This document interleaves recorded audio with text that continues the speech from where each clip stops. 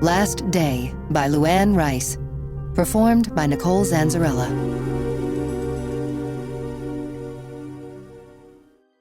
Part 1.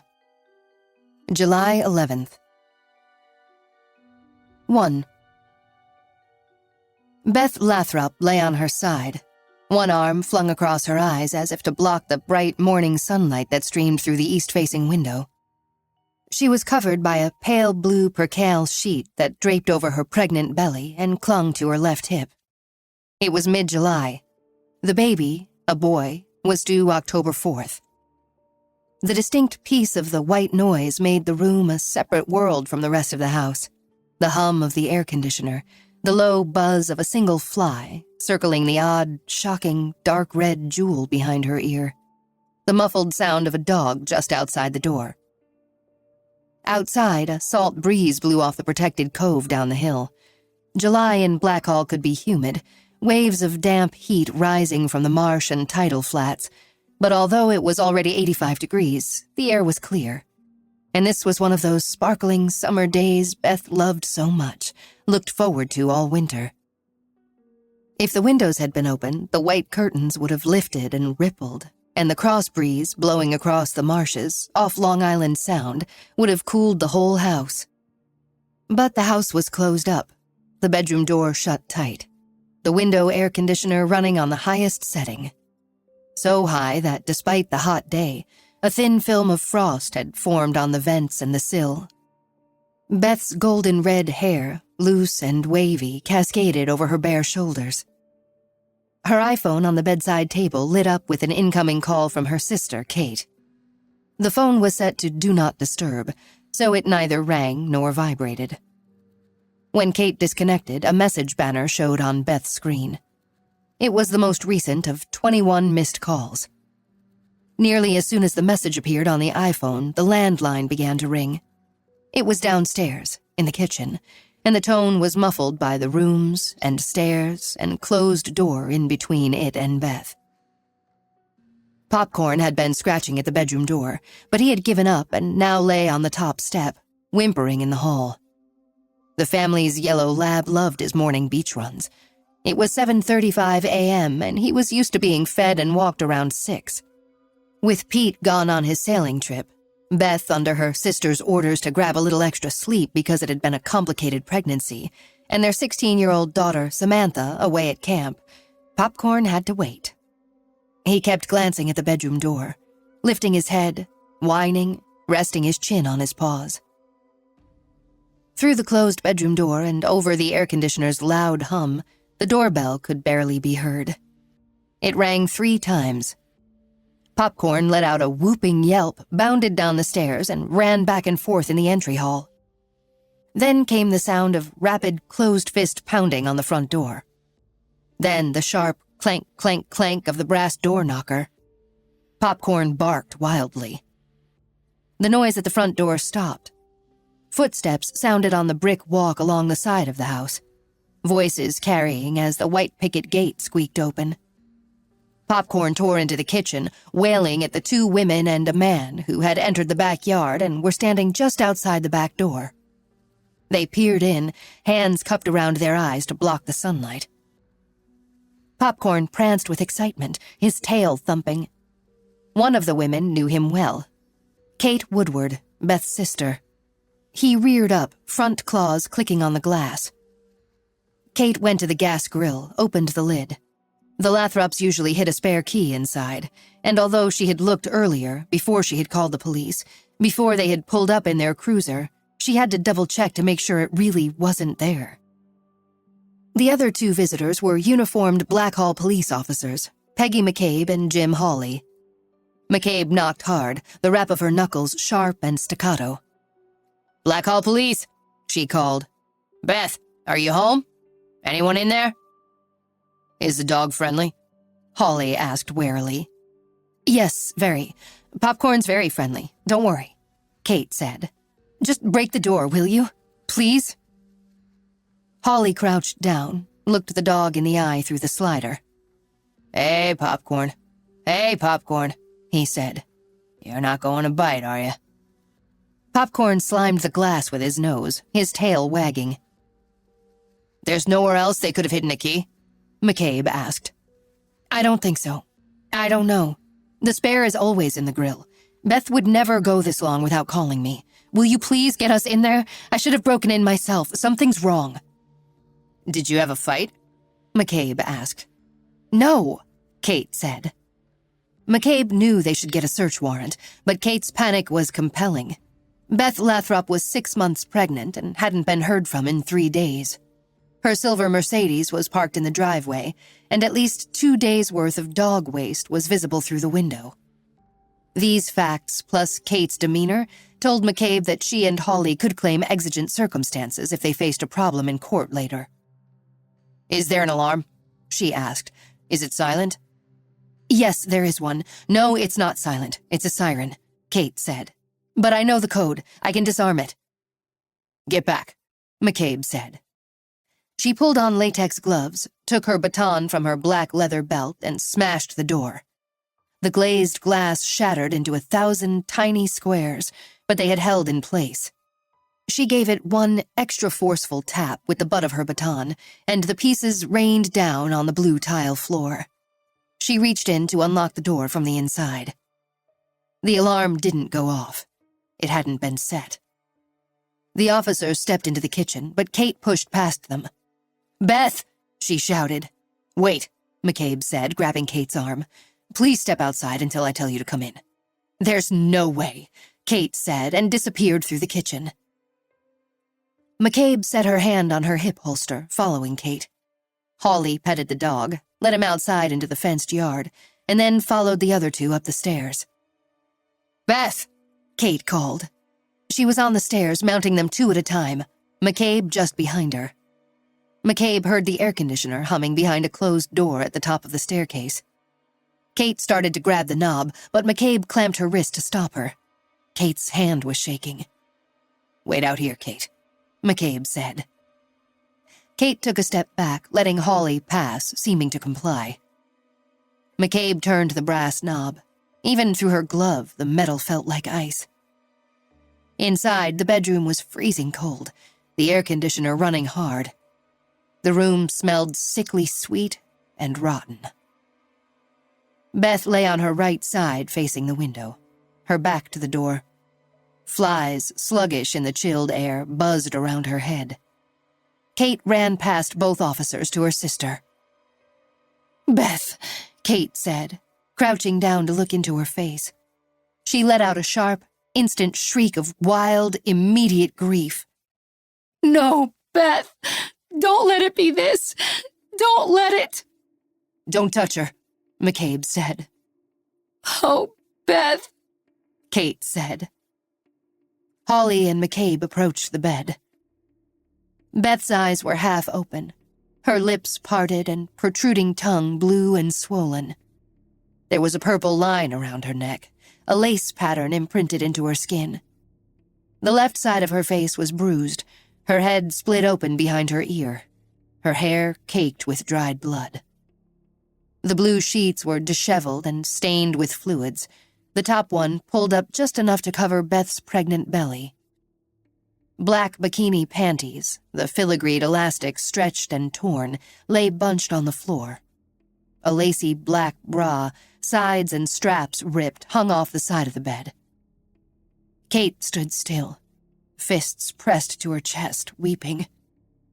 McCabe put her arm around her shoulders, led her to the bedroom door. Kate didn't put up a fight. Her body felt rigid, her chest heaving with sobs. Who should I call? McCabe said, to come and get you. I'm not going anywhere, Kate said. You can't be in the room, though, McCabe said.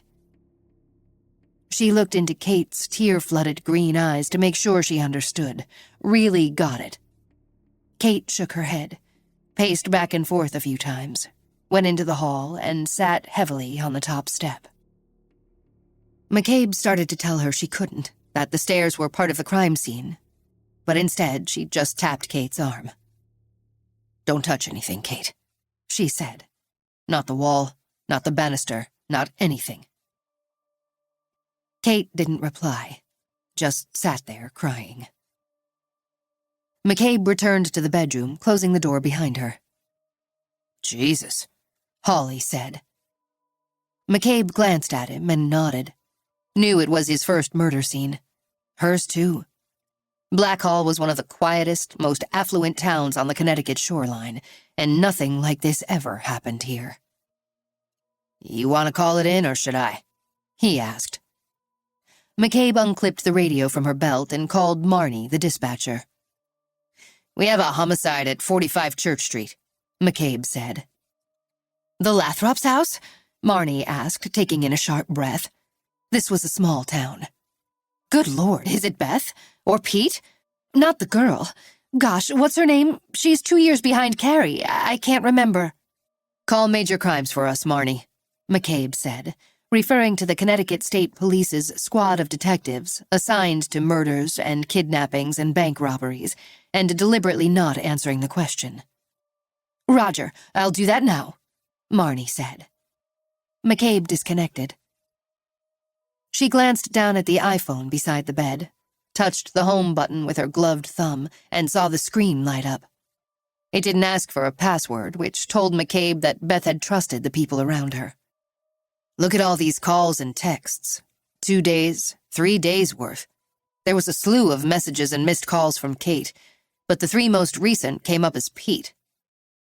And the dog hadn't been out in a while, from the looks of all that shit by the door. "Yeah," McCabe said. "Rape too?" he asked, gesturing at the torn panties and bra. "Maybe," McCabe said. She crouched by the bed. A marble sculpture of an owl lay half under the fabric skirt. The bird's head was smeared with red-brown dried blood. "Murder weapon?" Holly asked, pointing at the gash behind Beth's ear. She stood up, staring. Blood had coagulated around the wound, bizarrely bright red in the sunlight. Her gaze moved to the bruised indentation around Beth's neck. "That or strangulation," she said. "Nice house for something like this," Holly said. "Expensive everything. Mercedes in the driveway." "I know," McCabe said, looking around the room. The Lathrops obviously liked order. Except for the lingerie, there were no clothes strewn around. Books on the nightstand were perfectly stacked. The furniture looked to be antique, fine wood burnished with age. Landscapes of local scenes, framed in museum-type gilded frames, hung around the room. McCabe looked at one, saw the signature Child Hassam in the lower right corner. She had grown up in town and recognized the name of one of the most famous Blackhall artists, a fortune right here on the wall. There was also an empty frame with ragged shreds of canvas fiber clinging to the wood. "Look," she said. "What was there? Think someone cut the painting out?" "Could be," Holly said. "The husband owns the Lathrop Gallery, right?" "Isn't that a little sexist?" McCabe asked, "assuming he owns all this?" "He doesn't." "It used to be called the Harkness Woodward Gallery," McCabe said. "It's always been in the victim's family." A high-end art gallery in the center of Blackhall, it specialized in the same kind of paintings that hung on the walls. McCabe's mother had taken the kids there on Sundays after their father had died, anything to distract them. As soon as she'd heard Kate's last name, it had all come back to her. The gallery had belonged to Kate and Beth's grandmother. There had been a scandal associated with it back when McCabe was just a kid. A robbery and a death, she remembered. Paintings stolen, a mother and her daughters tied up. People in town had talked about it nonstop. Even on the beach, on the most perfect days of summer, the whispers had been about cheating, greed, and murder. Sometimes she wondered whether that crime, burned into her consciousness at such a young age, had been the impetus for her to become a cop. And now, staring at Beth, had she and Kate been those girls in the basement? McCabe wondered what the missing painting might have to do with Beth's murder. Seeing the torn lingerie made her feel sick. What had the killer put Beth through? God, it's freezing in here. She shivered in the blast of icy air. "Time to turn that thing off," Holly said, heading toward the air conditioner. The compressor cycled, pumping hard. It sounded ready to give out. No, leave it till the Stadies get here. McCabe had 2 years more than Hawley on a force so small the selectmen were considering merging it with the department in the next town. She lived in Norwich now, a tougher place to work, and she felt lucky to have gotten a job in sleepy Black Hall. It was a postcard beautiful village on Long Island Sound, a beach resort in summer, a place that had attracted artists since the late 1800s, and a bedroom town for executives of Electric Boat and professors at Yale, Connecticut College, and the Coast Guard Academy. Until today, her worst calls had been domestics and bad car accidents. She leaned closer to Beth, looked at her injuries. The edge of the panties had left a pattern of lace in the deep purple bruised circle around her neck. She cringed at the sight, but couldn't look away. It was at least as brutal as the cracked skull, even more disturbing with its hint of sexual violence. "The husband is always the killer," Hawley said. "But not this time. What did the sister say? He's on a boat out in the Atlantic somewhere? Besides, I can't imagine a husband doing this." McCabe didn't answer. She'd learned early from a case very close to home that even nice-seeming people could do terrible things. "We've got to notify him," Hawley said. "That's going to suck for him, off on a nice sailing trip getting news like this. If we can even get through, there's probably no cell reception. I go fishing in the canyons behind Block Island. There's a major dead zone out there." "There'll be a radio." "Yeah, forget that. A bunch of guys on vacation aren't going to be listening to the Marine Band." "It's major crimes problem," McCabe said.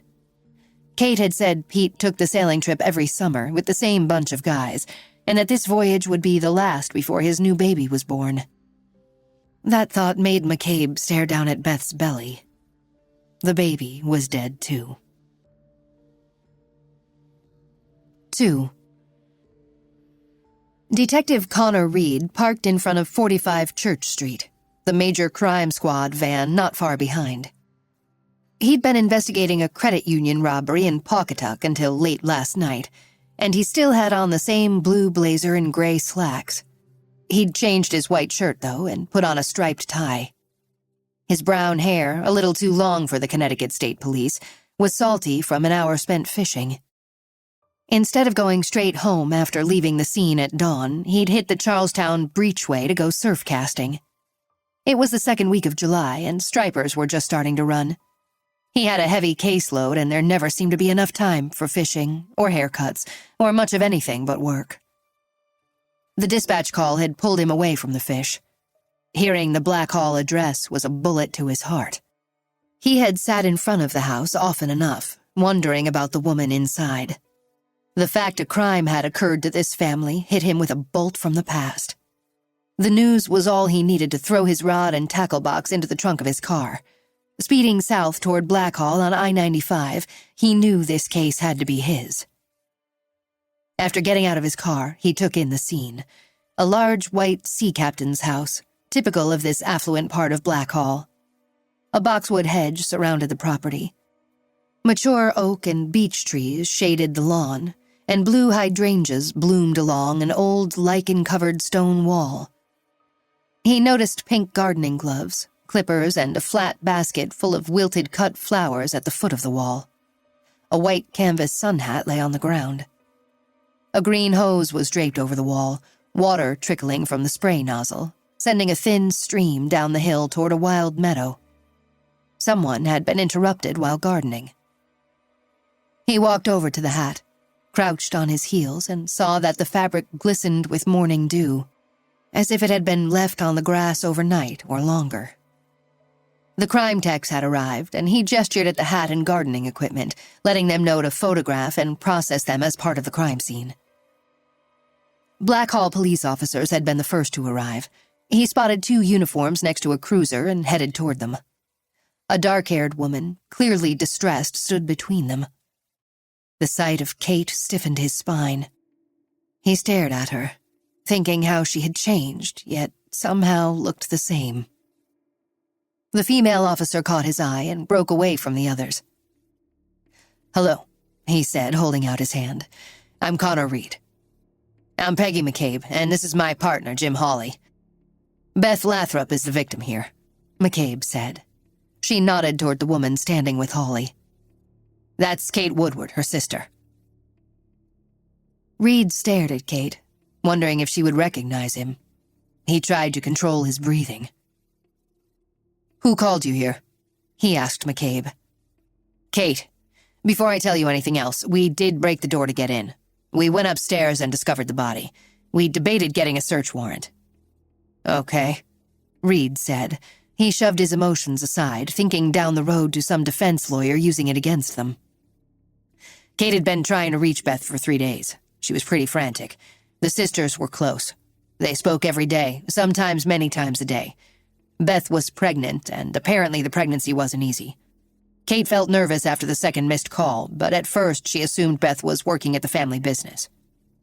The art gallery, Reed said. Yes, McCabe said. Or out on the beach with the dog, in the garden, whatever. She wasn't a big cell phone user. She often left it at home. But there were missed calls. Oh, lots. The sister was out of town, calling and calling. Other numbers in the call log, too, including from the husband. Kate couldn't get here to check until this morning. She cut her trip short, flew home first thing to get here. What kind of trip? He felt dishonest asking questions to which he already knew the answers. McCabe looked blank, then reddened. Sorry, I didn't ask. Don't worry, Reed said. He looked past her toward Kate Woodward. He couldn't keep his eyes away. Anyway, the husband is sailing, a yearly thing with the guys, several days offshore. And, sorry, I didn't ask where. We'll find out, Reed said. He nodded with what he hoped was reassurance at McCabe. He had started out as a police officer in New London, then had spent 2 years as a trooper for the state police before becoming a detective with Major Crime Squad. It wasn't the local cop's job to investigate a crime. It was his. And in the Byzantine world of his relationship with the Woodward sisters, he knew more than he would ever tell this officer. She was hit here, McCabe said, tapping her own head just behind her left ear. And she was strangled. Reed nodded, trying to keep his composure. What else did you notice? He asked. Marble owl statue covered with blood under the bed, obviously the weapon he hit her with. She paused. And a weird thing, an empty frame on the bedroom wall. Some thread stuck to the wood as if maybe a painting was cut out. A painting? He asked, electricity zapping his bones. But it couldn't be the same one, he thought. Looks that way to me. Okay, Reed said. Thanks. He walked toward Kate Woodward. He wanted to go into the house, to sit with Beth Lathrop. He always thought of his first encounter with a homicide victim as two people meeting. An encounter every bit as important in death as it would have been in life, as revelatory as a conversation, in some ways more so. But this would be different from any crime victim he'd ever met. He knew Beth and had rescued her after what, until today, had been the most traumatic event in her life. He said hello to Officer Hawley, who was savvy enough to peel off and leave him alone with Beth's sister. He took a deep breath, looked into Kate's eyes. She stared at him, unrecognizing. He wanted to hold her hand, as he had that day in the art gallery 23 years ago. She had been 16, Beth a year younger. His heart beat so hard he figured she'd see the vein throbbing in his neck. Miss Woodward, I'm Detective Connor Reed. I'm very sorry about your sister. I knew, Kate said, digging the heels of her hands into her eyes. I should have come home the minute she didn't answer. I felt it. What did you feel? That something was wrong. She always answered her phone? Every time you called? Reed asked, remembering what McCabe had told him. Not always. Not before this, but both Pete, her husband, and I were away this week, and Beth was having a rocky time, and I made her promise she'd carry her phone and answer when I called. Even so, when she didn't pick up, I tried telling myself it was just her old habits. What kind of rocky time had she been having? Well, she had wicked morning sickness the first 3 months, and then her blood sugar spiked. She had gestational diabetes with Sam, their daughter, and it went away after Sam was born. Her doctor said there was no guarantee she wouldn't have it again with this pregnancy. They have other children? He asked. No, just Sam. And almost Matthew. Matthew? He asked. That's what they were going to name him, Kate said, her voice cracking. The baby. Did he die too? He did, right? He's dead? The medical examiner will tell us, Reed said, although according to the officer's report, he knew the answer was yes. He knew many details about her sister's life, but not specifically why there were so many years between the children. And Pete's off sailing, Kate said, the anguish in her eyes giving way to anger. Who would leave his wife for a week knowing she wasn't completely okay, especially because I was gone too? Where did you go? Reed asked. I had a charter from Groton to LA. Reed waited for her to explain. He had to be careful here and pretend he didn't know about her career. I'm a pilot for Intrepid Aviation, she said. Private jets. And you flew back this morning? Yes. It was supposed to be a deadhead, but then the clients decided they wanted to come back. He's a studio executive, and they have a summer place in Watch Hill. So I'd thought I would be home a day and a half ago, but I had to wait for them. I should have left them in LA. My first officer could have taken over for me. I could have booked a commercial flight home. Where is Pete sailing? Her brow furrowed. Her eyes shut tight for a moment, as if in a private moment, lost in recriminations over her own delay in returning. Then, I'm not sure. They meet the boat in Nantucket and sail from there. Every year in July, Pete and a bunch of his friends charter a Beneteau and take off for a week. A Beneteau? It's a sailboat, 50 feet or so long. It's fancy. Well, expensive. Okay, Reed said. His brother, Tom, would know all about it. Tom was a commander in the Coast Guard, and he knew all things nautical. He was Reed's secret weapon when it came to certain local investigations, especially the last one involving the Woodward sisters. I couldn't do it without him was an overused phrase, but when it came to Tom, that's how Reed felt. Kate was silent, her lips tight. Reed had the feeling she wanted to say something more about Pete. Why hadn't she suggested they call him? What does your brother-in-law do? Reed asked. He's president of the Lathrop Gallery, she said, clear derision in her voice. Why do you say that? As if he does anything at all. I know the gallery well, he said carefully, and that it originally belonged to your grandmother. Her expression didn't change. She didn't seem surprised that he knew that. Then again, the gallery was well known in the art world, a mainstay in art-centric Blackhall. But did she remember him? It's been in my family for generations. It eventually came to me and Beth. After their mother's death and their father's conviction. He stared at Kate, debating how much to tell her about his role the day she was rescued. Could she be assuming Beth's murder might be connected to what her father had done? He began to formulate an idea about who might have been inspired by that crime. You changed the gallery's name, Reed said. Is your brother-in-law an owner? Kate shook her head. No, Beth and I are. I let my sister make most decisions regarding the gallery, and she gave him the title, President. Is it just a title? Pretty much, Kate said.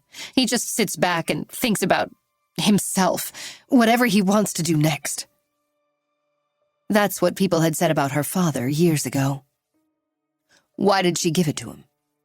He's an arrogant jerk with an inferiority complex. He acts as if he's better than everyone, even Beth. But his feelings get hurt if you look at him sideways. Beth decided it was easier to let him have what he wanted. She isn't someone who likes to fight. But he is? Reed asked. "He likes getting his own way," she said quietly. Again, Reed thought of the girl's father. There were such parallels between Beth and Pete, 2 generations of secret lives. Kate and Beth's mother had had the money and the gallery. She had given her husband a title and the power to run it the way he'd wanted, just like Beth and Pete. How much did Kate really know about her sister's marriage? The sisters had been traumatized by their time in the basement. He didn't need a psychology degree to understand they would be deeply affected for the rest of their lives. For some time now, he had believed Beth's earlier experience made her vulnerable to a predator, the man she had married. Some nights, unable to sleep, Reed felt Kate's small, cold hand in his. He heard Beth's high, thin animal wail. 23 years ago, the Woodward sisters and their mother had been forced into the gallery's basement, bound to each other with ropes and duct tape, while upstairs thieves had stolen priceless 19th century landscapes. Reed had been the resident trooper and first on the scene. Helen, the girl's mother, had choked on the gag and died. Kate and Beth had been thrashing, screaming into the cotton wadded into their mouths behind the duct tape. Reed had cut them loose. He exhaled slowly now, remembering how Beth had thrown herself at her mother's body, holding her and sobbing. Kate had gone silent. She had stood stiff and numb, in total shock, backing away from her mother and sister, eyes like a zombie's. That's when Reed had taken her hand, tried to get her to look at him, to focus on him instead of the horror right in front of her. He stared at her now, her right hand clenched. He had to hold himself back from reaching for it. He felt dishonest not being straight with her about his involvement, and not just with the previous case. The day he had pulled the Woodward girls from the basement, he had vowed to protect and keep track of them. He believed the old rule that if you rescued someone, you were responsible for them forever. He had kept an eye on them as much as possible, and it was killing him right now to know that Beth was dead inside the house, to realize how badly he had failed. After a few moments, Kate seemed to compose herself. She sighed, gave her shoulders a small shake, as if bringing herself out of a trance. Reed was wound tight, forcing himself to breathe, to be right here with Kate and hear what she had to tell him. "Pete called me, looking for her too," Kate said. She hadn't mentioned that before. Reed had a million questions, but he kept quiet and listened. "Twice," Kate said. "Once while I was in the air, and I didn't get the message till after I landed in Van Nuys. That time he just asked if I knew whether Beth had plans. It seemed strange, but I didn't think much of it. I didn't even call him back before he rang again. He said he'd been trying her, not getting through. He knew she was tired, thought she might have been catching up on extra sleep. I told him that was definitely possible, but then I started getting nervous. And I couldn't get her either." "Did you call anyone to go check on her?" "Our friend, Scotty Waterston," Kate said. "She had been over very early, gardening with Beth. Then she came back with muffins or something. They were going to have coffee. And saw that Beth had left a note on the front door for the UPS driver. It said she'd gone out for the morning, that he could leave packages without a signature." "Where's the note now?" he asked. "It's still there. Scotty left it." Kate pointed at the yellow paper taped to the door frame. "Is it Beth's handwriting?" he asked. "Yes." "Were there boxes?" he asked. "What?" she asked. "Left by the UPS driver," he said. "No," she said, and frowned. But the note made Scotty feel okay, as if Beth had just stepped out and would be home soon. Her husband is on the trip with Pete. Reed stared at the note. The paper looked rumpled, and he figured it was an all-purpose note, one Beth had written at some point to reuse whenever she went out. Plenty of people did that in towns like Blackhall, where they thought they could trust their neighbors. But anyone could have stuck it to the door, not necessarily Beth. The killer could have put it there. "I have to notify Pete, Kate," Reed said. "Do you have his cell number?" She scrolled through her phone's contact list and gave it to him. Instead of writing it down on his pad, he programmed it directly into his phone. He would make the call shortly. "What's the name of the boat?" he asked. "Huntress," Kate said. "Thanks," Reed said. "What if I could have saved her?" Kate asked. Her green eyes glittered with tears, her face marked with despair. "She was my sister. My little sister. We were so close. Why wasn't I here for her? How could I have let this happen? It's the second time." She grabbed his hand, squeezing it tight. Electricity ran up his arm into his heart. "You're talking about the gallery? When you were kids?" "No." She gave him a sharp look, as if shocked he'd say that. Then she shook her head. "Second time for what, then?" he asked. "I wasn't there for her, and something terrible happened." "What was the first?" he asked. She didn't respond, just pulled her hand back a second time. Back then, in the basement, all emotion had seemingly drained from her. She had turned completely blank. Now she crackled with rage and grief. He noticed other differences and comparisons. Physical details. She was 5'6", slightly taller than she had been at 16. Her dark brown hair was tied back in a ponytail, just as it had been that day long ago. Light freckles still dusted her cheeks. She was dressed in jeans and a sleeveless shirt, and her tan arms were toned and showing a serious devotion to working out. Right now, she seemed barely able to hold herself up. Reed fought back the urge to comfort her.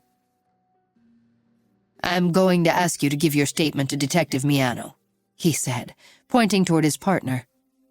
Jennifer stood next to a pot of white geraniums with her pad open, talking to Officer Hawley. "I'll send her over to talk to you, and then we'll make sure you get home."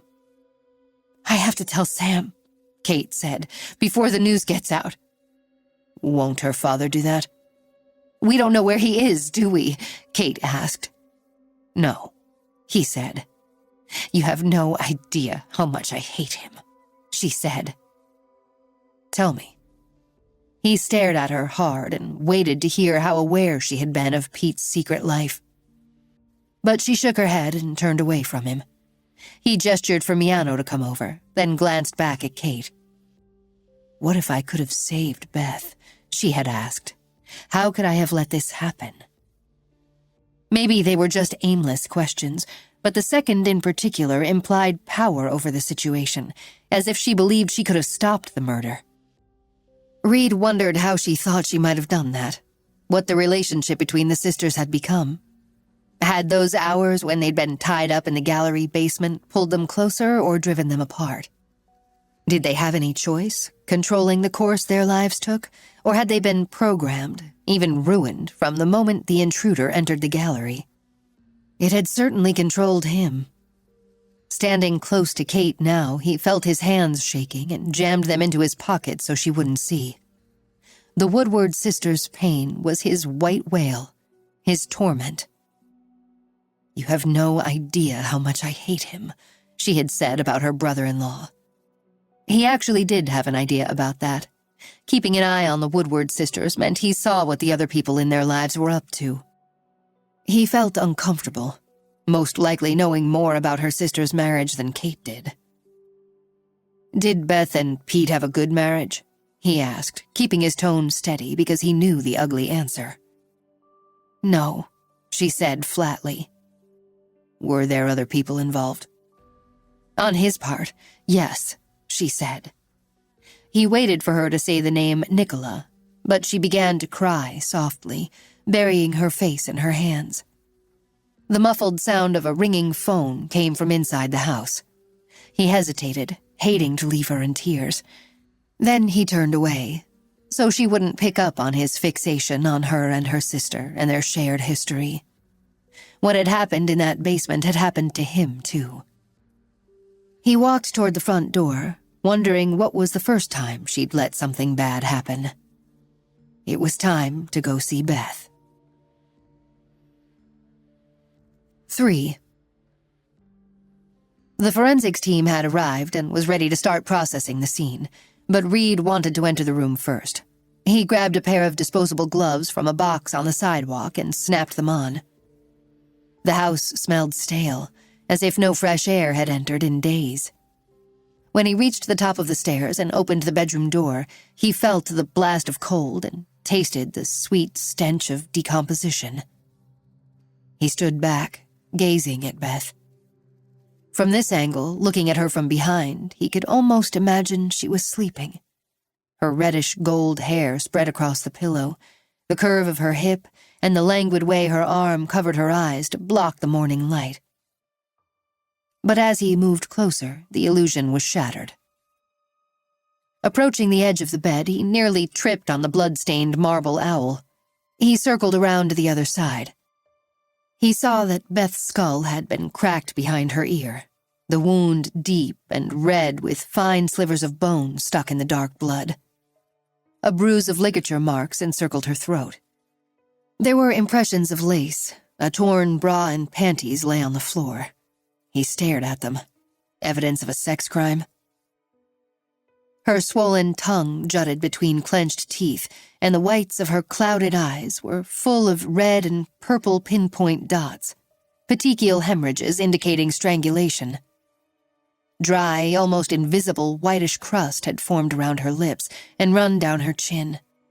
And Reed knew the medical examiner would find amylase-rich saliva. Her legs were bruised.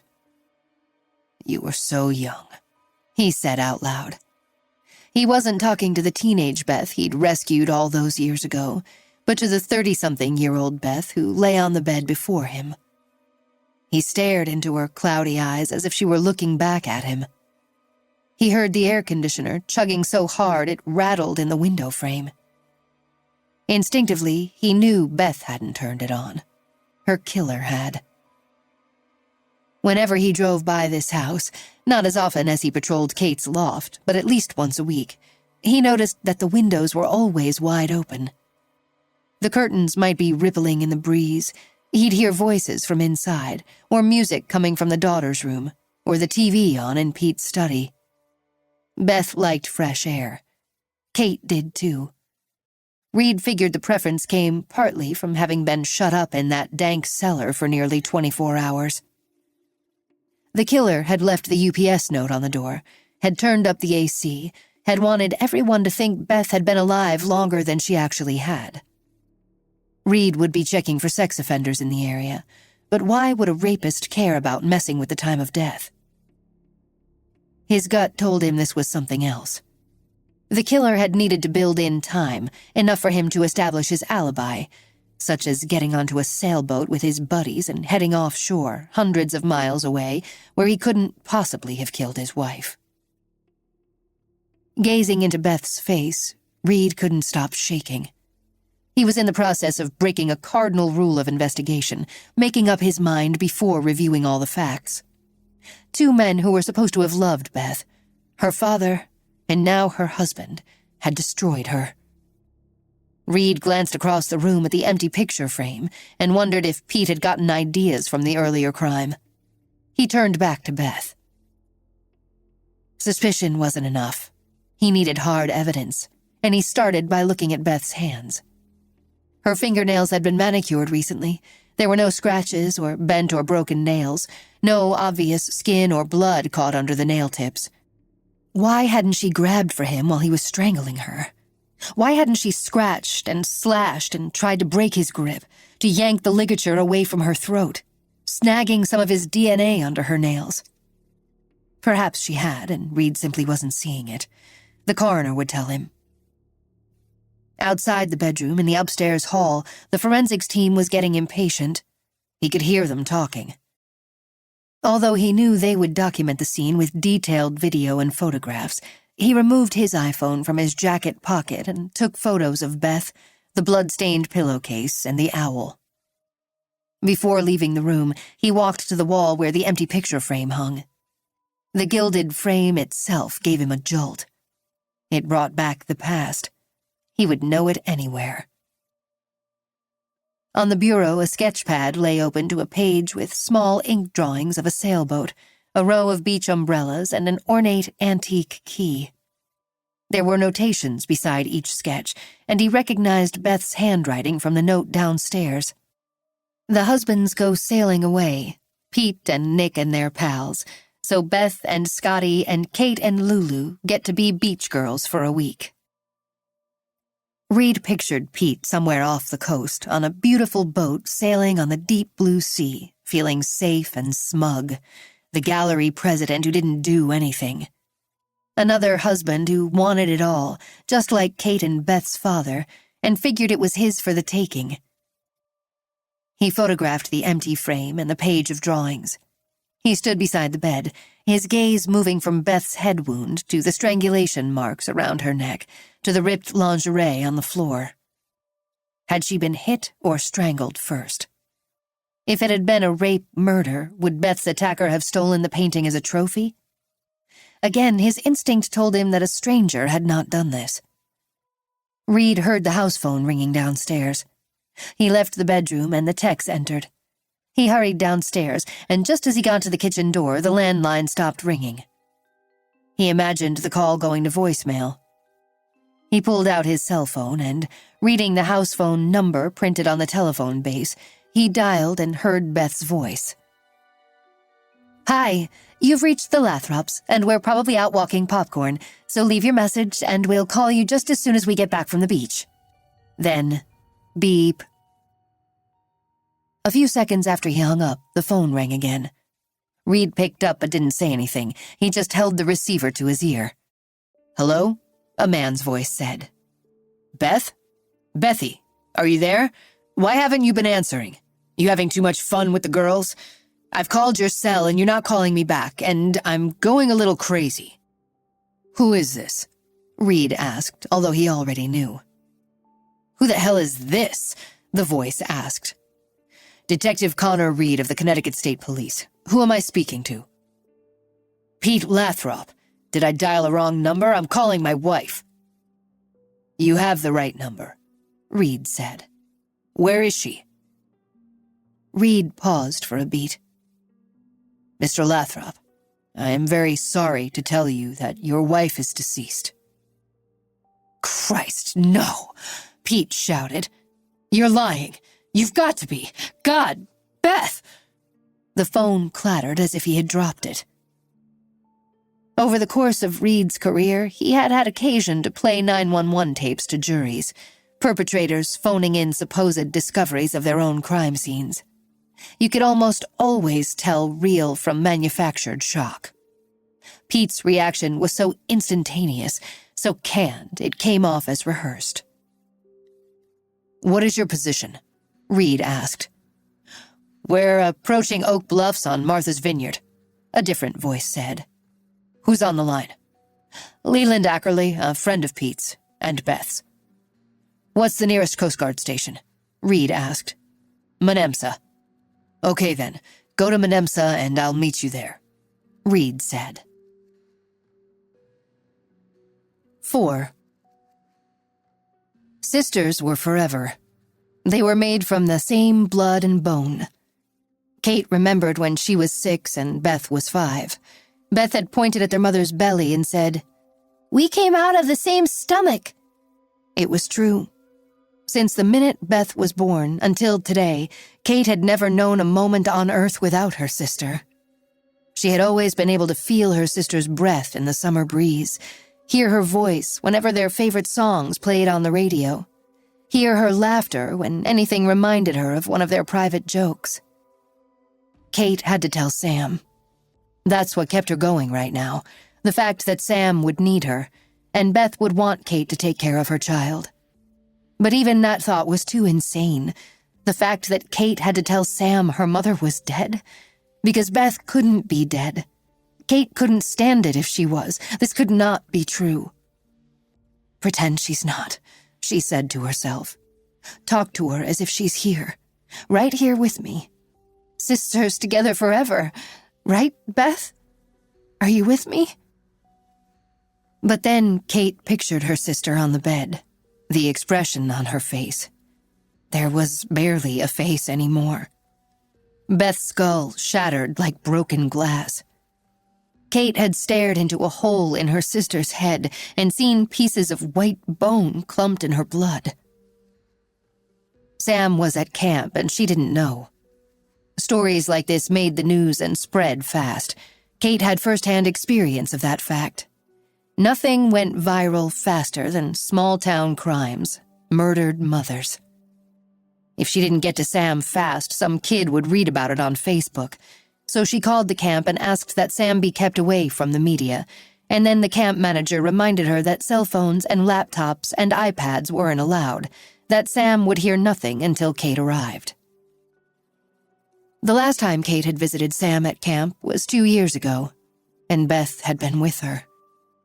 Sam had just been a camper then, but now she was a junior counselor. The sisters had driven north in Kate's Porsche with the top down and the radio on. They'd traveled almost the whole way on back roads, through pine woods, past farms and wide-open meadows. Although they lived relatively near each other, they didn't get enough time together. Kate's flight schedule was intense, and Beth was so busy with Pete and Sam and running the gallery. The road trip had been just what they'd needed, non-stop stories and laughter. Kate couldn't stop feeling the need to talk to Beth. She wanted to tell her about Detective Reed, how he'd tried to be circumspect but had been so clumsy that Kate had no doubt he knew every detail about what had happened to them. Probably every cop in Connecticut did. Sometimes Kate could still feel the ropes around her wrists, forearms, chest, and ankles. She flexed her right hand now. She could still smell the blood, all her mother's body fluids pooling around them. She and Beth almost never spoke about those hours at the gallery. They had locked the experience in a vault, just to stay sane and move on. Camp Orion was in Down East Maine, on an island off Roque Bluffs. Kate had thought about driving today, but it was a 7+ hour drive, not counting the ferry ride. She needed to get to Sam right away, and the idea of retracing the route she'd driven with Beth, with the seat empty beside her, pierced her heart clear through. She drove to the Groton New London airport, where early that morning she had landed the Citation X chartered by the Higginsons. She and Tallulah Granville, her best friend since childhood, co-owned a single-engine Piper Saratoga and kept it there. Lulu was a captain on Delta, active in the pilots' union. Normally, Kate would check with her to make sure she didn't have plans to fly. Last week, Lulu had been in Atlanta training on a new aircraft. Kate wasn't sure where her schedule was taking her today. The idea of having to tell her about Beth right now, when she hadn't yet seen Sam, was too excruciating to think about. The Saratoga was high performance, an all-metal beauty with retractable landing gear and tapered wings. Kate removed the chocks from around the plane's wheels and climbed into the cockpit.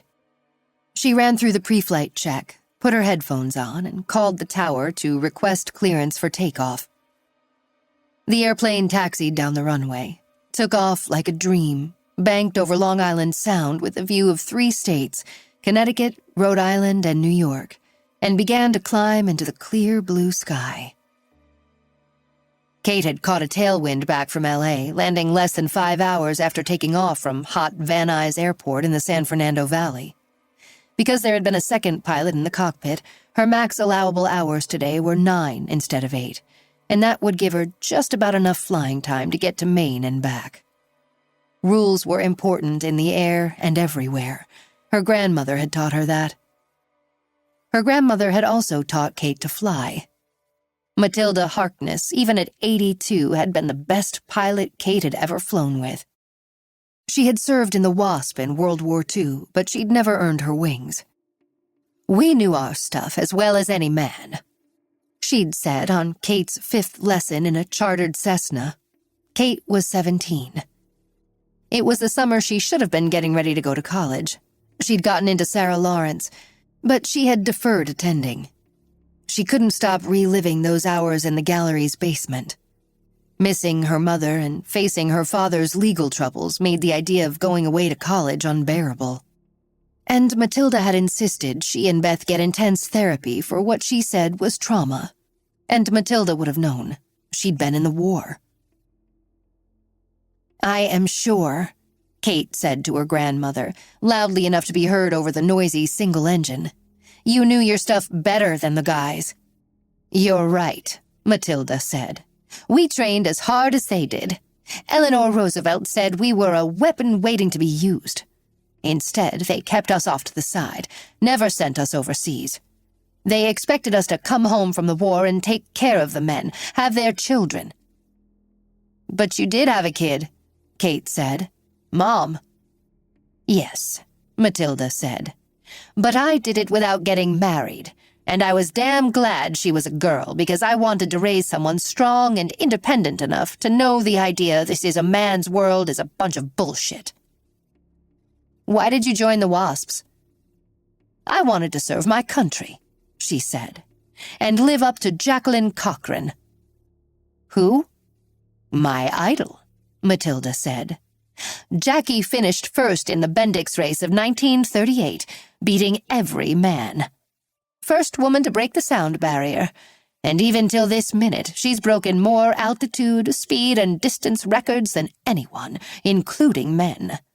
It was her idea to train women exactly like men in the Air Corps, the Army way." "The way you're tough on us," Kate said. "Girls have to be dauntless," Matilda said, "and twice as excellent. That's what I taught your mother. And it was what she was teaching you and Beth. And what I still am teaching you." "Beth is already excellent," Kate said. "She doesn't need lessons in it." And it was true. Despite that day and night in the basement, what Kate had come to think of as the basement hours, her sister made high honors. While Kate's life was in shambles, her inability to start college filling her with shame, Beth stayed focused. Still in high school, Beth had plans to attend Connecticut College, near enough to Blackhall so she could take over the gallery from the executor and start to run it as soon as possible. In the meantime, she wrote papers on the early American Impressionists, familiarizing herself with the family collection. Not only that, she volunteered at the Marshview Nursing Home and the New London Soup Kitchen. "Beth's the kindest, most generous person I know," Kate said. "Isn't that excellence?" "It is," Matilda said. "But who's up in the plane with me?" "Beth is more of an on-the-ground person," Kate said. "Dad always said that about her. She's feet on the ground and I'm head in the clouds." "That monster," Matilda said. "Leave it to him to sum up his daughters in such simplistic terms. But if you want to speak in cliches—" Kate cringed, sorry she'd mentioned her father. "You have to have your head in the clouds to shoot for the stars," Matilda said. "Do you hear me, Catherine?" "Yes," Kate said. They were flying toward the southern tip of Block Island. Soon she would make the turn over Great Salt Pond and begin to angle down toward the airport. "You don't need to live a conventional life. You don't need to do anything people say you should do. Shoot for the stars, just like you're doing." Kate had banked left then, starting her descent for Block. That was over 23 years ago. And she banked left now, descending toward the Barred Owl Airport to pick up Sam. It was a short runway, but the Saratoga could handle it. She thought about a conventional life. Matilda would never know how much Kate had wished she could have one. Matilda had chosen the path she wanted. Despite family pressure, she had never married, even when she had had a child. Instead, she had fallen in love with Ruth, and they had lived together at Cloudlands, the big house on Sachem Hill. Kate knew herself in terms of her career and passion for flying. Her personal life was another matter. At 39, like Matilda, she had never married. People saw her laughing, driving, flying, and they didn't realize they were seeing a ghost. No one knew that ghosts could freeze, just like mist or vapor forming lacy crystals on windows in the winter. But Kate's spirit had turned to ice that day in the basement. It had been November, and the cellar had been damp, but all three of them jammed together, all that body heat had given her a fever. Despite feeling scalded, Kate had been frozen. And when she had thawed, her life force, every possibility of desire, had trickled out of her. She didn't care about owning a house in Blackhall, about tending an English country garden. She and her sister had been bequeathed many paintings by the Blackhall Impressionists, but unlike Beth, she displayed few. She didn't think about having a child and sending her to the right schools, the best camp. In her mind, she longed to be touched and held and loved, but her body refused it. Ghosts couldn't feel. Kate had watched Beth and their two best friends, Lulu and Scotty, flirting and dating and talking endlessly about the exquisite torments of love and passion. Kate convinced them she didn't care about such things. She kept busy trying to outfly all the male pilots she knew, just as Matilda had done in the war and beyond. Beth had been the one to do those other things. She had met Pete when he'd visited the gallery, fallen madly in love, and married him at 22, had a perfect daughter. She had taken over the gallery, leaving Kate free to fly. She was great at cultivating wealthy collectors, and she assisted law enforcement agents and insurance investigators on the trail of criminals who had stolen paintings from museums and other galleries. She had become something of an expert in the psychology of art thieves, whether those who made it their careers or one-timers like their father. He had been behind the crime. He had needed money to fund his gambling habit. Beth's theory was that all thefts and cons were born of insatiable need, and that their father's had been to restore his bank account, as much for the sake of the family as himself. Kate considered that to be bullshit. If he had had any insatiable need, it had been to keep blowing money at the casino and supporting his young mistress. The fact that his wife had died, and that she and his daughters had gone through hell, had been less important than achieving his goal. And even after what he did, convicted and locked away for life, Beth was kind to him. She was all good. Through everything, she'd never stopped volunteering, especially at the soup kitchen and homeless shelter. She had been as excellent as anyone on this earth could be. Thinking about her sister, Kate felt her eyes blur with tears. She had to squint hard so she could see the dangerously short runway. She judged the length, determined a steep approach, maintained speed, reduced throttle, and touched down. Matilda would have been proud of her landing, especially through teary eyes. And that made Kate sad, because Matilda had never felt truly proud of Beth. She had loved her. She and Ruth had enjoyed holidays at the Lathrop's house, occasionally attended openings at the gallery that Matilda's parents had founded. Matilda had been happy she'd lived to meet Samantha, her great-granddaughter. But she'd always felt Beth had taken the expected way, the society-approved path as a woman. Although she'd never said it out loud, Kate knew that Matilda hadn't truly believed that Beth had attained excellence. But Kate believed it. She always had. Her sister had been excellent in more ways than anyone knew. Anyone but Kate, because they were sisters. Forever. Even now. Especially now. Kate climbed out of the cockpit and took a deep breath. It was time to go find her niece. 5. The state police helicopter landed at the Martha's Vineyard Airport, and a police officer from West Tisbury drove detectives Connor Reed and Jennifer Miano to Coast Guard Station Menemsa. An American flag snapped on a tall flagpole outside the USCG's big, white, red-roofed building on the hill above the harbor. Reed stood on the dock, watching a 47-foot boat coming through the inlet. His brother, Tom, a Coast Guard commander, had been on his cutter in Woods Hole across Vineyard Sound, about 14 miles away. As a courtesy to the Reed brothers, Menemsa Station had deployed one of its 47-foot motor lifeboats to pick up Tom, and the vessel had met Huntress in the Vineyard Sound to escort it to the USCG pier in Menemsa Harbor. The Coast Guard boat docked, and Reed watched Tom and a crew member jump onto the dock to help cleat off Huntress's lines. When the sloop was secure, Reed walked toward Tom. It didn't happen often enough, but because he worked in coastal towns, Reed's investigations sometimes intersected with the Coast Guard. "Thanks for getting the husband here," Reed said, shaking his brother's hand. "Husband, not suspect?" Tom asked. "Remains to be seen," Reed said. "I can't believe it's Beth Woodward," Tom said. "Shit, Connor." "I know. Have you talked to her sister yet? What's her name again?" "Kate. And yeah, I talked to her. She found the body." "Jesus." "What do you think of him?" Reed asked, gesturing down the dock toward Pete. "First impression." Tom glanced over his shoulder. Pete and his friends were clustered by the stern of the boat, all talking on cell phones. "Arrogant, that's for sure," Tom said. "Just now when they were docking, I heard him giving everyone else orders, you know? You take the bow line, you stay in the stern. Does he own the boat?" "No." "He's a dick," Tom said.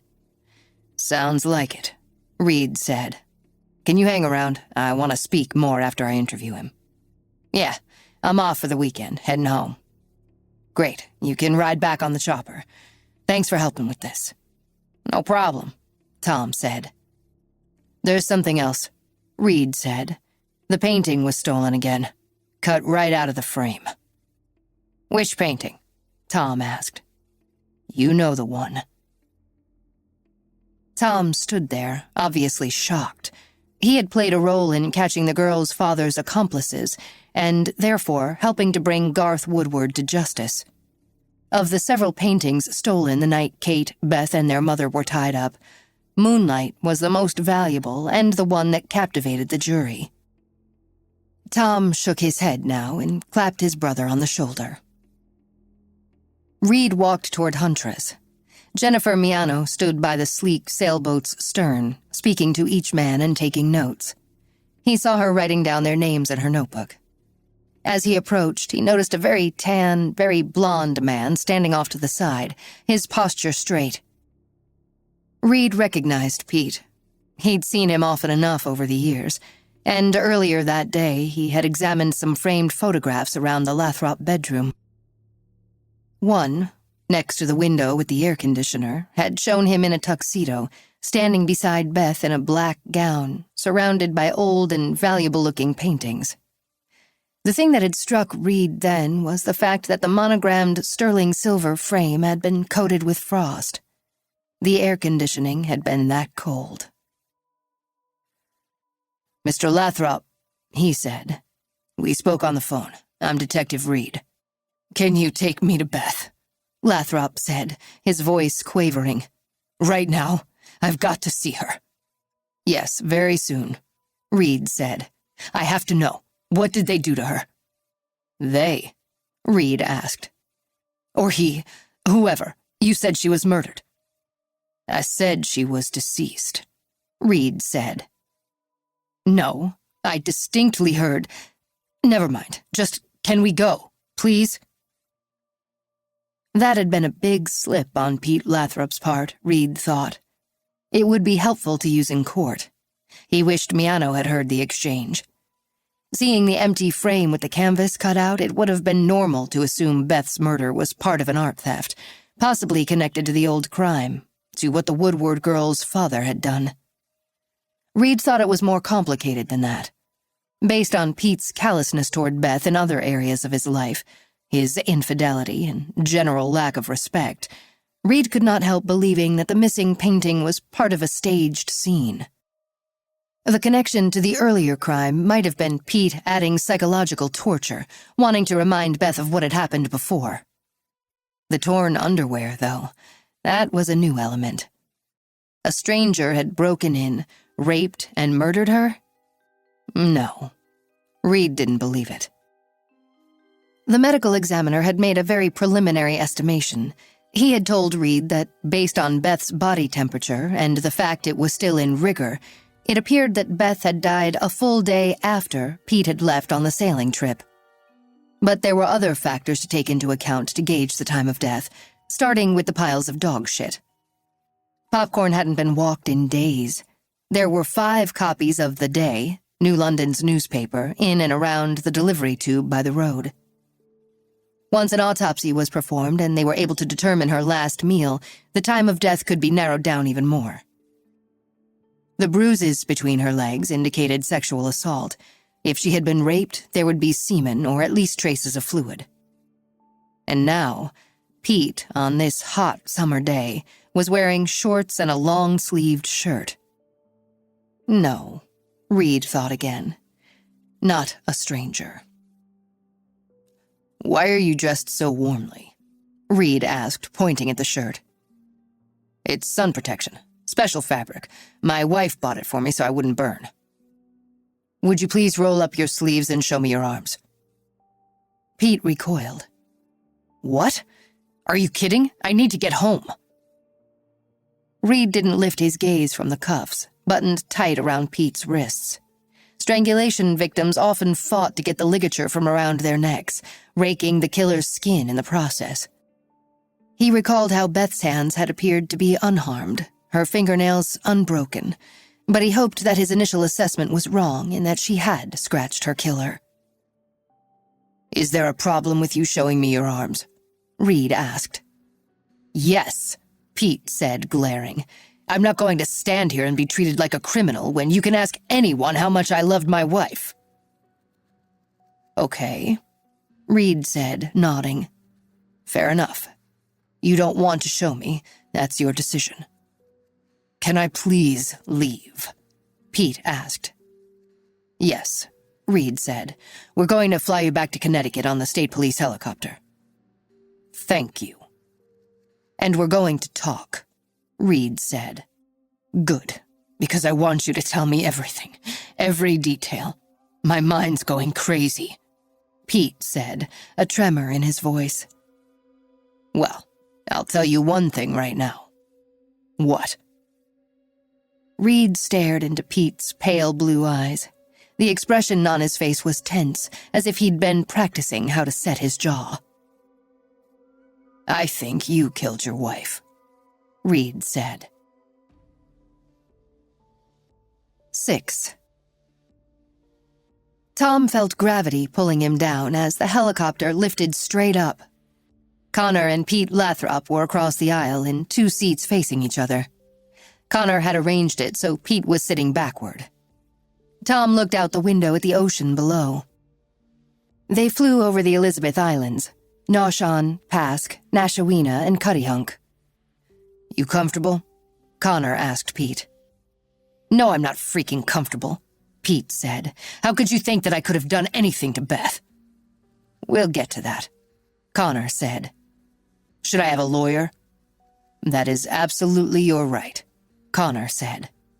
"Right," Pete said. "What a joke. You haven't even read me my rights." "That's because you're not under arrest. This is just a courtesy ride." "But you just accused me of murdering her." "Was she giving you grief about your girlfriend?" Connor asked. "You have no idea about Beth and me. We loved each other 100%. We were devoted to each other." "I bet she loved the fact you have someone else." Tom watched the burning intensity in his brother's face, the cold fear in Pete's. "You're going to arrest me because I had an affair?" "I wonder how Nicola would feel to hear you calling it an affair. Doesn't she think it's a whole lot more than that? Didn't Beth? But no, I'm not going to arrest you." Pete's eyes widened as he took that in. He looked surprised, then relieved. A pinched smile as if he was getting away with something. His eyes were pale, more gray than blue, the color of spit. Tom glanced at Connor. His younger brother was staring at Pete with laser focus. Tom loved when he and Connor crossed paths on a case. 2, including this one, were related to the Woodward family. 23 years ago, when Tom was a USCG lieutenant and Connor was in his first year as a Connecticut state trooper, the shoreline had been rocked by the violence and brutality of what had happened to Helen, Kate, and Beth at their family's fancy art gallery in Blackhall. The fact that their husband and father had paid people to commit the crime had made it all the more horrific. Connor was new to the Connecticut State Police after a stint as a town cop. Tom was a relatively seasoned Coast Guard officer after 4 years at the academy and 6 years climbing the ranks. The crime scene swarmed with town and state cops, but very quickly the FBI took control of the case. The Coast Guard never would have gotten involved if, the same night as the gallery heist, Tom's vessel hadn't performed what had seemed to be a relatively random boarding operation. It was a Monday in mid-November, just before dusk. The sea off Montauk was dark and calm, the sky the color of a black pearl. Most of the New England yachts going south for the winter had left weeks earlier. Winter in the North Atlantic was nothing to mess with, and decent skippers knew that. Tom was aboard the Nahantec, a 270-foot cutter. Just a week before, they had a successful narcotics operation and were still riding high from it. With a USCG helicopter hovering overhead, they had tracked a narco sub, a semi-submersible reported to be stuffed with 15 tons of cocaine. Nahantec had gone to battle stations, deployed 2 raid boats, and gotten to the sub just in time to catch the crew preparing to scuttle. They'd arrested 6 smugglers and confiscated the coke and a cache of weapons before the vessel sank, and they'd become cartel-busting heroes in the media. Then it was back to regular patrol. With a lull in November's often stormy weather and no reports of smugglers, they had a run of easy days. Cruising off Montauk Point, Tom stood on the foredeck looking west and saw the orange line of sunset just above the horizon. When he turned east, the sky was darkening from slate gray into night, and for just a moment he thought he glimpsed the silhouette of a large sailboat. He raised the binoculars to his eyes. There it was again, backlit by the loom of Block Island. It was completely dark, no running lights. The mast was bare, no sails hoisted. He had a good look and estimated the boat's length at 60 feet overall, with a graceful sheer and an elegant waterline. At first he thought the boat was becalmed, but after a few seconds he saw that it was underway, motoring at a low speed. Seconds after spotting the sailboat, he lost sight of it. The vessel passed Block Island into the open ocean, and with no light behind it, the silhouette dissolved. Although the last 3 days had been calm, a gale was forecast, and by dawn the Arctic would be roaring. Glasses held to his eyes, Tom radioed Luis Santiago, the deck watch officer, up on the bridge. 20 degrees off the port bow, Tom said. A sailboat running south-southeast without lights. I had her, but I lost her. I got her on radar. A smuggler or just a goddamn idiot? Luis asked. Going south is the wrong direction for smuggling drugs, Tom said. Then check box number 2. A goddamned idiot who missed the September exodus. His voyage to St. Bart's or wherever will have to wait. We're going to ruin his night. Nahantec sped toward the invisible boat and minutes later approached what appeared to be a ghost ship. The yacht glided across the glassy sea, its wake white and rippling in the floodlights of the cutter. Its transom was illuminated, and Tom read the name and port. Rembrandt, Newport, Rhode Island. The cockpit was empty, but the boat steamed along, obviously on autopilot. Yacht Rembrandt, Luis said, his voice booming out the speaker. He didn't have time to say anything else. 2 heads poked out of the companionway, and a man and woman scrambled up on deck. Hello, the man called. We're fine. Everything's okay. Running lights, Luis said. Oh, shit, the man said. Sorry, it got dark so fast we didn't even notice. Flip them on, will you, Sally? And the yacht's running lights, white masthead and stern lights, the red port and green starboard lights, came on. That should have been enough. Maybe a citation for ignoring rules of the road. It might have been stupid to be heading south in November, but it wasn't illegal. But in the spotlight's glare, Tom spotted firearms, and not just any. Just behind the nav station were two AK-47 assault rifles. They looked like the Chinese Norinco Type 56s they'd taken off the narco sub a week before. The man glanced at Tom, noticed his line of vision, and inched toward the wheel, moving toward the guns. Tom drew his sidearm and pointed it at the captain and Sally. "Hands up," he said. "You're making a mistake," the man said. "We're heading south for the winter, and we—" "Hands up," Tom shouted. The man and Sally complied. The entire Nahantic crew had responded. Several crew members were standing along the port rail, weapons drawn and pointed at the two people aboard Rembrandt. Others were hurrying down to the deck where Tom stood. A call was made to headquarters, a request for air and sea backup. The raid boat was readied and lowered. Tom led the boarding party. They handcuffed and searched the two people on board Rembrandt, Joshua Anderson and his wife, Sally. Both had Glock 9s in hip holsters hidden beneath their red fleece jackets. The hands of both suspects were covered with deep scratches. Tom took photos of their hands to show that, with the blood already coagulating and scabbing, the injuries couldn't have been caused during the arrest. The boarding team secured the weapons. The yacht was a Naughter Swan, one of the most luxurious and seaworthy production sailboats made. Tom heard Joshua babbling about pirates, how you can't be too careful these days, how the Glocks and Chinese AKs were for self-defense, how the rules of the high seas were different, how boat invasions were just as deadly and prevalent as home invasions. Tom scrambled down into the cabin. At first he thought the gold-framed, museum-looking paintings on Rembrandt's walnut-paneled walls were just part of the Swan's decor. He spotted a thin edge of metal between two of the walnut panels and leaned closer to examine it. He wondered if it was a hinge, so he ran his hands over the wall, pressing as he went, and a door opened. Inside the secret compartment were at least 10 more paintings in heavy gold frames and several canvases that looked as if they'd been sliced out of their frames.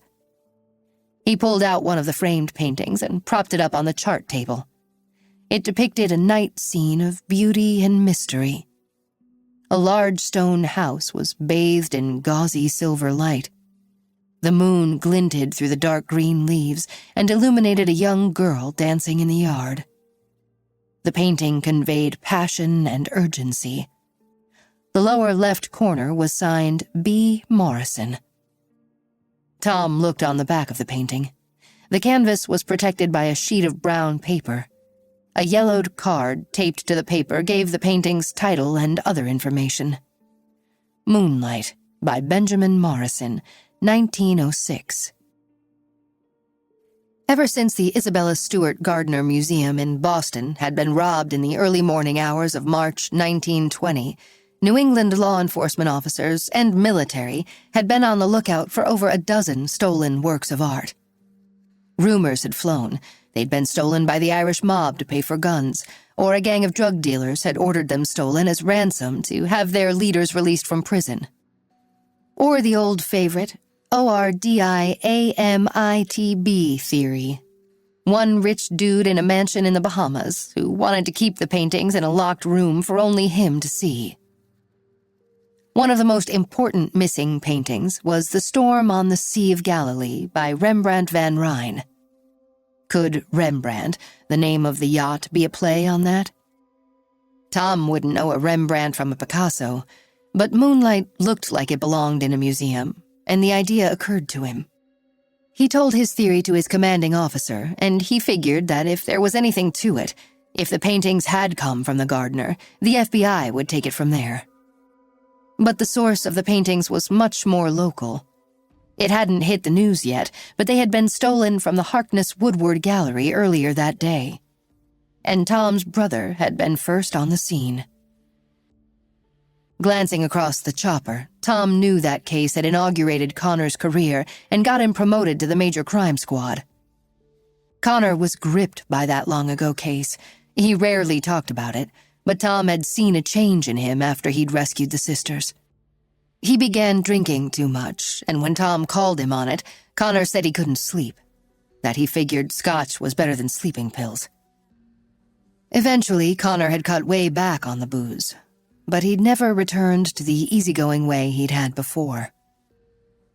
Tom knew Connor would never forget what he had seen in that basement, and right now, Tom felt uneasy, wondering whether it could be clouding his judgment about Pete. He could read his brother's mind, see the gears turning, and knew that Connor 100% wanted Pete for Beth's murder. There were overlaps, and Tom saw that it made logical sense to think that Pete could have been inspired by his father-in-law's crime. 23 years earlier, a husband, although 100 miles away, had set in motion a violent act that had caused his wife's death. Garth Woodward's wife had died during the course of the crime, so the charge had been raised to felony murder. Some believed it hadn't been an accident at all, that Garth had wanted Helen killed, had ordered the Andersons to make sure the gag was so tight she would choke, so he could collect insurance not only on the paintings, but on her life. Is that what Pete wanted, too? To collect the insurance on Beth? Tom forgot to worry that Connor was rushing to judgment and watched his brother stare at his suspect with the unrelenting attention of a hungry panther tracking its prey. Tom smiled at Pete Lathrop. "You're in for it," he thought. 7. It was hard to believe that just that morning, Kate had found her sister's body.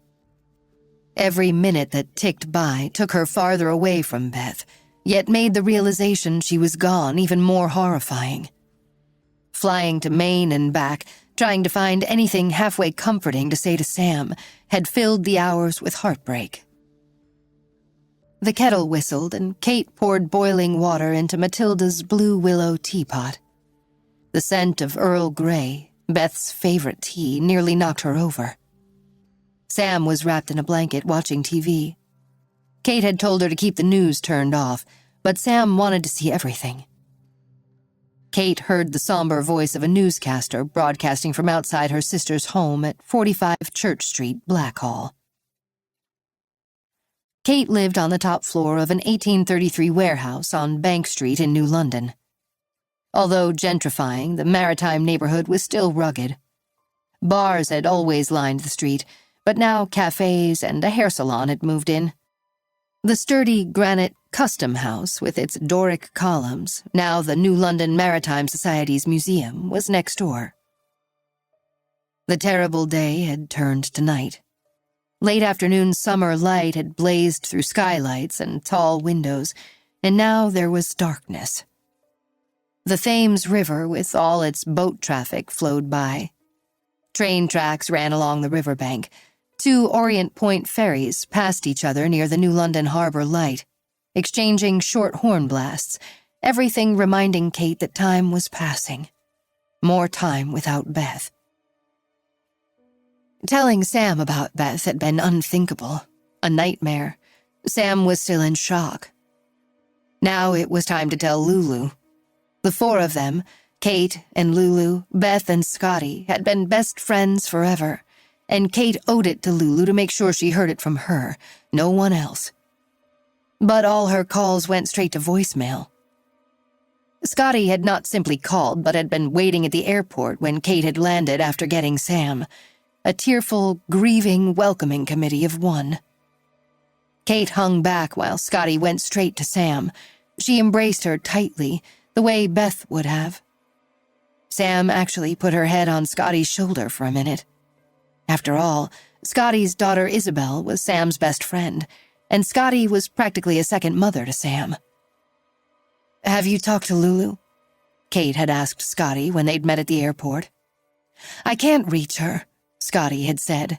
"It's weird and so not Lulu. She always answers her phone." Now Kate could barely breathe. Lulu didn't inspire worry. She was the most independent woman Kate knew, other than herself. But her skin felt charged with the knowledge that the worst could happen, as it had to Beth. She needed Lulu to call so she could know Lulu was okay. She leaned against the kitchen counter for a minute, pulling herself together, then loaded a tray with the teapot, cups, and a plate of oatmeal cookies. Tea, Kate said, setting the tray on a low table in front of Sam. Popcorn lay on the floor at her feet, tongue out and eyes friendly. His tail thumped. "Look, it's our house," Sam said, gesturing at the TV. "There you are, Popcorn." The screen showed the dog on a red leash, a police officer leading him into the back of a patrol car.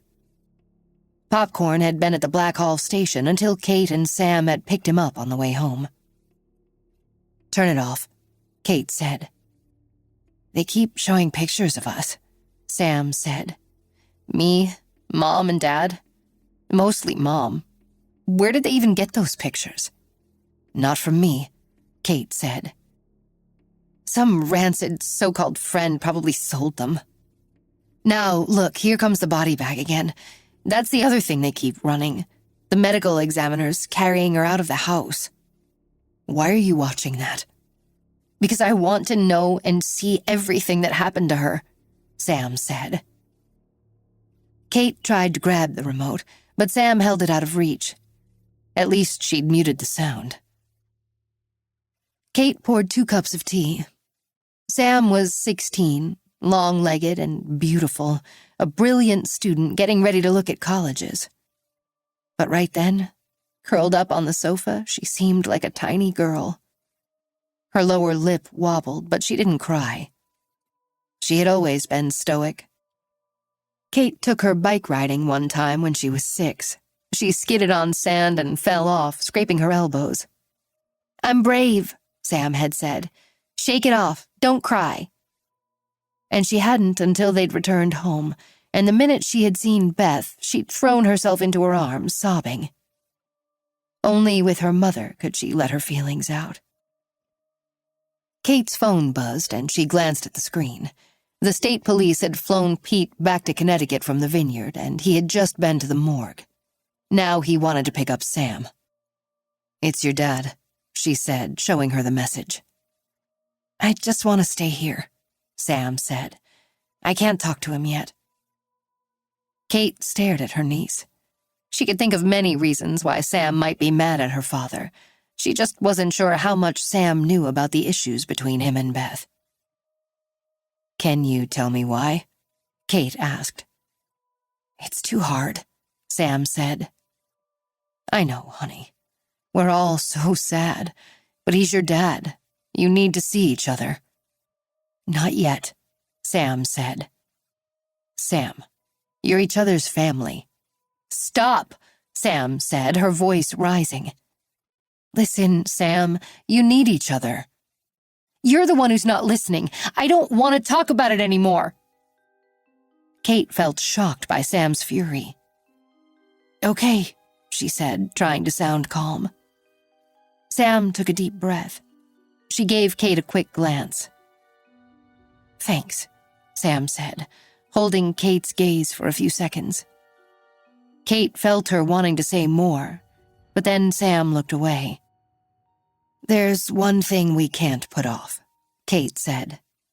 "The detective wants to talk to you too. I spoke to him on the phone, and he's coming over." "I am not ready to talk to anyone," Sam said. "I know the feeling," Kate said. It was 8 p.m., barely 12 hours since she had found Beth. "So don't let him in." "Sam, he has to interview us," Kate said. "It's important." "Nothing's important anymore," Sam said. "Not without Mom." Kate closed her eyes. How would a world without Beth make sense for either of them? "I could have stopped it," Sam whispered. "No," Kate said. "Don't think that." She sat beside Sam on the gray tweed couch. She thought back to when she and Beth were the girls whose mother had died in an art robbery gone wrong. The cops had asked them countless questions, the details of what they'd been through blurred together. Every time Kate told the story, it seemed a little less real. The experience began to feel like a dream, something she had made up. Because how was such a thing possible in life? To be tied to your mother and sister, the knots so tight you couldn't slip free?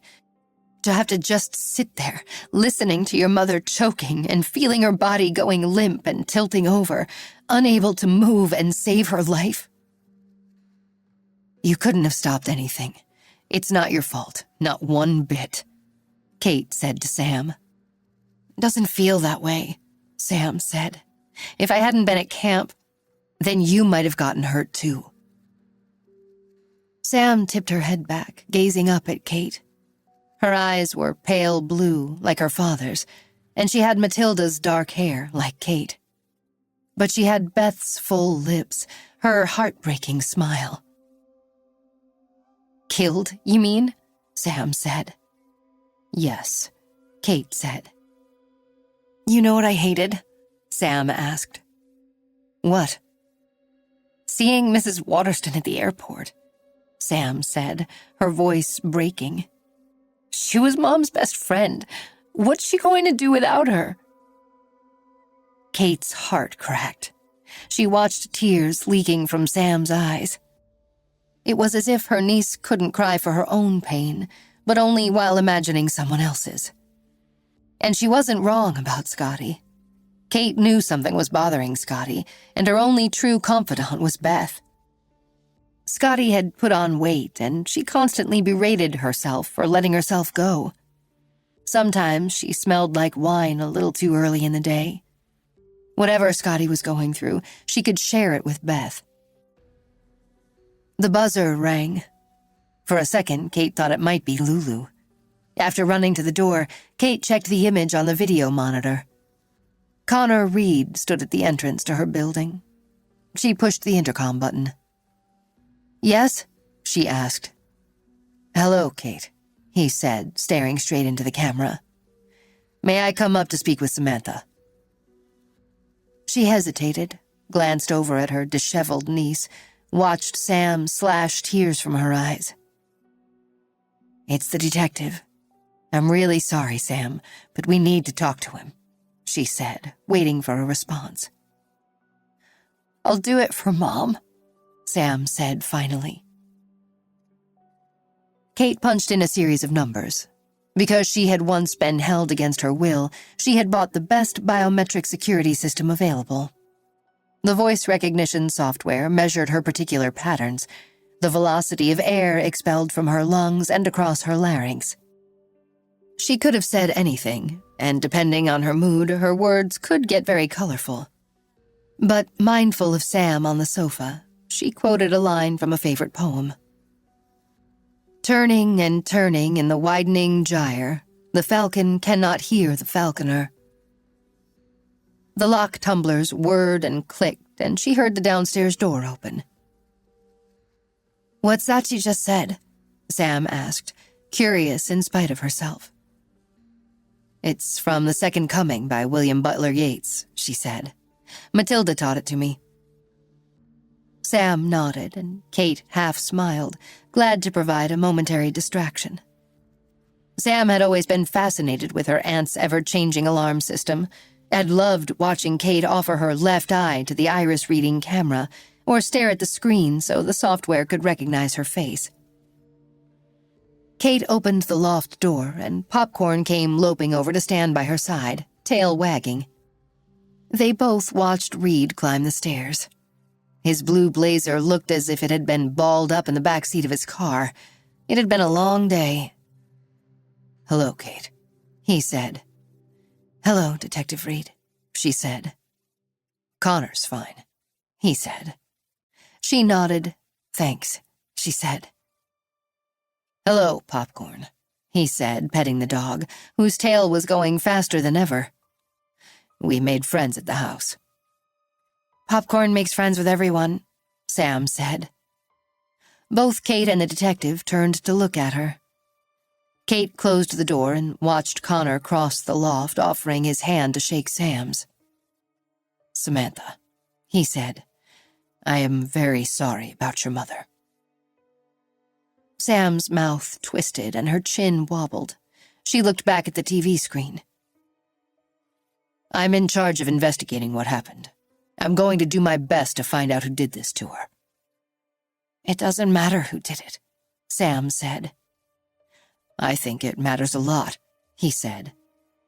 He sat down in the brown leather chair opposite her, leaning forward with arms folded on his knees, looking directly into her eyes. She's gone, Sam said. Tears pooled but didn't spill over. I know, he said, letting the silence last. Then, how are you? She shrugged. Have you seen your dad yet? No, she said. He wanted to, but... Kate watched her close her eyes tight, pull herself together. She also noticed Connor hanging on her words. Who is that? Sam asked instead of completing her answer, pointing at the screen. That's Officer Peggy McCabe. She's with the Blackhall Police Department, and she and her partner were first on the scene. Your aunt called the police when your mother didn't answer the door. You found Mom? Sam asked, head snapping to look at Kate. Yes, Kate said. You didn't tell me, Sam said. Kate touched her shoulder lightly. As much as she loved her niece, she felt confused and hesitant, not knowing just what to say or when. She hadn't wanted to volunteer anything without having a sense of what Sam was ready to hear. You mentioned that Popcorn is friendly with everyone, he said. Yes, as you can tell. Does that mean he doesn't bark when a stranger comes to the door? Sometimes he does, she said, but more in a curious way. He's not exactly a watchdog. Your aunt has a very good security system, he said. I know, Sam said, glancing at Kate. Fancier than the one at the gallery. We tease her. What about the one you have at home? Does your family always use it or sometimes leave it off? Depends on who's coming and going. We usually have it on. Usually, but not always? She gave him a long look. Always at night, and Mom would have had it set the whole time since she was there alone. Kate sat at the end of the sofa next to Sam. But it wasn't on, Kate said. We broke in through the sliding door and the alarm didn't go off. Would she have let a stranger into the house? Connor asked. Never, Kate and Sam said at the same time. She was nervous, Sam said, because of what happened when she was a kid, at the gallery. Did she talk about that? He asked. Not a lot, Sam said, but she taught me to be careful. It sucked big time. The worst nightmare, what happened to her and Aunt Kate and their mother. Also, the art collection. It's valuable. She didn't even want to keep the paintings in the house. What do you mean? Well, because robbers would want them. She thought they would be safer in the gallery, and that we would be safer too, because the art wouldn't be a magnet for criminals, Sam said. So why were they in your house, if she didn't think they should be there? My brother-in-law overruled her, Kate said, remembering how she'd tried to get Beth to stand up for herself, insist on what she wanted. One of the paintings was cut out of its frame, Connor said, in the bedroom. Really? Which one? Kate asked. I was hoping you could tell me. I didn't notice anything in that room, she said, except Beth. Of course, Connor said. Obviously, Mom was right then, Sam said, her mouth twisting. About the paintings being safer at the gallery. Because one was cut from the frame? Connor asked. Not just this time. What I meant was, a painting almost got stolen last year. She paused. Exactly a year ago, around the time I went to camp last summer. Kate felt stunned. Beth hadn't said a word about it. How could she have kept something so critical from her? Your mom never told me, she said, trying to keep her voice steady. You were probably flying. She had Mrs. Waterston for things like that, Sam said. Things like what? Kate asked, unable to believe what she was hearing. I don't know, Sam said. The stuff that happens at home. You're an important pilot. Mom and Mrs. Waterston had lots of time on the beach to talk about problems. Besides, the painting thing wound up being a lot of worry for nothing." Kate was reeling and couldn't speak. "Sam, I didn't see any police reports about a painting stolen from your house last year," the detective said. "Because we didn't report it," she said. "Why?" Kate asked. Sam frowned and shrugged. "It just wasn't a big deal." "Sam, it absolutely is a big deal. Tell me—" "I said almost stolen," Sam said, her voice rising and face reddening. "It was really bizarre. It turned out the robbers left it behind. They must have gotten spooked or something. We just didn't find it for a while. Mom found it shoved into the hall closet behind the rain boots and umbrellas. She hung it right back up in their bedroom." Kate felt pins and needles in her face and hands. It couldn't be. "Which wall?" Connor asked. "The one near the window, next to the bookshelves." "Who was the artist?" he asked. "Ben Morrison," Sam said. "And the name of the painting?" Kate closed her eyes. Her entire body felt ice cold. Of all the Blackhall Impressionists, Kate and Beth loved most the work of Ben Morrison.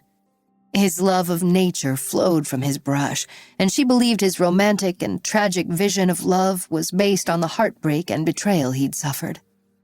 His most famous painting hung in the Wadsworth Athenaeum. It showed a young woman on the moonlit lawn of a stone house, dancing alone in a moment of private abandon. Kate's family owned a similar painting by Morrison. It depicted the exact same scene, smaller by half, and somehow infused with even greater longing, a sense of the woman's unmistakable desire. Many art historians considered the canvas superior to the one at the Athenaeum. It had already been stolen once by Joshua and Sally Anderson the night Kate and Beth's mother had died. It had been returned to the family after the couple's arrest. And since Beth's marriage to Pete, it had hung alone, illuminated by a spotlight, on the east wall of their bedroom. "The name of the painting?" the detective asked again. Kate's heart seized. She knew even before Sam said it. "Moonlight," Sam said. It was happening again, Kate thought. Someone else she loved had been killed over that same painting. 8. After Sam got tired, Reed didn't want to push her for more answers. He thanked her for her help, and Kate walked him to the door. She checked her phone, not for the first time since he'd arrived, as if impatient for a call. Popcorn shimmied against Kate's side, and she grabbed his red leash and clipped it to his collar. "I'll walk you out," she said. He watched her go through the routine of disarming and rearming the alarm. At the top of the stairs, she spoke quietly into a microphone, and the only words he heard clearly were Autumn Garage. "What did you just say?" he asked, keeping up as she and Popcorn ran downstairs. "It's a quote from Franny and Zoe," she said. At the front door, she turned to see if he knew what she was talking about. "No idea what that is," he said. "A book by J.D. Salinger," she said. "Beth's favorite and mine. Sibling love." From her tone, he realized he'd failed some test. It was also clear that as much as he thought he knew about her, Kate's inner life was a mystery. They walked outside. The temperature had dropped and fog was creeping in, ghostly in the streetlights. Salt air blew off the harbor, smelling of Long Island Sound, the river, diesel fuel, and beer from the bar next door. Kate cut down a deserted alley that led toward the empty wharf. "What a paradox," he said. She gave him a quizzical glance. "For someone who has the most sophisticated private security setup I've ever seen, you like to live dangerously," he said. "This is a pretty crime-ridden stretch." "I've got some moves," she said, giving a slight smile. "No one's going to bother me. And I've got popcorn." "Right," he said, "the great watchdog." "Don't insult my buddy," she said as Popcorn lifted his leg to pee on a pile of trash. They slipped through a break in an anchor fence to get closer to the river. The black water rippled yellow-orange from garish lights on either side. General Dynamics, better known as Electric Boat, or EB to locals, manufactured submarines for the Navy and was lit up like a small city. The dark conning towers of 2 subs rose high above their docks and the river's surface. "My brother and I used to think this exact spot would be the best place for Russian spies," he said. "Beth and I thought that too," she said. "Our parents would bring us and our friends to New London for Sailfest, and we'd walk along the pier eating clam chowder and lobster rolls, looking over at EB and imagining how many of the tourists supposedly taking pictures of the tall ships were actually spies snapping shots of the nuclear subs." Then, "You have a brother?" "Yes, Tom," Reed said, glad for the chance to tell her.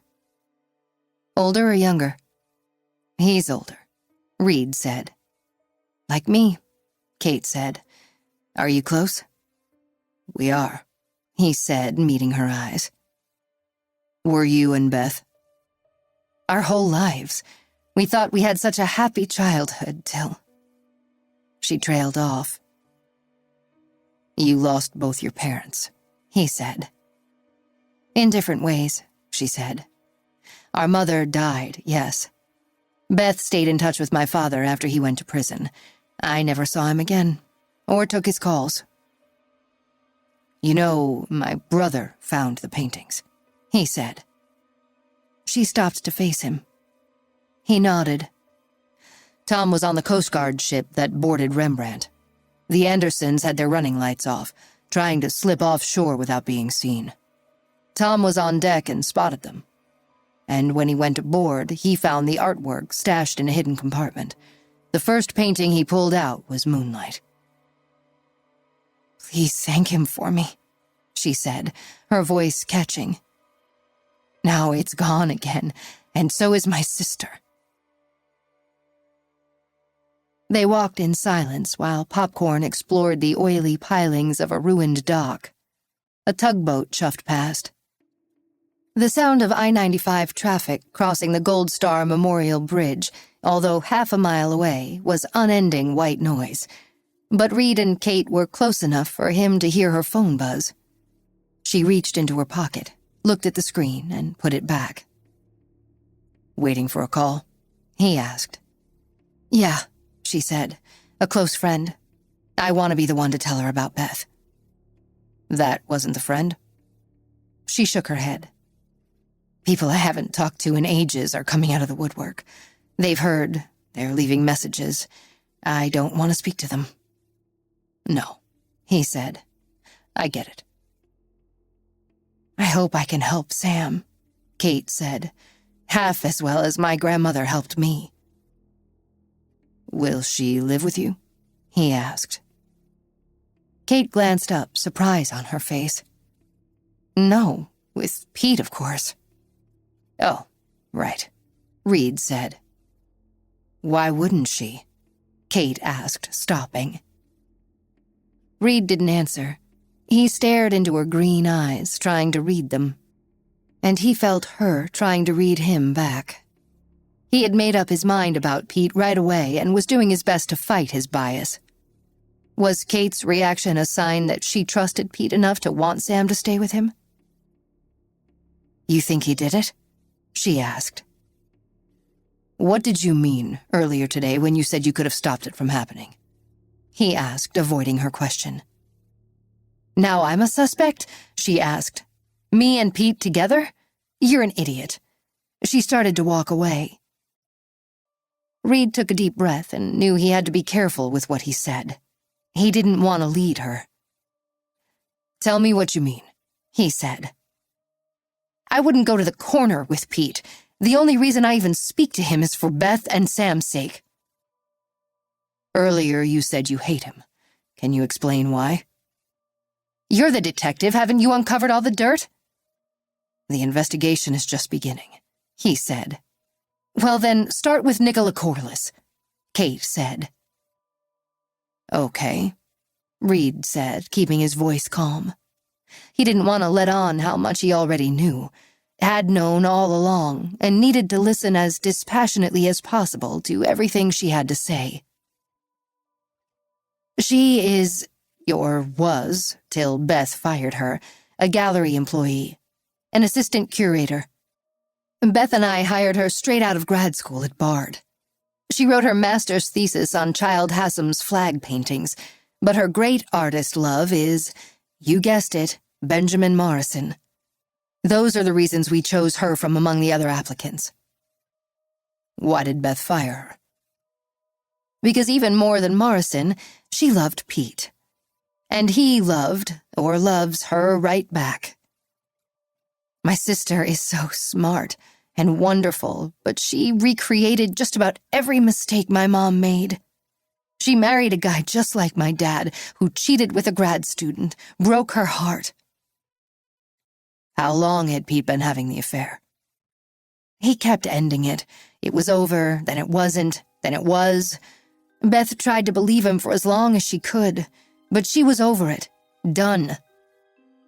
How did Nicola react to Pete's stopping and starting back up? He asked. Why? Kate said, stopping dead, turning to face him. You're not saying she could have done it? No, I'm just trying to get the full picture, Reed said, envisioning the murder scene, staged to look like a rape. Kate had seen it too. She seemed mostly focused on the lies Pete had been telling Beth, but could she imagine Nicola doing it? But tell me how she reacted to Pete saying he planned to stay with Beth. I'm sure she wasn't happy, Kate said, but we weren't exactly confidants. Reed nodded. You say Beth was done. She was going to leave him? She did not answer the question. She just stared into the swirling black water. Look, even though he broke Beth's heart, he didn't kill her. What makes you so sure?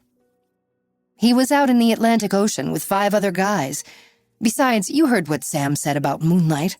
Whoever took it last year probably came back to steal it right this time. She looked at him.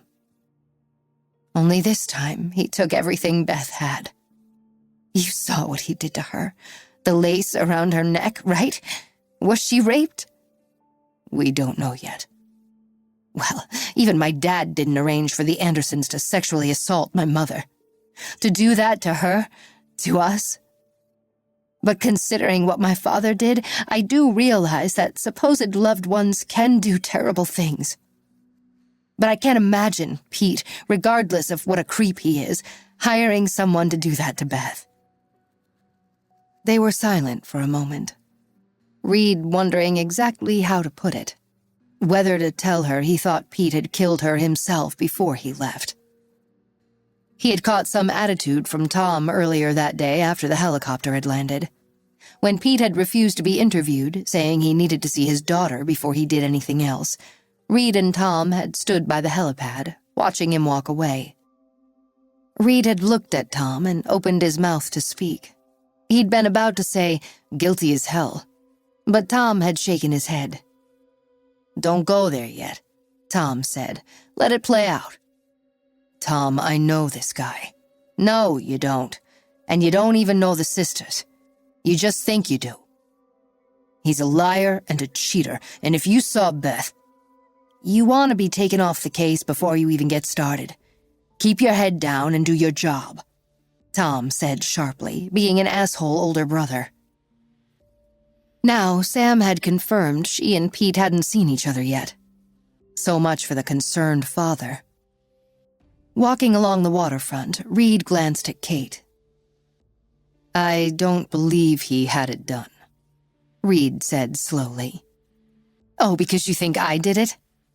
No, Reed said, not at all.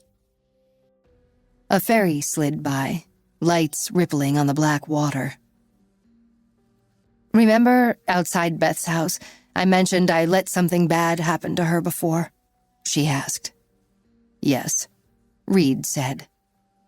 It was about Nicola. What happened? Reed asked. Beth was determined to confront her and Pete. She called to tell me when I was about to fly a family to Paris. I told her to wait till I got home and I'd go with her. Beth couldn't find any of Nicola's contact info at the gallery. Pete had gotten rid of any trace of her. But Beth called the gallery's accountant and told him to look at Nicola's tax form. It had her address on it. My grandmother's house. You didn't know where Nicola was staying? Reed asked carefully, because he did know. Once he had realized Pete had a girlfriend, he had started watching him more often and had followed him to Cloudlands. I had no idea at the time, neither did Beth. She and I own the property. We sometimes rent it out to the Blackhall Art Academy. In the past, they've used it for their acting president or sometimes an important visiting professor. Pete handles a lot of Beth's business matters. She put him in charge of renting the house. She trusted him? He asked skeptically. In that regard, yes, Kate said. The house seemed a safe job to give him. If it was leased at all, it was to someone in the art world. He made it seem the academy had taken it again, but instead he put Nicola in there. He paid the rent from a bank account Beth didn't even know he had. But she found out. Yes, like I said, through Nicola's tax form. While I was flying to Paris, she went to Matilda's house and let herself in. And she caught them in bed. And that's a sight that burned in her brain, but it wasn't the worst. Here it came, Reed thought. Kate knew. He made himself ask. What was the worst? Pete's baby. The son he had with Nicola was sleeping in the cradle next to them. The cradle that Beth and I had slept in when we were babies. The one she had planned to bring home from Matthew. Reed watched her without expression, not wanting to show his emotions. They overwhelmed him, thinking of what Beth must have gone through in that instant and what Kate must be feeling now. Pete's relationship with Nicola was a major reason Reed had instantly suspected him. But Reed wondered, would he have killed Matthew, his own baby, as well? Beth had no idea, he asked. That he had a kid with her? No. She didn't even know Nicola was pregnant. She thought it was just an affair. Reed stared into the distance, trying to imagine how Beth had felt, finding out that way. That's what I would have liked to protect her from, Kate said, having to see that by herself, see it all. I should have been there with her. She paused a moment. She got pregnant right after that. She hadn't been planning on having another child, but I think she needed Matthew. Because Pete and Nicola had a baby? Because my sister had so much love inside her. She needed someone else to give it to. Kate wiped tears from her eyes. If you think I helped him kill my sister... Kate, I don't think you did, Reed said. I know you didn't. Good. Thank you. He nodded. Will you get whoever it was? She asked. I will, he said. It had to be whoever stole Moonlight last year, she said. Right? He came back for more, don't you think? Reed's mouth was dry. He knew exactly what he shouldn't say and said it anyway. If you think your brother-in-law staged an art theft, then yeah. Pete? He hired someone? You checked his bank account? He didn't hire anyone. So how did he do it? He swam from Nantucket to Blackhall? She asked. Wouldn't the guys have missed him? He killed her before he left, he said. He couldn't have, she said. His heart was thumping. Yes, he'd thought it was Pete from the beginning, especially knowing about Nicola. But the evidence he was seeing, including Sam saying she hadn't seen her father, made his conviction even stronger. "I think he left that note on the door for the UPS driver," he said, so no one would be suspicious if she didn't answer. "It was in her handwriting." "Yes," Reed said. "She wrote it herself, but she did it before. I don't know when, but Pete saved the note to use when he killed her, to make it look as if she was alive longer than she was." "But he's been gone for days. If he killed her... I mean, the forensics people can tell when. I know from my mother. They can tell to the hour." "You were in the room," he said. "It was a refrigerator." "It's been incredibly hot all month," Kate said. "Beth's pregnancy made her really sensitive to the heat. I know she loved fresh air, the sea breeze, but she turned on the AC so she could sleep." "No, Pete did that," Reed said. "He sealed the windows and turned the air conditioner as high as it would go to affect her body temperature and trick the medical examiner. He planned this carefully, Kate." "You act like you know for sure. But how can you? Did you actually see him do it? Watch him kill my sister?" "I wish I had," Reed said. With all the times he had passed the house, followed Pete, observed Beth, why hadn't he been there that day? The thought of it made him sick.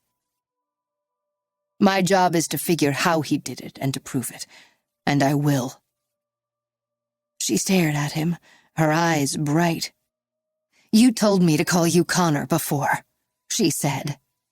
"Yes, I did," he said, watching the wild emotion in her face. "So, catch him, Connor," she said. He nodded, a promise. He wanted to keep walking with her, to say more, but she abruptly turned. It was time for her to get back to Sam. So together they walked to her front door, and Reed watched until she and Popcorn went inside, until he heard the bolts slide into place. He drove 10 minutes home to Silver Bay. It had been a long day. When he pulled into the driveway of the white 1853 salt box he had owned for 15 years, he unloaded his surf rod, leaned it beside the back door, and entered the kitchen. The house felt stuffy from being closed up all day, so he opened a few windows and let the breeze cool things off. He brewed a single cup of coffee and took it into his home office. He regarded the far wall above his desk. He had kept clippings of former cases and tacked them up to remind him of his purpose in life. There were articles about crimes that had been solved, others that hadn't. His dad had been a cop, and he used to say, "Keep your eye on the ball," to Reed. That meant remember the victim, catch the bad guy. Reed leaned back in his desk chair, coffee mug in hand. One of the biggest headlines on his wall had appeared in The Day 23 years ago. Gallery owner implicated in wife's death. The facts were simple and ugly. Garth Woodward, the girl's father, had had a gambling problem. He'd liked the roulette table at Foxwoods.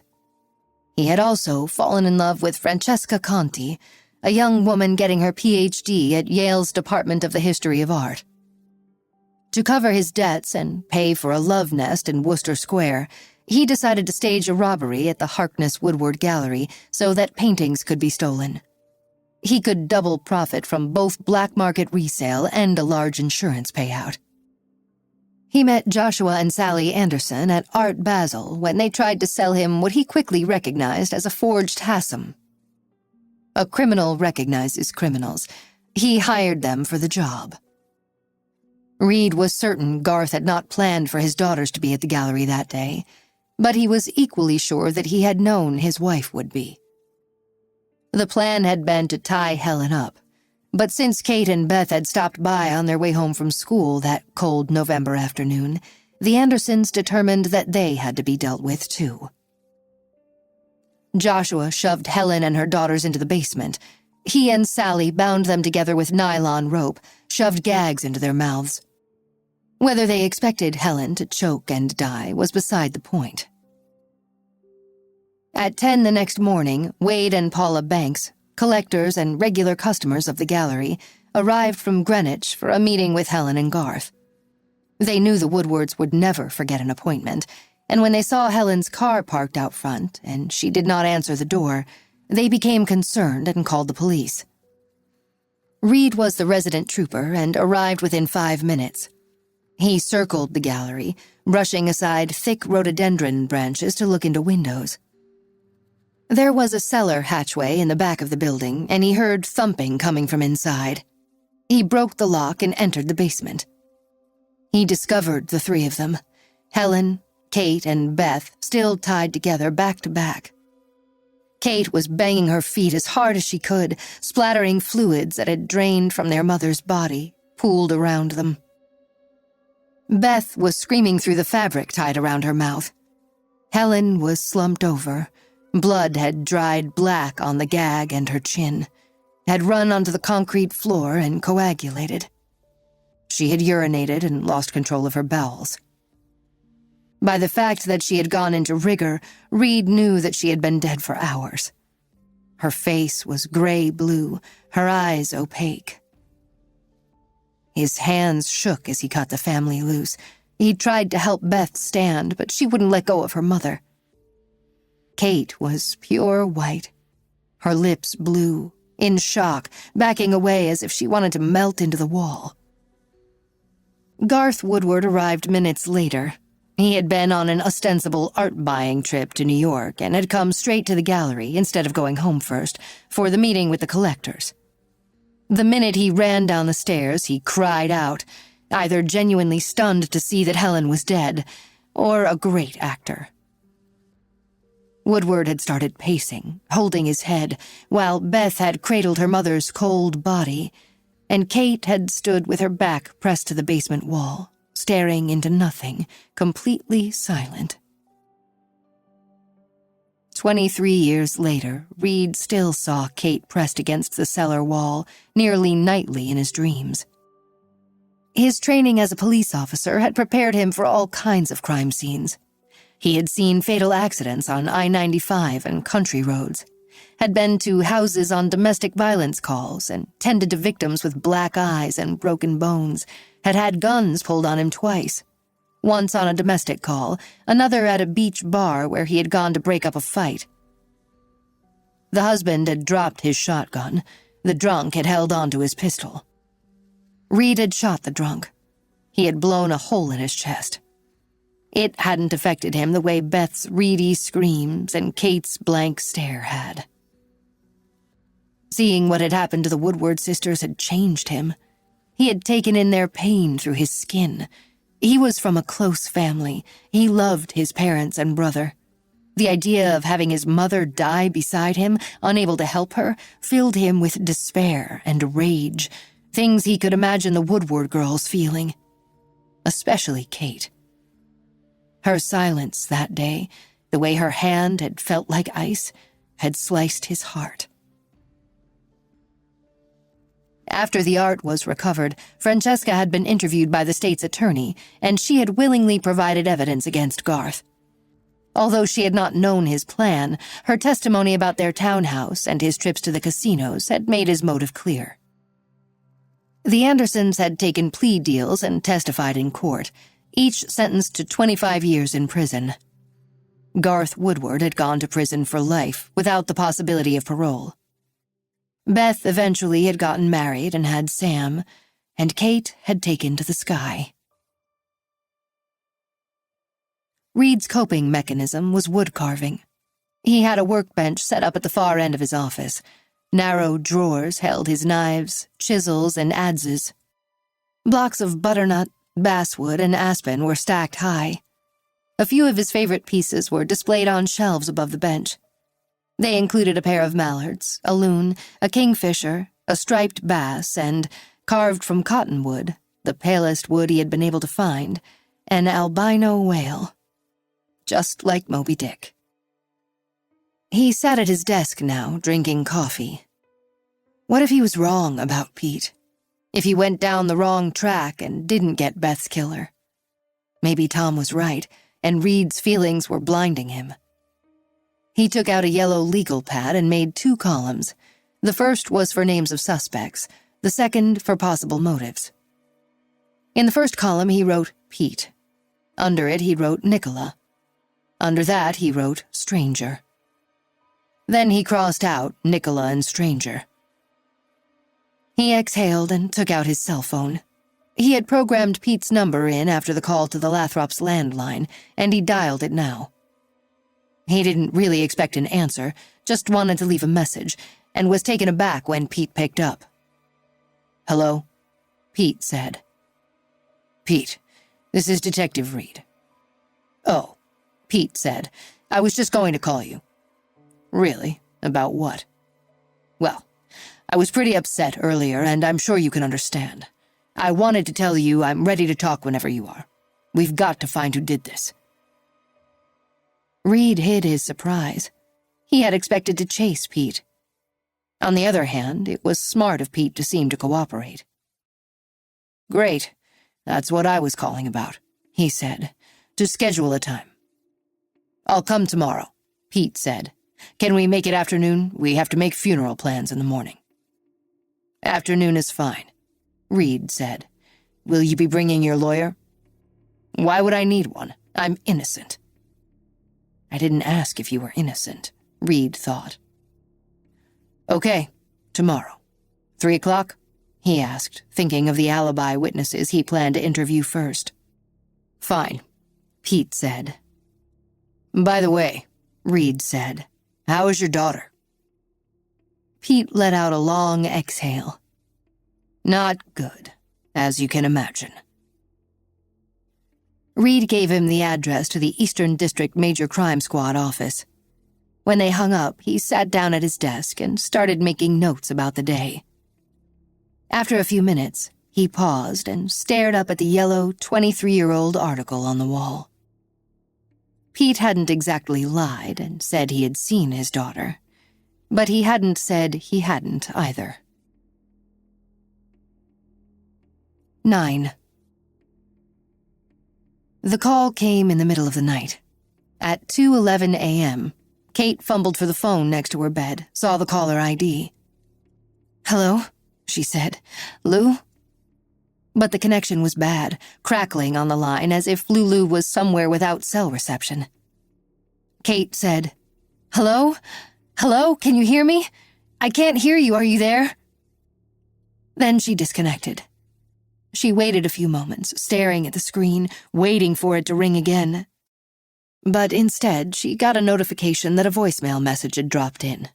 She listened to it. "It can't be true," Lulu's recorded voice said, thick with tears. "Tell me it isn't, Kate. I've had my phone off all day. I'm in Tokyo on a ridiculous long haul, and I just got your texts, and then Scotty called. She told me." "Not Beth, Katie. Not our Beth," Lulu said, and then her voice broke. "I love you so much. I am with you, Kate." Her best friend's sobs brought on Kate's, and she lay in bed clutching her phone, tears running down her cheeks, swallowing the sounds of weeping so Sam, fast asleep, she hoped, wouldn't hear. She dialed Lulu back, but again, voicemail. It frustrated her, but she listened to the message again, and eventually she dropped the phone on her pillow and drifted into troubled sleep. Hours later, Kate didn't want to get up. She couldn't bear to face a sunny day that Beth would not see. Her heart skipped again, couldn't find its rhythm. Her sister wasn't in the world. How could she go on if she couldn't feel her sister's living, breathing presence? She replayed the detective's words, how he'd said Pete had killed Beth. In the light of day, that seemed impossible, didn't it? At least she had heard from Lulu. Popcorn had slept on the floor beside Sam, but now he was bouncing up and down next to Kate, paws on the mattress, down on the floor, his tongue giving her cheek one big wet slurp. "Okay," she said. "I know. Time to go out." Kate was wearing a gray t-shirt and white cotton pajama bottoms printed with blue starfish, and she didn't even pull on a robe when she walked Popcorn down the stairs and onto the street. The sun was rising above the buildings across the river. The beauty of it hurt her heart. Popcorn was probably disappointed by the short walk, but Kate had things she had to do. He dragged, climbing the stairs to the loft. Kate stood at the kitchen counter, staring at the Cuisinart coffee maker as if she'd never seen it before. She went through the motions of spooning French roast into the basket, measuring the right amount of water. She heard and smelled it dripping into the pot, then walked away without drinking any. She dressed in jeans, thought better of it, and changed into navy blue slacks and a white blouse. She walked to her sleeping niece and stood looking down. This would be her first full day without her mother. "Sam," Kate said. "Time to get up." "Ugh," Sam said into the pillow. Kate touched her shoulder, and Sam opened her eyes and moaned at the light. "Just a little longer," she said. "Not this morning," Kate said. "We're doing this for your mother." They had to make funeral arrangements. Eventually, the medical examiner would release Beth's body, and they had to be ready. Sam forced herself up. She walked into the bathroom, and Kate heard the shower start. When Sam came into the kitchen wearing a white dress printed with red cherries, Kate handed her a cup of coffee. "You're not going to tell me this is inappropriate?" Sam asked, touching her skirt. "You want me to?" "Well, Dad will." "That might be true," Kate said. "Mom gave it to me before I left for camp. This year's summer dress." Kate nodded. She knew because she'd been with Beth just 3 weeks ago when she'd bought it at a boutique in Watch Hill, after a barefoot walk along Napatree Point's tide line and lunch at the Olympia Tea Room. Their mother had always gotten them each one special dress per summer, and Beth had kept the tradition going. They had sat at their sidewalk table on Bay Street, drinking fresh-squeezed limeade and toasted their mother. "We'll keep it up," Kate said now. "A new dress every June." "No more," Sam said. "Not with Mom gone." Kate opened her mouth to say she'd carry it on, buy next summer's dress. But the words caught in her throat. It wouldn't be the same, an aunt trying to do what Sam's mother had always done. "We should leave," Kate said. "Your dad wants us there by 10 o'clock. "I'm afraid to see him," Sam said. "Why?" Kate said. "Because it's just him and me now. Our family is too small. We were always supposed to be 3, and she's not here anymore." Kate searched for something to say, but every word seemed trite. Sam turned away and rinsed out her coffee cup. Kate tried to see if she was crying, but when Sam turned around, her eyes were dry, and she walked out to the car as if hypnotized. If she was upset that Pete hadn't asked her to come home, hadn't seen her yet, she hadn't shown it. The Breyer Funeral Home was a pale gray Victorian house with white shutters, located improbably and too beautifully on the southern bank of Black Hill's twisting Pequot River. Marsh grass rippled in the light breeze, and when Kate slammed her car door, she flushed a great blue heron, ungainly wings unfolding as it flew around the bend into deeper shadows. The last time Kate had been here, it had been for their mother. She and Beth had come together. Pete had already arrived.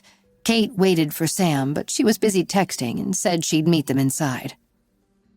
Kate walked in the front door into a parlor that seemed designed for a tea party, with maroon velvet Chesterfield sofas, burled yellow birch tables, a rosewood sideboard with crystal candlesticks at either end.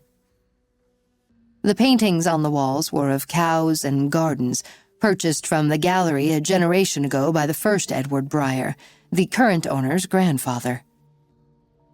Kate thought of Matilda, who had once owned these paintings, and she tried to feel her presence. It would have given her strength, steadied her, but before she could channel her grandmother, she felt a hand on her shoulder. "Kate, why did this terrible thing happen?" She turned around, came face to face with Pete. He hugged her in his typical stiff-armed clamp. She felt him pat her back in a there way, and she stepped back. She sought signs of grief in his pale eyes. His mouth was set, as if holding back emotion or pretending to. Her blood was pumping hard. She thought about what Reed had said about him last night. Even without his suspicions, she was ready to explode with rage. "Where's Sam?" he asked. "In the car. Coming in a minute." "I should go to her," he said, staring at the door, but not moving. "I don't know what to say to you," she said through clenched teeth. "What do you mean? We've both lost her. We all have." "You hypocrite," she said, her voice shaking. "You liar." "If you're talking about Nicola," he said, "I get it. I'm a shit, but that was between me and Beth. She forgave me.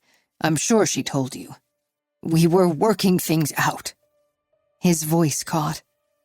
"Now we won't have the chance." She stared at his watery blue eyes, filled with fake tears. She thought of the pain he'd put Beth through, cheating on her. "Why would I believe anything you say?" she asked. "All you ever did was lie to my sister." "Don't make me feel worse than I do." "Why did you have to go away?" Kate asked. "Leave for a week when she wasn't feeling well." "Why did you?" "I was working, not on vacation." "Look, I don't like your tone, Kate. She was my wife. Not only am I dealing with her death, such a horrific death, but I'm going crazy over the fact she was probably raped." "It leaves you free to be with Nicola," she said. "Nicola had nothing to do with me and Beth." "Right, as if anyone believes that," she said. And what if Reed was right? It would mean Pete had killed not only Beth, but also Matthew. "Hello, Kate.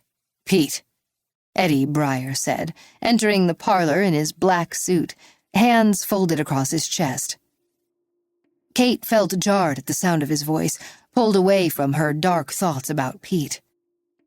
Eddie belonged to the same beach club as her family, and she'd seen him swimming with his kids, showing them how to crack shells on lobster night. Kate was used to seeing him in a bathing suit, not looking like a mortician. His father had handled her mother's funeral. "Hi, Eddie," she said. "Words can express how devastated Barb and I are. We loved Beth. We just can't believe this really happened," he said. Kate took his hand. His eyes were leaking. He sniffled loudly. He was their family friend, not just a funeral director. "Thank you," Pete said. "We're all in shock." And at that moment, Sam walked through the door. She saw her father, and Kate swore she hesitated before walking over to give him a hug. Pete grabbed her in a hard hug, whispering in her ear. He started to cry, and the sobs rose and fell. Sam stepped back, and the look on her face was blank, skeptical. "Oh, Sam," he said. "Sweetheart, your mother. God, I loved her so much. What are we going to do without her?"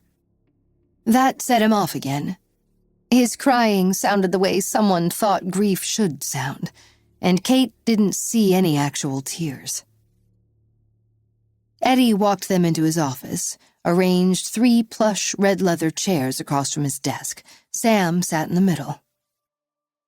"These are very hard decisions, I know," Eddie said, his voice still unsteady as he fanned brochures on the mahogany surface. "Now, Kate, I know the family plot in the Heronwood Cemetery has space reserved for you and Beth and your families."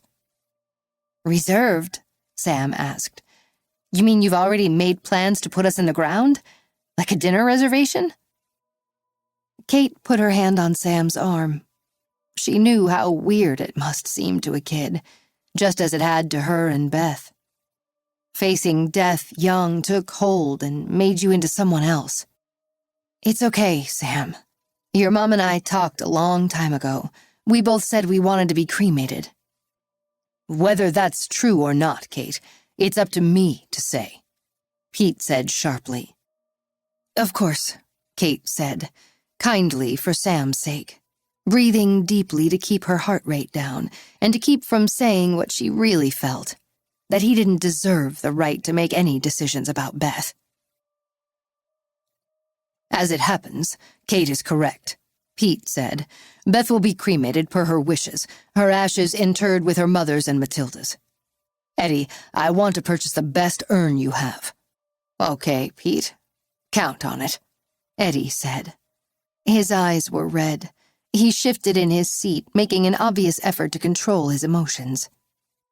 Fine, Pete said. He checked his watch. Kate's pulse started racing again. If he had killed Beth, it was obscene that he would be here, picking out a container to hold what was left of her. She watched his eyes flick at the time, knowing he had somewhere else to be, and she turned away so Sam wouldn't see how furious she felt. Thank you, Eddie, Kate said. Excuse me, will you? She left the office, Pete and Eddie murmuring behind her, and walked out of the building. A slight breeze ruffled the tall green marsh grass. 2 egrets stalked along the opposite bank, gleaming white, their long yellow bills pointed downward, ready to spear silverfish. She breathed the fresh air and tried to feel less furious for Sam's sake. She started the car to get the AC running and checked her phone for a message from Lulu. Nothing. But there was a text from Scotty. No words, just 4 red hearts. She watched Sam and Pete emerge from the funeral home. They stood close to each other, obviously arguing. She had opened the car door and started over when they came toward her. Kate, Pete said, I think it will be very traumatic for Sam to return to the house where the tragedy happened. Where Mom was murdered, Sam said. Just say it. The point is, he said, I don't think you should be staying there right now. It's home, Sam said. It's where I live. Kate almost smiled. Contrary, Sam. Just last night, she hadn't even wanted to talk to her father. Of course, he said, but for the time being. Just for a while. Don't you agree, Kate, that it would be better for Sam to stay with you for now? Kate remembered the smell of the house. How even before she had approached Beth on the bed, some ancient part of her brain had registered her sister's death. Even now, a day later, she tasted decay in the back of her throat. She wondered how long that smell would stick to the house. She didn't want Sam to know it, and she didn't want Sam staying with him, because if she hadn't wanted to believe it before, seeing Pete cry his crocodile tears was convincing her that he really had killed Beth. Sam, please come back with me. I'd love it if you did, Kate said. Do I even have a choice? Sam asked. For now, no, Pete said. Let the adults make the decisions. You're in good hands with your aunt. Okay, fine, Sam said, sounding annoyed to comply. Just like she had at 10 when Beth would make her eat broccoli or tell her she had to stop reading under the covers and get to sleep. I'm really glad, Kate said. I want to go to Isabel's for the afternoon, though. We're just going to hang out, Sam said. That's a good idea, Pete said. I'll drop you off. No, Sam said while texting. Rebecca's meeting me at the soccer field. She'll drive me over. Stay close to your friends during this time. Kate, can you pick her up when she calls later? I have some things I have to take care of. Yes, Kate said. Pete's words during this time rang in her ears. During this time when your mother is dead for the rest of your life. during this time when you realize nothing will ever be the same. "I'm going now," Sam said, her voice catching as she wrapped her arms around herself. "I hate this place. I want to get out of here." "Just text when you're ready to come home," Kate said. Sam gave her a sharp glance. "It's not really home," she said. "Where I lived with Mom. That's home." "I know," Kate said. Sam headed down School Lane to meet Rebecca, and Pete got into his black Mercedes S560. Kate hung back while he drove out of the parking lot. Then she put her car in gear. She stayed a quarter-mile behind Pete's car as he headed north along the river. Kate didn't know where he planned to go, but she was going to follow him and find out. 10. Sam slouched in the front seat of Rebecca Dwyer's rust-pocked VW Bug as they headed toward Hubbard's Point, the most magical beach in Connecticut. Driving along the main road, you'd never even know it existed. There were no signs. But once you went under the train trestle, everything changed. The real world slipped away. The security guard leaned toward the car window to ask whom Rebecca and Sam were visiting. "The Waterstons," Rebecca said. "Isabel," Sam said, leaning across Rebecca. "And her sister Julie, too. That cute little unicorn. You know her, right? We're all going to build sandcastles and live happily ever after." The guard smiled and shrugged and made a notation on his clipboard. He waved them in, and Rebecca drove down the narrow beach road. "Why do you act like that?" Rebecca asked. "Like what?" "I don't know, sarcastic, kind of rude," Rebecca said. "I'm sorry," Sam said, her throat tight. Coming to Hubbard's Point, no matter what was going on in her life, had always made her feel happy and safe. But right now, entering this haven of sun and sea, she felt as horrible and dead inside as she had since Kate had given her the news. "It's okay," Rebecca said, giving her a concerned look. "You know what that funeral jerk said? That they had a place reserved, her spot in the ground, like at a death hotel." "That's horrible," Rebecca said. "It is," Sam said, closing her eyes. She had the feeling she might fall off the world. Everything felt dangerous. She wasn't sure her skin could hold her bones and blood and heart inside. "Do you want to go home?" Rebecca asked. Sam shook her head. Hubbard's Point and the Waterston family were her second home. "I just really, really hope Isabel has some weed." "Sam," Rebecca said, sounding helpless. "I know this is a terrible time, but you got weird last year and, well, your mom hadn't even been murdered yet," Sam said. It was true. Rebecca was a very straight arrow and didn't smoke or drink, but she was right. Sam didn't used to do those things either. She used to take honors classes. She had been chosen as one of only 10 students in Connecticut to take a special Saturday seminar in stage design at the Eugene O'Neill Theater Center in Waterford. Her mother had been so proud. A subspecialty of the gallery were paintings of opera sets by Dr. Eleanor Nagy, artistic director at Hartford's Hart School of Music decades ago. They were perfect, delicate watercolors of productions such as The Princess and the Vagabond, and Sam had loved them since she was a little girl. But things in her family were going downhill fast, and so was Sam. She had stomach aches too many Saturdays, so she dropped out of the O'Neill seminar.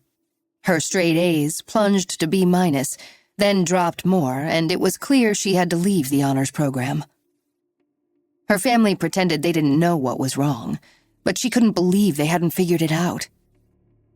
Her mother took her first to Dr. Alonzo, her pediatrician, then to a gastroenterologist at Yale New Haven, but all her tests came back showing she was totally healthy. Sam wanted to tell them to skip the tests. Her parents had tried protecting her from the truth for months. but try hiding a seriously deep, dark secret from your teenage daughter. It's a colossal waste of time. Her dad was cheating with Nicola from the gallery. As soon as it started, Sam felt a storm cloud settle over her house. She began listening at doors, and when her father left his computer on, she read his email. The truth was right there in front of her face. Gushy notes to Nicola, sometimes complaining about Sam's mom. Having a dad who lied, who wanted to be with another woman instead of staying home with his wife and daughter, sucked in a way that made Sam literally sick, to the point she couldn't concentrate on schoolwork or anything. Sam listened to her parents whisper and fight in their bedroom with the door closed. She wanted to hear every single detail and pretend it wasn't happening both at the same time. One day they walked out of their room, stone-faced, and caught her standing in the hallway. "I know," she said. "What do you know?" her father asked. Sam looked at her mother. From the stricken look in her eyes, Sam could see her mother understood. Her mom had a sixth sense when it came to Sam. "Why did you bother dragging me to all those doctors?" Sam asked. "Because of your stomach aches," her father said, "and the fact you're failing in school." "You can tell him the real reason for that, Sam," her mother said softly. Sam wanted to, but she couldn't bring herself to say the words. Her mother said them for her. "It's you," her mother said. "I know about Nicola, Dad," Sam whispered. Her father didn't hug her or apologize to her mom or anything else. He just stood there as if he had frozen. Sam waited for him to say something. His mouth started to form words, but no sound came out. The tension in that hallway was so intense, Sam couldn't take it anymore.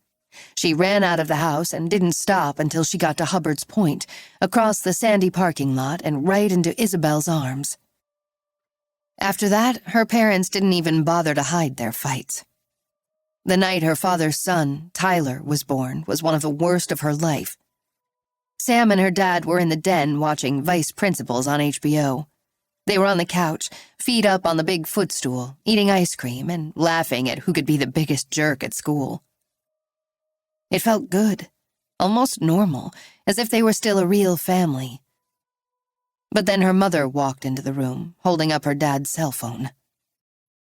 "You left it in the kitchen," she said. "Yeah, we're watching the show. Come, sit with us," he said. "You have a text," she said, handing the phone to him.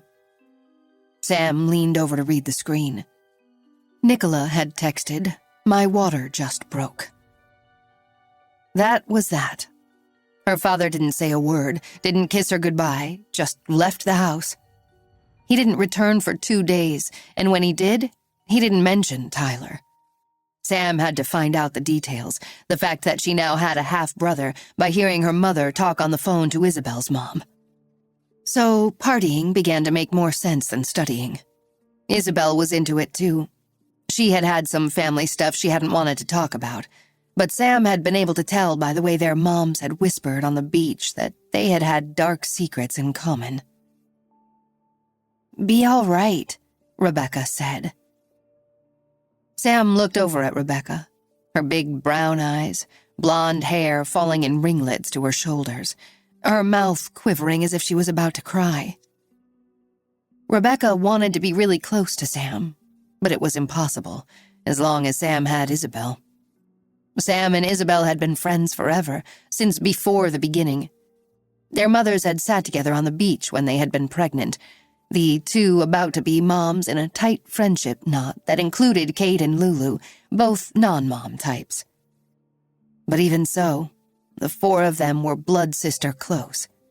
They even had a name for their friendship, the Compass Rose, 4 directions on the compass. "I just want to help you," Rebecca said. "Thanks," Sam said, forcing a smile. But she knew no one could help. She had thought her family was one way, and it had turned out to be another. Sam knew why her mother had gotten pregnant when things were so bad with her dad, even without being told. Matthew was going to be hers, just the way Tyler was his. Sam hated to even think this about her mother, but it was almost as if she was having a baby out of spite. They parked along the stone wall next to the boat basin and walked up to the Waterstons' front porch. Isabel's parents were abnormally normal. They had cookouts and went water skiing. They played Scrabble and Mad Libs. Their life didn't revolve around 19th century art, acquisitions and sales, provenance, pretending to be happy while one of them was fucking the assistant, having babies all over the place. Mrs. Waterston was the sweetest, just like Sam's mom. That hug at the airport had melted Sam's heart, reminded her of how her mom had always hugged, full blast. The only thing was, sometimes she could be a little judgmental. Like watching the news, she always remarked about how stupid people were, or how they deserved what they got because of their own bad actions. But she never said things like that about their circle. "Well, we can't all be perfect like you, Scotty," Mr. Waterston had said once. Sam had cringed because she'd seen the hurt cross Mrs. Waterston's face. She really was Sam's second favorite mom in the world. Sam glanced around for her. She craved another one of those hugs. Isabel was waiting on the front porch. She stood when she saw Sam coming, and they ran together and held each other. Isabel was Sam's soul sister, and Sam knew instantly that she instantly got it. "Oh, Sam," Isabel whispered. Nothing could be worse. I am so sorry." "Thanks, Is. My mom's falling apart over it," Isabel said. Sam drew back and saw the sadness on Isabel's face. "Where is she?" Sam asked. "At the beach, and my dad's at work," Isabel said. She imitated putting a joint to her lips, and Sam felt her heart ease a little. That was the gift of having someone truly understand and know what would help. Isabel reached into her pocket. Sam flicked her lighter. "Don't do that. It's bad," Julie said from under a wicker table. "I didn't know you were there," Sam said, crouching down, lifting the flowered cloth to see 7-year-old Julie. Blonde and pale, she wore glasses with blue frames that slipped down her freckled nose. She had an audio processing disability that wasn't immediately obvious, but kids in school picked up on it and bullied her. Julie wouldn't meet Sam's gaze at first, but then she stole a glance, blinked, and looked away again. It was hard for her, even though Sam had known her since birth. She was severely shy, always hovering just out of sight.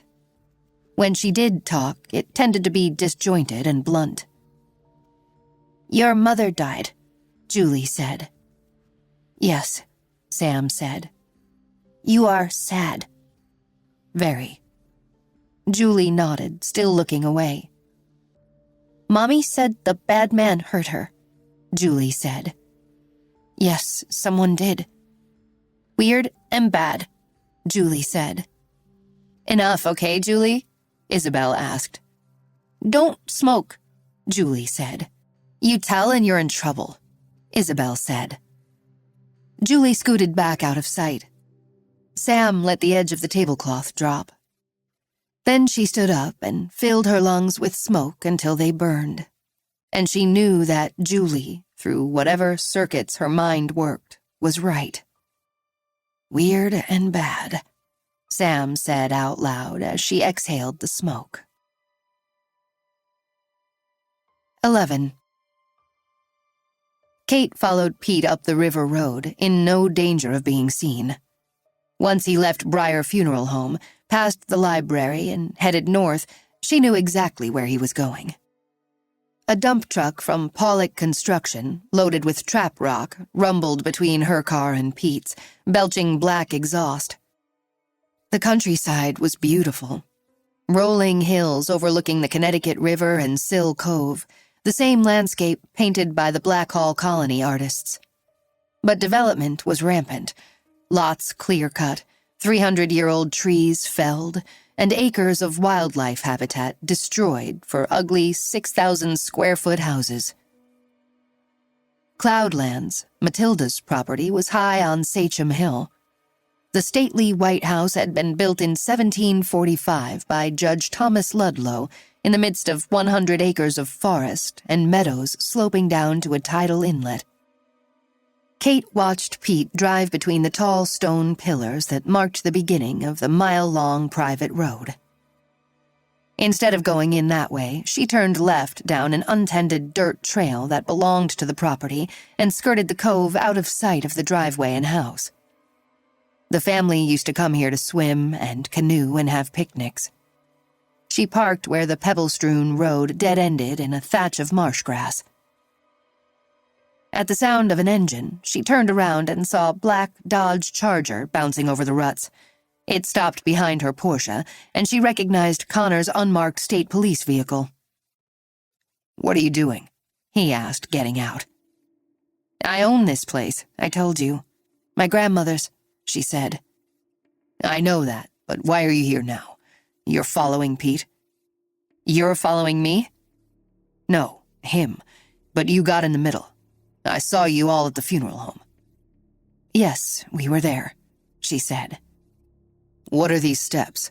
he asked, pointing at the steep stairs carved into the granite ledge, shaded by tall pines, half overgrown by myrtle and poison ivy, green with moss. "They lead to the house," she said, looking up. "We used to come down here to swim and canoe and have picnics. They're a shortcut, and if we hurry, we'll beat Pete." She took the steps 2 at a time, and although it was a hot day and Connor was wearing a jacket and tie, he kept up without losing his breath. So she went faster. Something drove her to practically run the 473 steps, she and Beth had counted once, to the clearing behind the house. They stayed in the shadow of what the family called Matilda's forest. The clay tennis court was sprouting weeds, and the deep stone swimming pool was dry. But Harold Maxwell, the gardener, still came once a week, and the blue hydrangeas were as dazzling as ever. Black-eyed Susans, pink and white phlox, and bee balm grew tall along the stone wall circling the house. Kate had refused to allow the big center chimney to be capped. Both Beth and Pete had argued that squirrels could get inside, but Kate had prevailed, and a family of endangered chimney swifts wheeled through the blue sky above the roof. "Why are you following him?" Connor asked.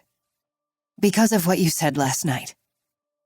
"You think you're going to catch him with evidence?" he asked.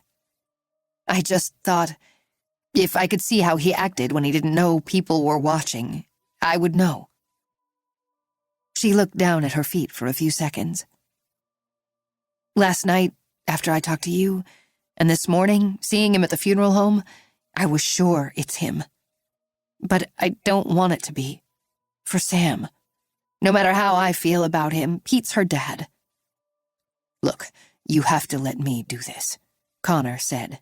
"He's coming in for questioning later. There's a whole process, so why don't you—" "Leave?" she asked.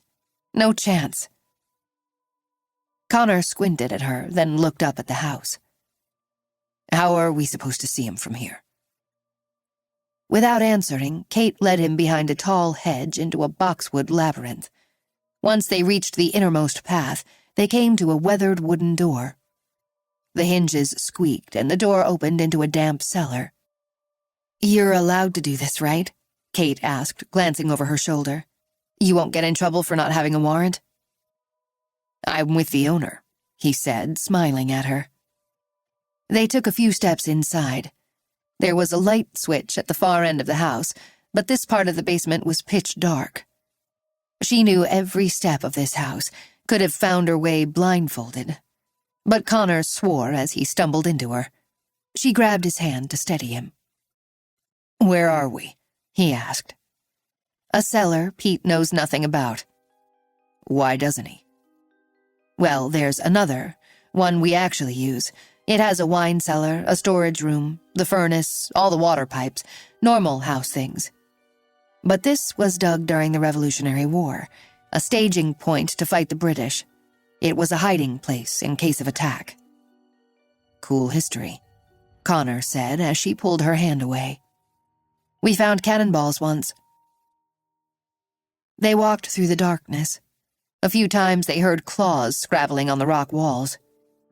Monsters, she said. Field mice, he said. You're right. My grandmother always had a cat, and he brought us little furry gifts nearly every night. At the far end of the passageway, Kate flipped the light switch to illuminate a single bulb swinging from a cord overhead. She carefully and quietly unlatched a door, wincing when it creaked open. They climbed the narrow spiral staircase. As children, she and Beth had played here, pretending to be spies hiding from the redcoats. The stairs led up 3 flights to a tiny room originally built for escape from enemy soldiers, accessible from the main house by a secret door that only Matilda and the girls knew about. A peephole gave onto the library. She and Connor looked down. There was Pete. He'd obviously just walked in and was puttering around, putting his wallet and car keys on the desk. He disappeared, and Kate heard him in the kitchen. It was just past noon. He returned with a sandwich on one of Matilda's blue and white Canton plates. Now he sat in the chair, pointing the remote toward the TV, wolfing down his lunch. This had always been a room for Matilda's vast collection of books, including works of fiction, art, Connecticut history, and aviation. Pete gave every impression of being alone. There were no sounds coming from within the house. Not Nicola calling a greeting, not the baby laughing or crying. That surprised Kate. Pete had claimed he and Beth had been working it out, but she had never really believed that. He had always been out for himself. He had moved Nicola and Tyler into this house and destroyed his marriage to Beth in the process. Kate had been dreading seeing them here today. But it was just Pete, sitting in an ugly brown leather recliner that Matilda would have thrown down the cliff before allowing in her house. He had obviously brought it here, moved it right in. Kate watched him flipping through television channels. The quiet made Kate all the more aware of Connor squeezed so close beside her, their arms pressed together. "Where's Nicola?" Connor whispered. "And the baby," Kate whispered back. 12. After leaving Cloudlands, Reed drove to the boatyard where Huntress had been taken for repairs after sustaining damage on the trip. Nick Waterston had been the friend in charge of the charter, and he was overseeing the work. He had agreed to meet there. Reed wanted to nail down some details of the voyage before he questioned Pete. The harbor glittered under a cloudless blue sky. There was a good breeze, and sailboats rocked at their moorings. Reed drove around the large shed filled with boats needing work, past a pile of masts and tangled rigging, and parked facing the wharf. He spotted Waterston on the deck of a sleek sailboat tied to the dock. Reed recognized it as Huntress. The afternoon was hot, but Reed pulled on his suit jacket and headed over. Nick unclipped a section of the lifeline encircling the boat's deck, and Reed stepped aboard. The 2 men shook hands. "It's so terrible," Nick said. "We cannot get it through our heads. It's broken my wife's heart. She's devastated." "Your wife is Scotty?" Reed asked. Nick nodded. "Yeah, best friends with Kate and Beth, especially Beth. They were closer in age, since they were kids. Inseparable. I loved Beth too. She was practically family to us." "Was Pete also like family?" Reed asked. "Right," Nick said, barking out a laugh. "By the way, I told Scotty I was meeting you here, and she's coming by. I know you want to talk to her as well, and we thought it would be easier." "That's great," Reed said. "Why did you laugh when I asked if Pete was family?" "Because he's a pompous ass, and no one can stand him." That got Reed's attention. "But you went on a week-long sailing trip with him." "Yeah, well, he's a friend of Lee's. Lee Ackerley, and he chipped in on the charter. Believe me, if it were up to me..." "Okay," Reed said. Why don't you tell me about the trip? Great weather, incredible breeze. The first night we cruised around Nantucket. Pete was distracted, though. He kept saying he was worried about Beth. Her pregnancy hadn't been easy. I told him Scotty was there, even though Kate and Lulu, their other friend, were away. My wife would do anything for Beth. How did he act worried? Calling her constantly, making a big deal about the fact she wasn't picking up. Totally distracted. Distracted in what way? Yeah, the reason the boat's here now. Pete took a turn at the wheel, and when he rounded Sankety Head, he was so busy checking his cell phone he missed the buoy and steered straight over the east end of Davis South Shoal. Shallow and dangerous, and every sailor knows it. He dinged the keel, and it's going to cost a few grand to get fixed. Nick paused. How did the crew react? Pissed off, but you couldn't help be concerned. The guy was definitely off his game. From then on, it was all, "You okay, Pete? You doing all right?" He loved the attention. It's like he got what he wanted. You saying you think he was acting worried and distracted on purpose? I have no idea. With Pete, it could be anything. He's got this intellectual superiority, so he thinks the rules are different for him. He'd probably think it was beneath him to look at a chart. He's a member of Mensa. You know what that is? Tell me. The Genius Club. For people who have super high IQs, to quote Pete. He'll be very happy to tell you about it. So take me through more of the trip, Reed said. Well, at one point I had the wheel. Up ahead, a whale surfaced and spouted, then another. It was a pod of humpback whales swimming by. Just beautiful. But we wanted to get back to port for dinner, and I was making time. Pete told me to bear off. Bear off? What's that? It means fall off the wind. Stop going so fast. Pete was on the rail with his camera out, as he had been practically the whole voyage. He said he wanted to get a picture for Beth, that she's whale crazy. What's unusual about that? Nick snorted. Pete never cared about taking a picture for Beth in his life. A photo of whales? Fine. But then he wanted us to go in a completely different direction to get a shot of a three-masted schooner. Then a flock of gulls. Then a guy catching stripers. It was like he wanted us to notice how much he wanted to do for Beth. What did he wear on the trip? Jeans, long-sleeved shirt, and it was hotter than fuck. Reed nodded. It was what he'd hoped to hear. Did you ever see him with his shirt off, or a t-shirt, anything like that? Reed asked. Nope, and to each his own, but all night in the cabin he kept complaining that he needed to sleep next to the fan. He was dying of the heat. Typical Pete, stealing all the oxygen from any situation. Got any pictures of the trip? No, and Detective Miano asked that as soon as we docked up in Menemsa. Last thing I want is to have my cell phone out when I'm on vacation. I get that, Reed said. You know, I couldn't blame Beth for not picking up when he called, Nick said. Pretty much everyone knew about the gallery assistant. Nicola, you've heard about her? Yes. Was it serious?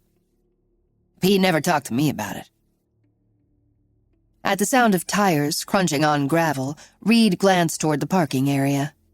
A blue Volvo wagon pulled in next to his sedan, and a blonde woman wearing a pink sundress stepped out. She was carrying an old-fashioned picnic basket covered with a checked cloth. "Hello, hello," she called.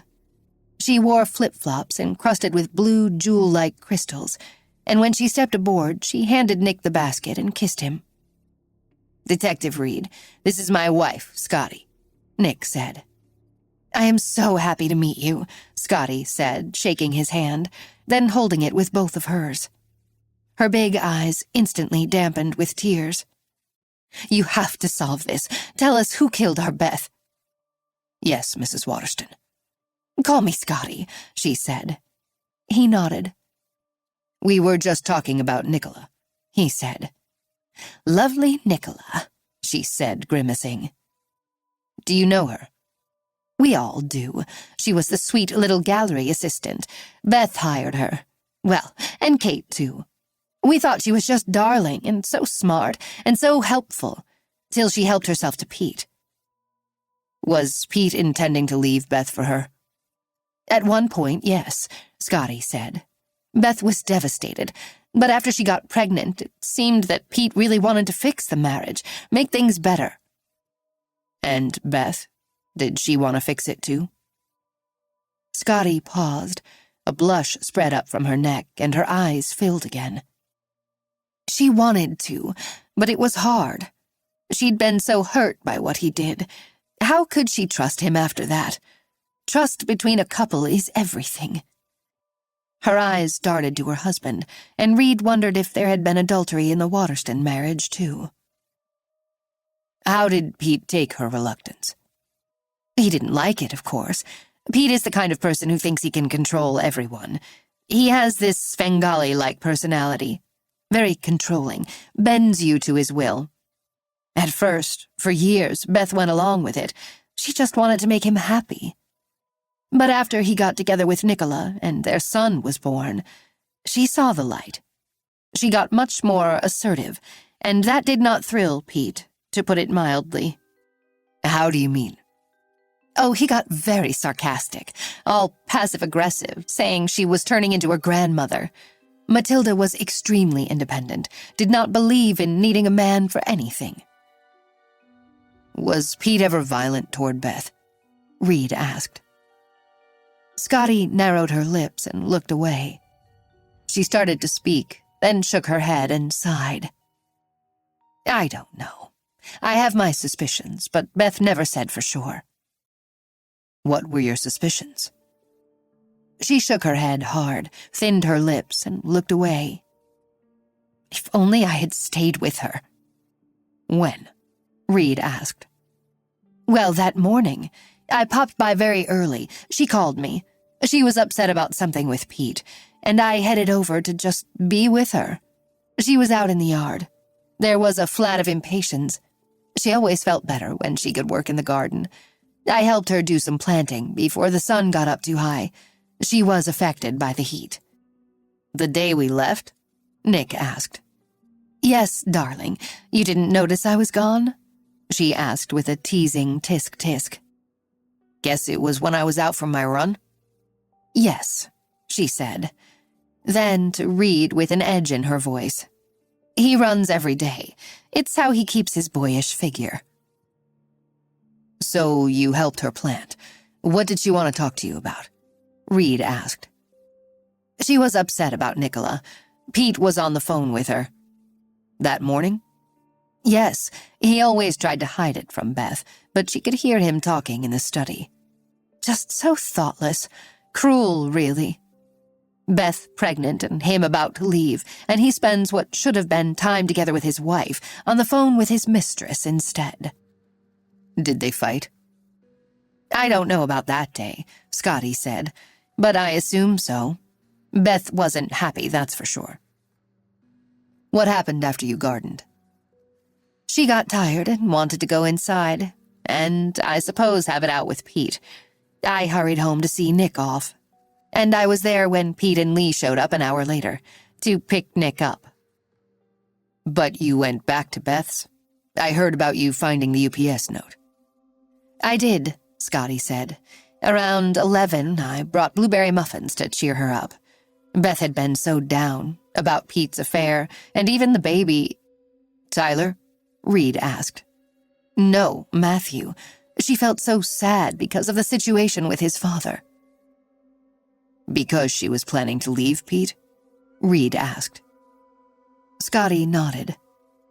"Her family was destroyed. He opened the door to real hell when he started seeing Nicola." Reed nodded. "I'd like to go back to a question I raised a few minutes ago, when I asked if Pete was ever violent toward Beth. I felt you wanted to say something. Can you tell me?" Scotty thinned her lips tighter this time. She looked away, and for a moment Reed thought she was going to change the subject again to avoid answering. Instead, she sighed and stared him straight in the eye. "One time she had bruises on her upper arms," she said, as if someone had shaken her. Another time, she met me for coffee, and she was wearing makeup. And that just wasn't Beth. She'd use lipstick, eyeliner if she was going out at night. But she was one of those old-school New England fresh-faced women who'd probably never even touched foundation before that day. I asked her what she was trying to cover up. Scotty lowered her eyes and stayed silent for a few seconds. "And what did she say?" Reed asked. Her exact words were, "Some things just have to stay a mystery," Scotty said, her voice husky. She wiped tears from her cheeks. She couldn't even bring herself to tell me. She protected him, kept it to herself. But I knew he'd hit her. "You never told me that," Nick said. "Girl talk, sweetheart," Scotty said. "We keep each other's secrets." She took the red and white checkered napkin off the picnic basket and pulled out a bottle of white wine. "Isn't it a little early?" Nick asked. "The sun's over the yardarm somewhere," Scotty said. "My best friend was murdered. I think I can be forgiven for having a libation. Detective Reed?" She held out a glass toward him. "That's okay," he said. "Hey, detective," Nick said. "Lee's the one you should really talk to. He's probably closer to Pete than anyone." "He's on my list," Reed said. In fact, he was meeting him next. "He's a real nice guy," Nick said. "He builds these amazing musical instruments." Reed nodded. He knew that from the initial background he and Miano had done on the Sailing Companions. "Works of art," Scotty said, taking a big drink of wine. Nick glared at her. "He might have been the last one, besides Pete, to see Beth alive," Scotty said. "When?" "The day we left to go sailing," Nick said. "Lee picked him up. Then they came to our house to get me. Pete gave Beth a call from our kitchen, right, Scotty?" "Uh-huh," she said, having more wine. "We were right there. We heard him talking to her. I don't like the guy, but that's why I know he couldn't have done it," Nick said. "He was with us. He talked to Beth right there in our house, while we were all standing around. I heard him say he loved her. Then we drove to the boat, and he was never out of our sight after that." "Never? Not once?" "No. And once we sailed away, we never hit the mainland. Out to Nantucket, that was always our plan. He couldn't have gotten back here, killed Beth, and snuck onto the boat without us knowing." There were flights off the islands and back again, Reed thought. It could be done. Or maybe the friends were protecting him, the way Beth had for so long. But the steam was going out of his theory. Unless everyone was lying, Pete had not had the chance to be alone with Beth after Leland had picked him up. "Is there anyone you can think of who might have wanted to hurt Beth?" he asked. "No," Nick said. "She was a sweetheart. Everyone who knew her loved her." "A stranger," Scotty said, her voice thick. "Someone who broke in. It had to be. No one we know would do something like that." She paused. "And in that way." "In what way?" Reed asked. Had news about the sexual element leaked out? Had Kate told her? Scotty turned pale and started to cry. "Just so heartless. She was pregnant. Oh, God, Matthew." Nick put his arm around her shoulder. "Are you searching for him?" Scotty asked, sobbing. "I mean, God forbid he does it again." "We are investigating every lead," Reed said, and thanked them for their time. As he drove away, he thought about the Waterstons. They seemed like a long married couple, comfortable with each other. Scotty seemed very maternal and kind, obviously devastated over Beth's murder. Was something else driving her emotions? Reed's instinct told him there was some kind of trouble in paradise. Scotty had made that crack about trust between couples, and Nick running every day. Did he have something to hide? Was that why Scotty drank wine so early? You never knew what went on behind a family's closed doors. Even in pretty, affluent, seemingly picture-perfect Black Hall, people could be hiding ugly truths. Heading toward a local restaurant to meet the next witness, he mulled over what Scotty had said. "We keep each other's secrets." Reed wondered what other secrets of Beth's she was keeping. 13. While he drove to meet Leland Ackerley, Reed considered the issue that had been bothering him since seeing Tom yesterday. That he had an axe to grind with Pete Lathrop. Tom had been right to question his objectivity. Caring about the sisters, keeping an eye on them, had given him too much information about Pete and the way he had treated Beth. Now, considering the way the timeline was shaping up, and Pete having had no obvious opportunity, Reed had to rethink his theory. He wasn't supposed to be emotionally involved in his cases, but he couldn't help the fact he had a pit in his stomach. If not Pete, who? He really needed to hear from the forensic examiner and find out whether Beth had been raped. Maybe there really was a stranger. Still, he had to rule Pete out. Of all the crew, he was most interested in interviewing Leland Ackerley.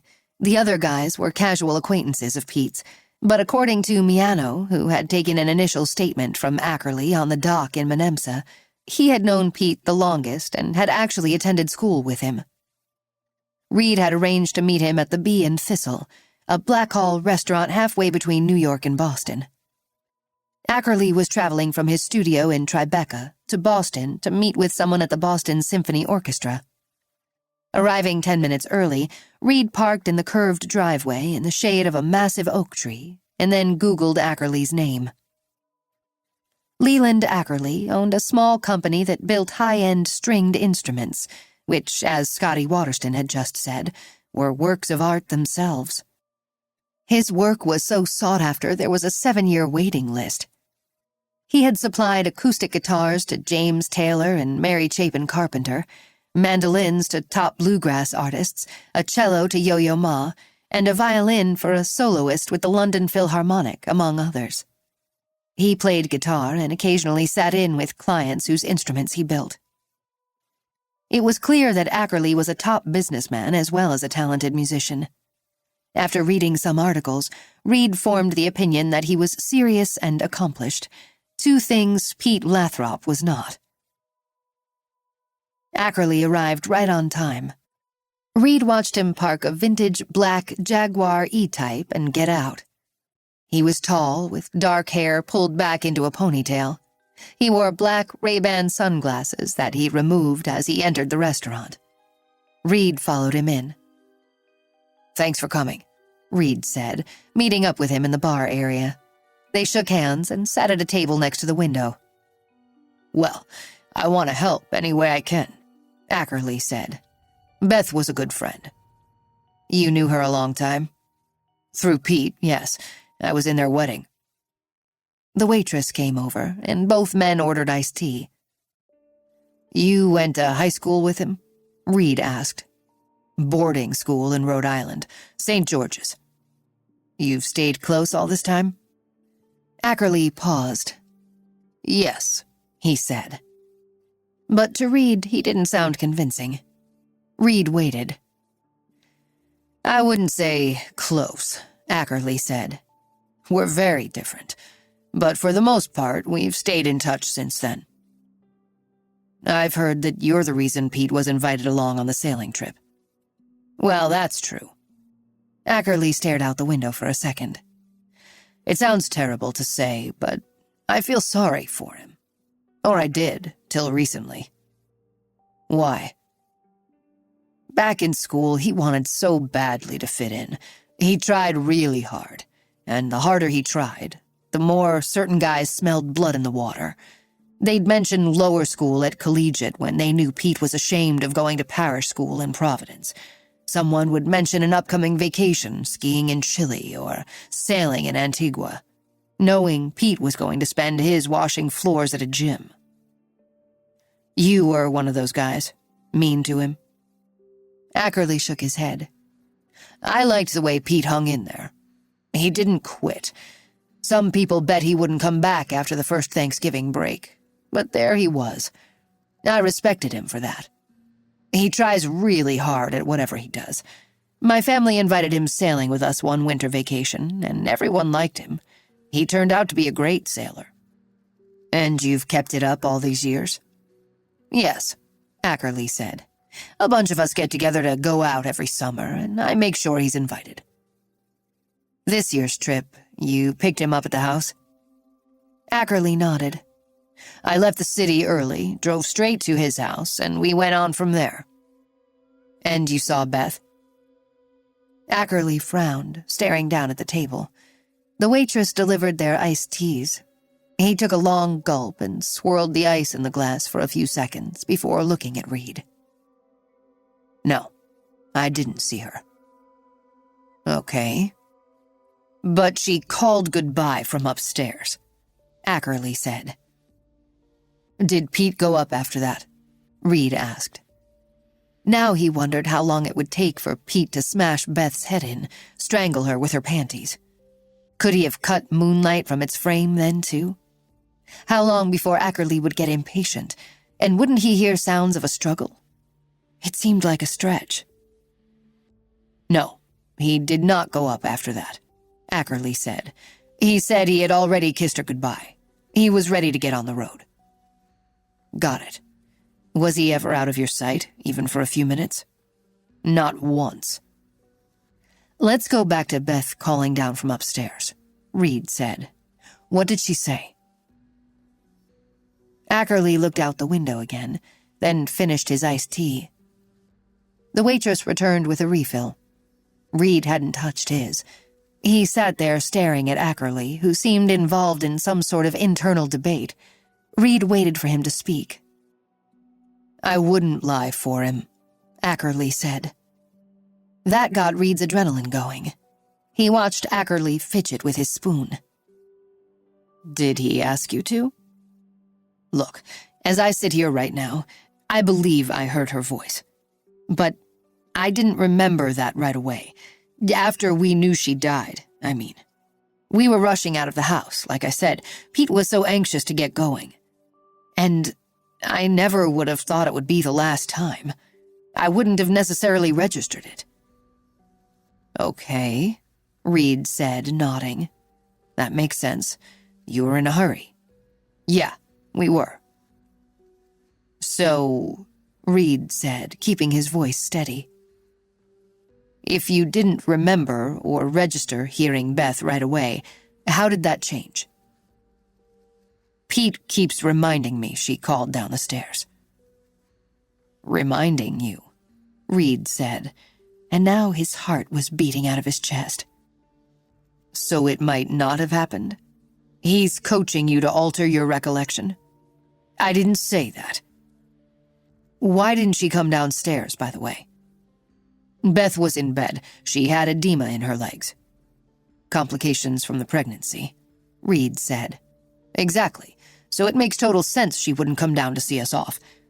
Pete said she wanted to get outside, back into the garden. She had been out earlier and gotten overheated. The day was so hot and muggy. That jibed with what Scotty had said. So Pete talked her out of it. He was afraid she'd get heat stroke. And that's why she stayed in bed, didn't come downstairs to see us off.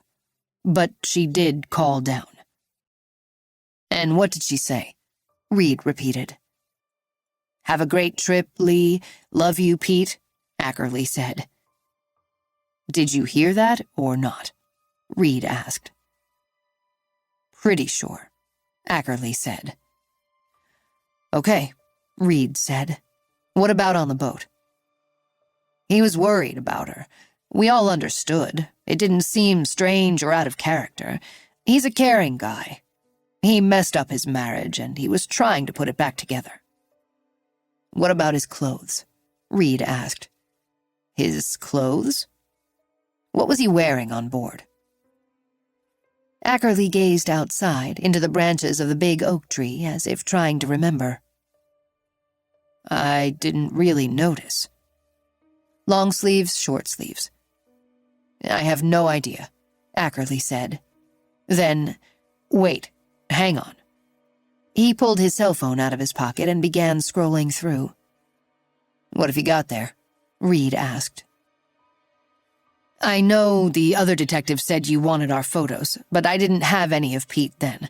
Someone texted this to me late last night, a guy we ran into on Nantucket.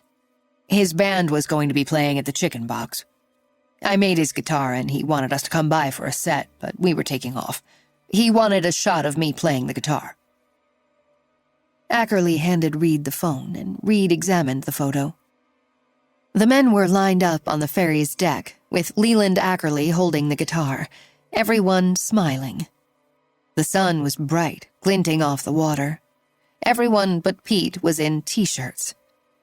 Pete wore that same long-sleeved sun protection shirt he had had on when Reed had met him at Menemsa. Looks like Pete was cold, Reed said carefully. Well, there was a breeze. It can get chilly, especially if you've had too much sun. I wonder why he was the only one, Reed said. I don't know, Ackerley said. Did you notice scratches on his arms, the back of his hands? At any time did he go swimming? Did you see him with his shirt off, scratches on his neck? No, Ackerley said. Not at all. He paused. Look, I know what you're getting at. I didn't see any scratches. He's innocent. Why aren't you looking for the person who stole that painting? The moon one. That's who you should be after. We're following all leads, Reed said. I mean, don't you know what happened to Beth when she was young? All for that painting. Yes, Reed said. We're aware. He paused for a few seconds. Did you know he and Beth were having problems? Of course, Ackerley said. Pete told me. At the beginning, when I asked if you were close, you said you felt sorry for him, and you added, until recently. What happened recently? Maybe I didn't put it right, Ackerley said. In fact, maybe I should have started feeling even sorrier for him. He screwed things up with Beth. Reed waited for him to go on. Nicola, the affair, then having a kid with her? Jesus. So you're saying it was hard on Pete? Of course, he fell in love. He's a middle-aged idiot who fell for a grad student, and he ruined his marriage. Ackerley shook his head. He couldn't get out of his own way, just kept compounding his mistakes.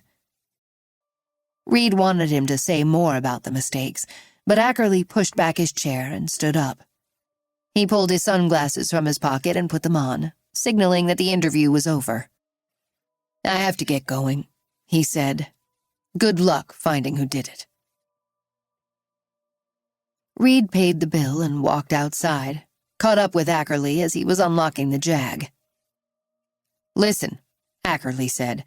Pete felt really bad about hurting Beth and Sam, wrecking the marriage, but it wasn't all his fault. In what way? Reed asked.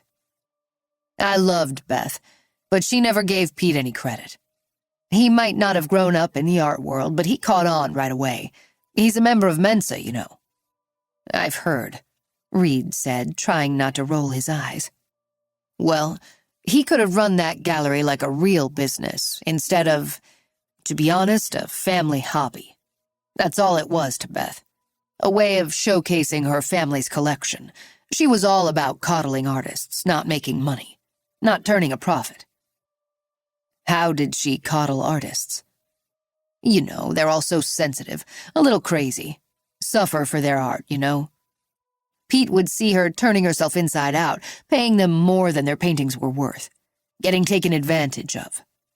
She'd send them to the doctor if they were sick, including therapy in at least one case. She even paid for a sculptor to have a root canal. She'd get too involved with them. Is that what Pete told you? Well, yes, Ackerley said, his brow furrowed. But it was pretty obvious to anyone who knew her. She got more wrapped up in the artists than she was in her husband. Poor Pete. Reed looked at Ackerley's troubled expression.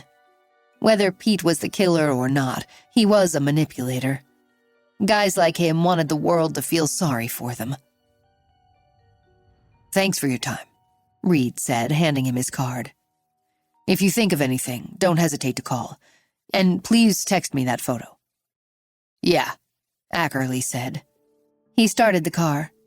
The engine gave a throaty roar as he pulled out of the parking lot. Within 20 seconds, Reed's phone buzzed. Ackerley had texted the photo.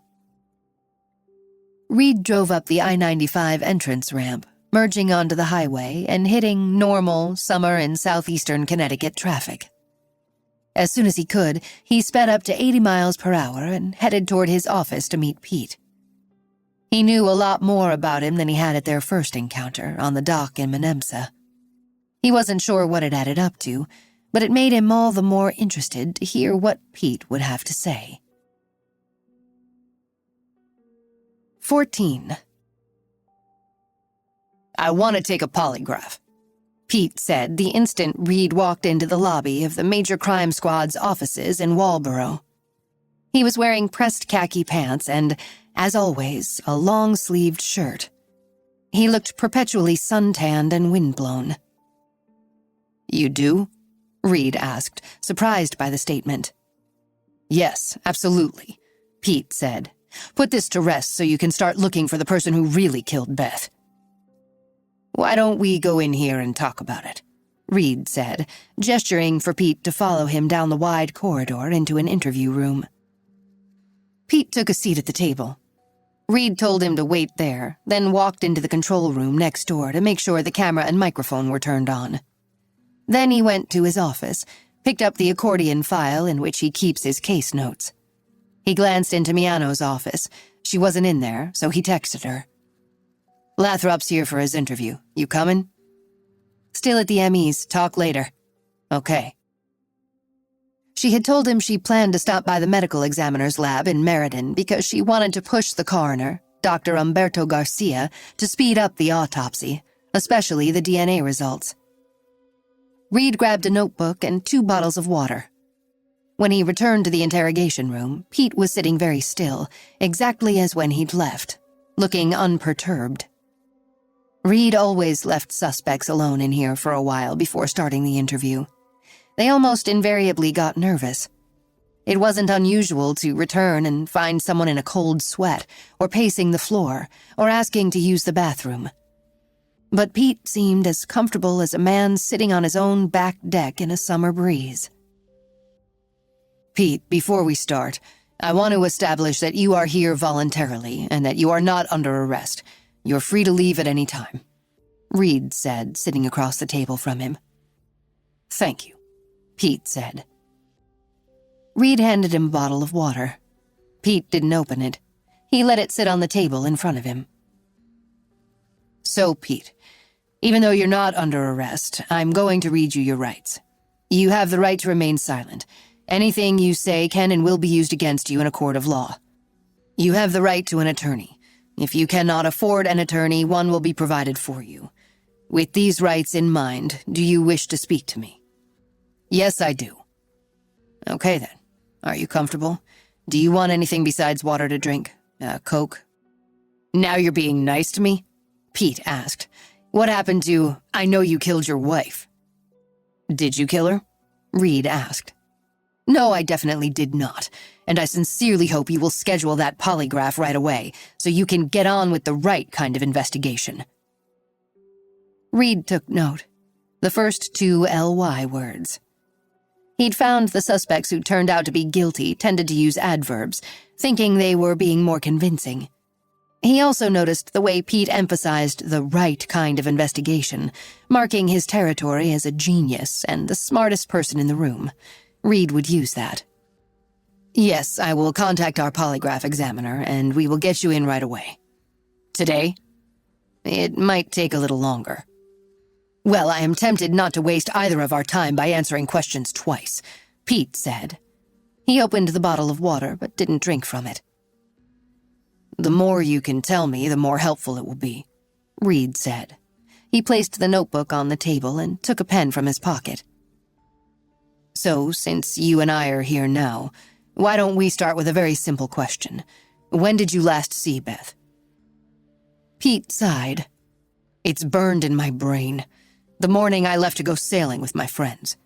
She'd gone back to bed, not feeling great, to the point I genuinely considered canceling the trip. About what time? Around 8 o'clock. Reed jotted down the time. She'd already been outside gardening, is that right? He asked, thinking of Scotty Waterston's account. Pete frowned. Maybe. I guess so. She liked to garden before the sun got too strong. But you don't remember? No. That seems odd to me. The last morning of your wife's life, and you don't remember whether she was out in the garden, planting flowers to make your house look pretty? Especially since Scotty had been over. Could Pete really have missed that? Pete glared at him. You want me to make up something I don't remember? He asked. Like you tried to coach Leland Ackerley to do? Reed thought, but didn't say. What made you decide not to cancel the trip? He asked instead. Beth. She insisted I go. It was an annual thing with the guys. She knew I enjoyed it. But you could have decided not to. I loved my wife, but I'll be honest, we needed a break. We'd both talked about it. Reed's goal was to be objective, but I'll be honest was an indication of guilt, right up there with LY words. When you say you talked about it, what do you mean? Reed asked. Pete narrowed his eyes. I'm sure you know about Nicola and Tyler. Reed nodded slowly. Often suspects threw out a fact, seemed willing to discuss something difficult or embarrassing. In fact, coming in for questioning at all was frequently wanting to learn what the police knew. I'd like to know more, Reed said. Well, feel free to talk to Nicola. She's expecting it. She'll tell you the same thing I will. We all got along. Beth wasn't thrilled at first, not at all. I could have handled it better, I admit. But Beth was a grown-up. She knows people make mistakes. So having an affair with Nicola was a mistake? Reed asked. Twisting my words, Pete said with a sarcastic smile, shaking a finger at him. Was I doing that? Reed said. If you would simply stick to the facts as I'm presenting them to you, if you actually listened to me, you would do better. You'd rule me out and solve the case faster because you'd start looking in other places. He grabbed the water bottle and drank. Reed was silent, watching Pete's body language change. The finger shaking, the fact he straightened his posture and rewarded himself with a long drink of water. If the interview was a chess game to Pete, he felt he was winning. Let's go back to the last time you saw Beth, Reed said. He pretended to consult his notes. Around 8 a.m. What was she doing? I told you she was in bed. Did she have breakfast? Yeah, we had it together, Pete said. What did you eat? Scrambled eggs, cantaloupe, and blueberries. Okay, so she's back in bed by 8 o'clock. What about you? What were you doing? I was getting ready to leave. Packing? I had already packed. I sat on the edge of the bed, told her she should call me if she didn't feel better, or for any other reason. Then I told her I loved her and kissed her goodbye. Why don't you remember if she was gardening? Reed asked, hammering the point. Pete sat there, drumming his fingers on the table and frowning, as if deciding what to say next. I was Skyping with Nicola, okay? Reed could just imagine how that had gone over with Beth. No wonder she'd wanted to get outside, needed her friend Scotty for support. Did you and Beth fight about it? Reed asked. Absolutely not. Any physical altercation at all? No. Pete, will you roll up your sleeves and show me your arms? Jesus Christ. Is that a yes or a no? It's an intrusion, Pete said. It's a complete insult. I've already told you there was no altercation. Then why have you been wearing long sleeves on the boat trip and every time I've seen you in the middle of the summer? I believe I recall telling you that these are sunproof shirts, bought for me by Beth. I had a couple of skin cancers removed last year, and she wanted me to be careful so I didn't get more.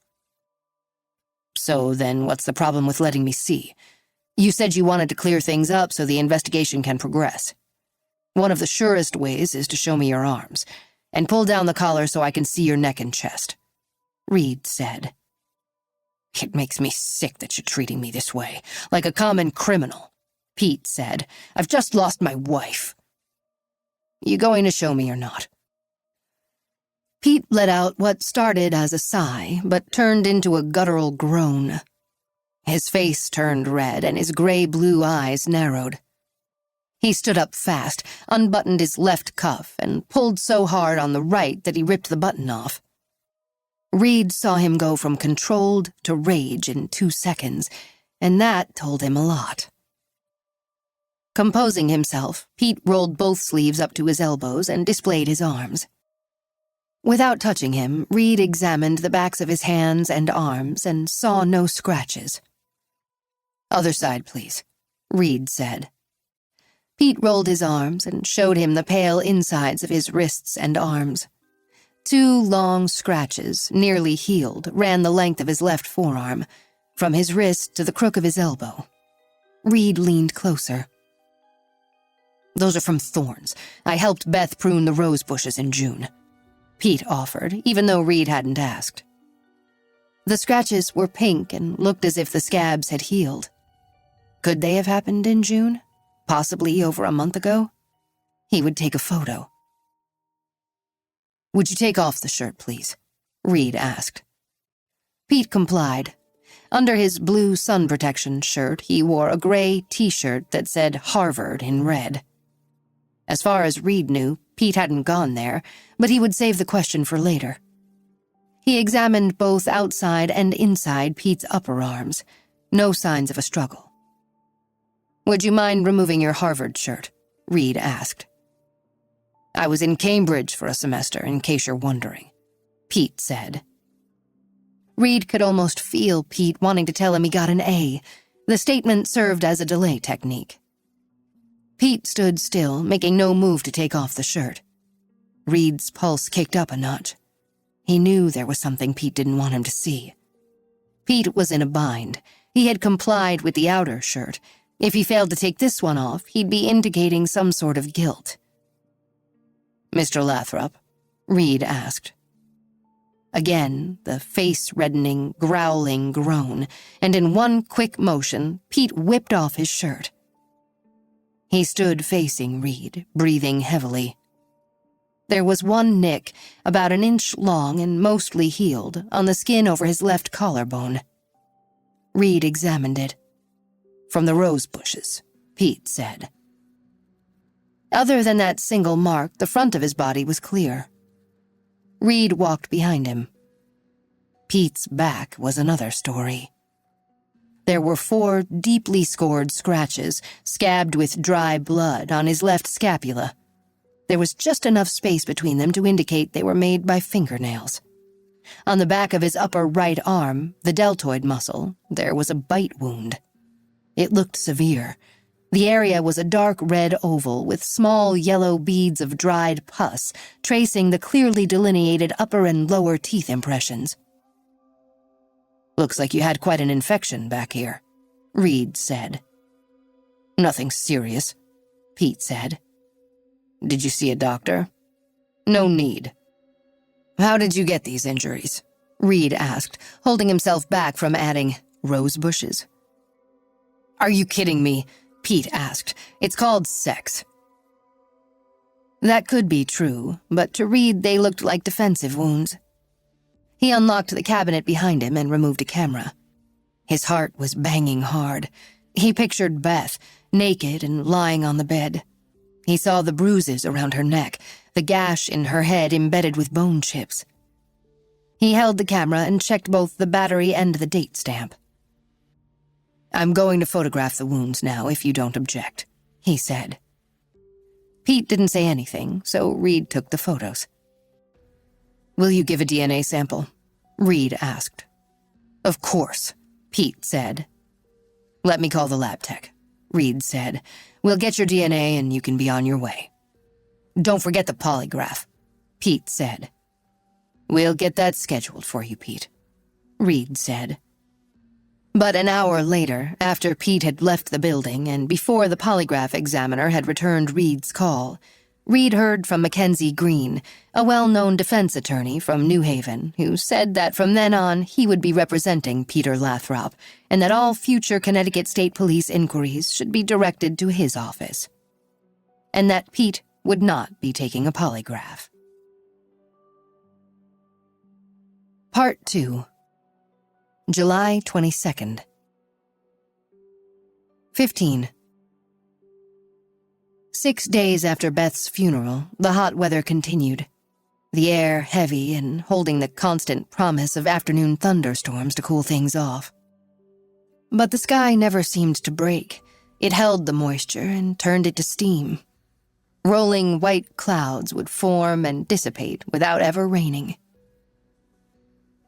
Nicola Corliss had grown up on the first floor of a two-family house behind Mickey's Pub in Groton, Connecticut.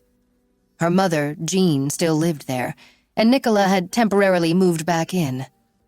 While her son slept in his portable crib, Nicola sat at one end of the sofa, her mother at the other. The window air conditioner rattled, failing to cool the room, but Nicola shivered. She doubted she would ever look at a window air conditioner again and not think of Beth. A docudrama about the royal family played on TV. Nicola glanced over at her mother, who was raptly watching a reenactment of Harry proposing to Meghan Markle. Her mother loved any show that featured English accents. When Nicola was young, her mother had told her stories about the girl whose mother sold violets in the snow to send her to Oxford. The girl grew up to study in the Bodleian libraries, live in Magdalen College, and dine in the 14th century Old Kitchen bar. The girl wasn't a princess like some of her classmates, but she had her own family tartan, and she was the smartest girl at the university. From the beginning, Nicola got the point. Education would get her out of the neighborhood. Her mother hadn't sold violets in the snow, but she'd trained as a pipe fitter and worked at Electric Boat. Building submarines for the U.S. Navy, she worked third shift so she could take Nicola to school and be there when she got home. They were Catholic and went to Mass every Sunday. Most kids from the parish attended St. Mary's from kindergarten through high school, but Jean had sent Nicola to the Williams School, a private day school across the river in New London, on the campus of Connecticut College. It cost a fortune, but she said it was worth it, and when Nicola began to hang out at the Lyman Allen Museum, also on campus, she was all the more gratified. Some parents would have wanted their children to gravitate toward business, engineering, science, subjects likely to lead to lucrative jobs, but not Jean. She had always believed that arts and humanities were the way to a good life. The people Nicola would meet, the enrichment of mind and soul, were what she wanted for her daughter. What she would have liked for herself. She rode Nicola hard to make sure she got the grades for acceptance at Yale and every other college she applied to. After 4 years at Yale and graduate school at Bard Center for Curatorial Studies, Nicola was ready for launch. She had had the drive, the desire to learn, a curious mind that had led her in fascinating directions. Yet here they were, two women with big visions, spending a summer day watching trashy television. Tyler sighed in his crib right beside Nicola and turned toward her, as if he could hear the sound of her breathing. Dreaming, his tiny fists tightly clenched, he shadowboxed the air. Nicola thought she would melt from love. "Is he hungry?" her mother asked. "No, just sleeping," she said. "Should we take him down to the beach?" her mother asked. "It's too hot." Nicola glanced at the window. Her mother usually kept the thin white curtains open, but this morning Nicola had pulled them closed. Detective Reed had shown up yesterday. His questions had led Nicola to think about things she wanted to keep buried, and now they were all she could think about. The detective had knocked on the door, asked if Nicola would be willing to talk to him. "Does she need a lawyer?" her mother had asked. "Not unless she wants one. That's certainly her right," he had said. "I'm fine, Mom," Nicola said, because she knew she was innocent. The irony was, when Pete had called her after being interviewed by the detective, she had told him he had to get a lawyer, that he should have done it before talking. And fortunately, he had been able to retain Mac Green, a legend in Connecticut. She turned to Detective Reed. "Ask whatever you want." They sat in the living room, her mother perched on the footstool beside her like a Drala warrior, a protector deity in the Tibetan art Nicola had studied at Yale. "When was the last time you saw Beth Lathrop?" the detective asked. "I'm not sure. I can't remember exactly," Nicola said.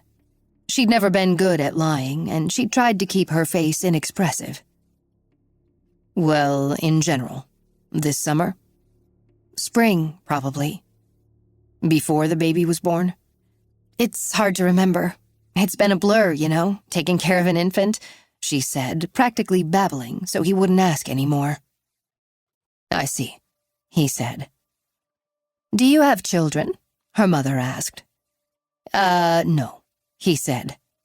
"Well," her mother said with a small laugh, "you can't possibly imagine what it's like, especially caring for a baby alone. It's hard to keep track of anything but formula and diapers." "I'm sure you're right," he said. He smiled and turned his attention back to Nicola. "I thought Pete would be helping more. By the way, I thought you two had moved into Beth's grandmother's house." "I wouldn't say moved in," Nicola said. "We stay there sometimes." "But you're here. Is there a reason you're not living together right now?" "I'm not sure that's any of your business," Nicola said. "Tell him, Nicola," her mother said. Nicola shot her a furious look. "Shut up," she thought. "Don't go there. Don't say anything." "Nicola, what happened?" the detective asked. "The name of the game is fear," her mother said. "Of what? Did he threaten you?" the detective asked. "Or hurt you?" "For God's sake," Nicola said, jumping out of her seat. "I'm not going to say anything bad about Pete, all right? There's nothing to say. He's completely devastated. His wife was murdered. And I moved out as soon as I heard.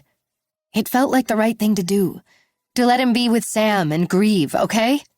And I needed that too." She choked up, thinking of Beth. "I loved her." "Oh, darling," her mother said, standing up to hug her. Nicola sobbed on her shoulder. She heard the detective rising from his chair. She glanced over and saw him place his card on the front table. "Please call me any time, Miss Corliss," he had said, and he had let himself out. Nicola couldn't stop crying after he left. She had so many feelings boiling inside: sorrow, confusion, guilt, and the most terrible yearning to go back in time and make everything be okay. She lay down on the couch and closed her eyes for 10 minutes, but she couldn't relax. She turned on her side, facing the front window and thinking about looking out. "I suppose you're hoping he's back," her mother said, watching her. "Mom, stop," Nicola said. But she knew Pete had been there early that morning, willing her to see him and come outside, return to him. Despite what she had told Detective Reed about leaving Matilda's house to give Pete time to be with Sam, there were additional complicated reasons that she was afraid to admit, even to herself. Jean went to the window, pulled the curtains wide open. From the way her shoulders stiffened, Nicola knew that Pete's car was idling across the street. Jean stared him down. "Mom, stop looking out." "No, I don't think so," Jean said, folding her arms and glaring across the street. "He must have watched the detective arrive and leave so he'd know when to station himself right back here in your face." Nicola knew her mother wanted Pete to see her angry expression, to feel her displeasure. It was more than that. Jean hated Pete. At first, she'd been so proud that Nicola was working at the prestigious Lathrop Gallery, but her pride hadn't lasted. She blamed Pete for wooing Nicola, getting her pregnant, diverting her from her high-achieving path, stealing her chance for excellence. Pete hadn't introduced her to his mother, and Nicola thought it was because Mrs. Lathrop would feel the same way about her, that she had ruined Pete's life. Nicola was still a Catholic girl at heart, and she knew that adultery was a sin. She wouldn't trade having Tyler for anything, but she felt guilty for so much of what she'd done. She believed she would have to pay for it somehow. "Pete wants us to work it out," Nicola said. "Well, I hope you don't want that." "That's why he's here," Nicola said. Her mother didn't turn around. Nicola was glad because she didn't want to see the shame and disappointment in her mother's eyes. Nicola had fallen in love with a married man and had had his baby. In her mother's view, Nicola had ruined her life as well as Beth's and her family's. Her mother would never understand how Pete had helped her feel like part of an alien world, how he had taken her under his wing and assured her she belonged, that she was as good as all the rich people who bought art. He had come from a working-class background just like Nicola's, and it was as if he sensed every insecurity she had. He gave her what she needed, a level of acceptance and understanding, even before she knew she needed it. He was a magician who could read her mind. He made her feel adored. "He's Tyler's father," Nicola said. "Women have raised children alone before," her mother said, tapping her own chest. "Case in point." "I know, and I'm so lucky I had you, but Dad left. He didn't give you a choice. Pete's right here. We just have to get through this. It will get better." "Through this?" her mother asked, finally turning from the window. "His wife's murder? The fact he's a suspect? And that you are?" "I'm not." "You're not stupid, I know that," her mother said. "But in this case, you are being a fool. It was written all over that detective's face. He thinks he's killed her for you, to be with you. He might think you planned it together." "That's crazy. I never would, and Pete wouldn't either. And he didn't. Mom, you know the art market. The painting that was stolen is extraordinary. I can't even imagine trying to set a price for it. That's the motive. An art thief killed Beth for moonlight. And it's not the first time it's been stolen, or caused a death." She said it with conviction, precisely as if she really believed it. "You're being naive," her mother said. "You'd rather believe in a cursed painting than see the truth. Your boyfriend killed his wife." "You don't know what you're saying. This is a terrible time for Pete. To lose Beth this way? He's beside himself," Nicola said. Tyler stirred in his crib, waking up. She lifted him out and nuzzled his head. "What I understand is that it's terrible for Beth, and her daughter, and the baby, and her sister." "Mom, I know. I'm heartbroken. Pete is too." Her mother was tall and strong, her hands calloused and rough from her job. She had sharp cheekbones and a long, straight nose she'd inherited from her French-Canadian father and English mother. Her long, dark hair had a single, wide, white streak on the left side that had been there as long as Nicola could remember. She was the creme brulee of mothers, hard shell on the outside, total mush on the inside. "You sound very sympathetic to Pete," Jean said. "Of course." "Then what are you doing here?" Jean asked in a flat tone. I know you had a fight. I realize there's stress," her mother said. "But some women get through that without running home to their mothers. Honey, I know you're scared. You are scared to death. I don't know what he did to you. Put the fear of God into you, I can tell. Did he hit you? Knock you down?" "No, Mom, he would never, I swear." "Did he confess to you?" "I told you, no." "Nicola, I know my daughter. I can tell when you're lying. And when you're terrified." I think you know he did it. Either he told you or deep down inside you just feel it." "You are so wrong," Nicola said. She tried to sound as if she was outraged at her mother's ideas. She told herself the man she loved could never have killed anyone. But she stayed awake as long as possible every night because every time she fell asleep, she dreamed of seeing Pete with his hands around Beth's neck. She kept trying to tell herself dreams meant nothing. She was probably reacting to his anger, the intensity of it right after Tyler was born. Pete had still been officially living at home with Beth and Sam, but spending every possible moment with Nicola and their son. He would apologize, telling her he loved Tyler, if only she would quit nagging him to leave Beth. If only she would keep the baby quiet when he visited so he could think. He was a brilliant man, and changing diapers was beneath him. So, to keep him happy, she had tried so hard to push aside her wish that they could be a real family, living together during these first days and weeks of Tyler's life. She loved taking care of their baby. She wanted Pete to love him as much as she did.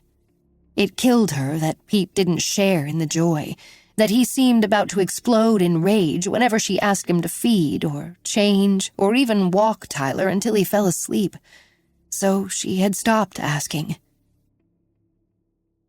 What had happened to the girl from Bard, that strong, funny, sexy, smart, sure of herself person named Nicola? How could someone so dynamic have turned into a mouse? She was positive that if she ever met her old self, she'd be scared of her. But she wasn't scared of Pete. She told herself that over and over. The pressure of the police investigation was getting to him, because he wanted them to go after the person who had invaded their home and killed Beth instead of wasting their energy on him. Not because he had anything to hide. Well, almost anything. Nicola thought about what she'd seen Pete stash in the boarded-up dumbwaiter in the upstairs hall, above the kitchen in Cloudlands. Murderers kept trophies, didn't they? Is that what Pete was doing? She bit her lip hard, trying to block the image from her mind. It didn't work. It had absolutely devastated her to see him doing that, and that's when she had left. She had driven straight home to her mother. But she had to admit to herself, even before Beth's murder, she had started to wonder whether he could hurt her and Tyler. She told herself now that she was being crazy. He hadn't killed his wife and unborn baby. He wasn't keeping trophies. His current moods were related to helplessness over the ridiculously misguided investigation. He needed Nicola as much as she needed him. He had always told her she brought light into his life. Her fear was so misplaced. She sighed and rose to her feet. "What are you doing?" her mother asked. "Going home with Pete," she said. "Please, no," her mother said. "Listen to your gut. I know you, sweetheart. You came here because you're terrified." "That is not true. I just had to—" "What?" "Let him get through the funeral. Beth's cremation. But now it's over, and it's time for us to go home." She went into her old bedroom, packed up Tyler's diaper bag and her backpack with the few things she'd brought with her, and kissed her mother goodbye. Jean didn't say a word. Carrying Tyler, Nicola walked out the front door. Pete grinned through the windshield, his blonde hair tousled, his pale gray-blue eyes shining with expectation and happiness. He got out of the car, opened the back door, took Tyler and buckled him into his car seat. He turned to Nicola, wrapped her in his arms, rocked her as they stood right there on the sidewalk. She knew her mother was watching. "It will be better," he whispered into her ear. "I promise. I love you so much." "I love you too," she whispered, closing her eyes. Just before she did, she spotted a big black car parked down the street. Was it the detective watching her? Were she and Pete about to be arrested? Or maybe it was just a car service waiting to drive one of the neighbors somewhere. She didn't know what to think anymore. She closed her eyes so tight she saw stars. 16. Kate flew through the cerulean sky, holding the controls steady as the Citation 10 hit turbulence over New York. She looked down at towering cumulonimbus clouds threatening thunderstorms on the ground. The jet bucked. Charlie McDougal, her co-pilot, had white knuckles.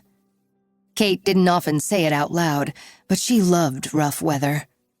She did her best to steer above or around it for the passengers' sakes, but when it was unavoidable, she rode through it and felt exhilarated, the way she imagined ocean-racing sailors welcomed high winds and big seas and the chance to perform to the max. She began her descent, and the clear blue gave way to dark gray. Clouds boiled around the jet, but she'd left the thunderheads over Fairfield County. No lightning in eastern Connecticut, just rain and the first storm gusts blowing in. After one stomach-dropping bump, she touched down at Groton, New London. "That was special," Charlie said. Kate laughed. Taxiing from the runway to the terminal, she was surprised to see Connor's car parked outside the anchor fence, windshield wipers going. They hadn't made plans to meet.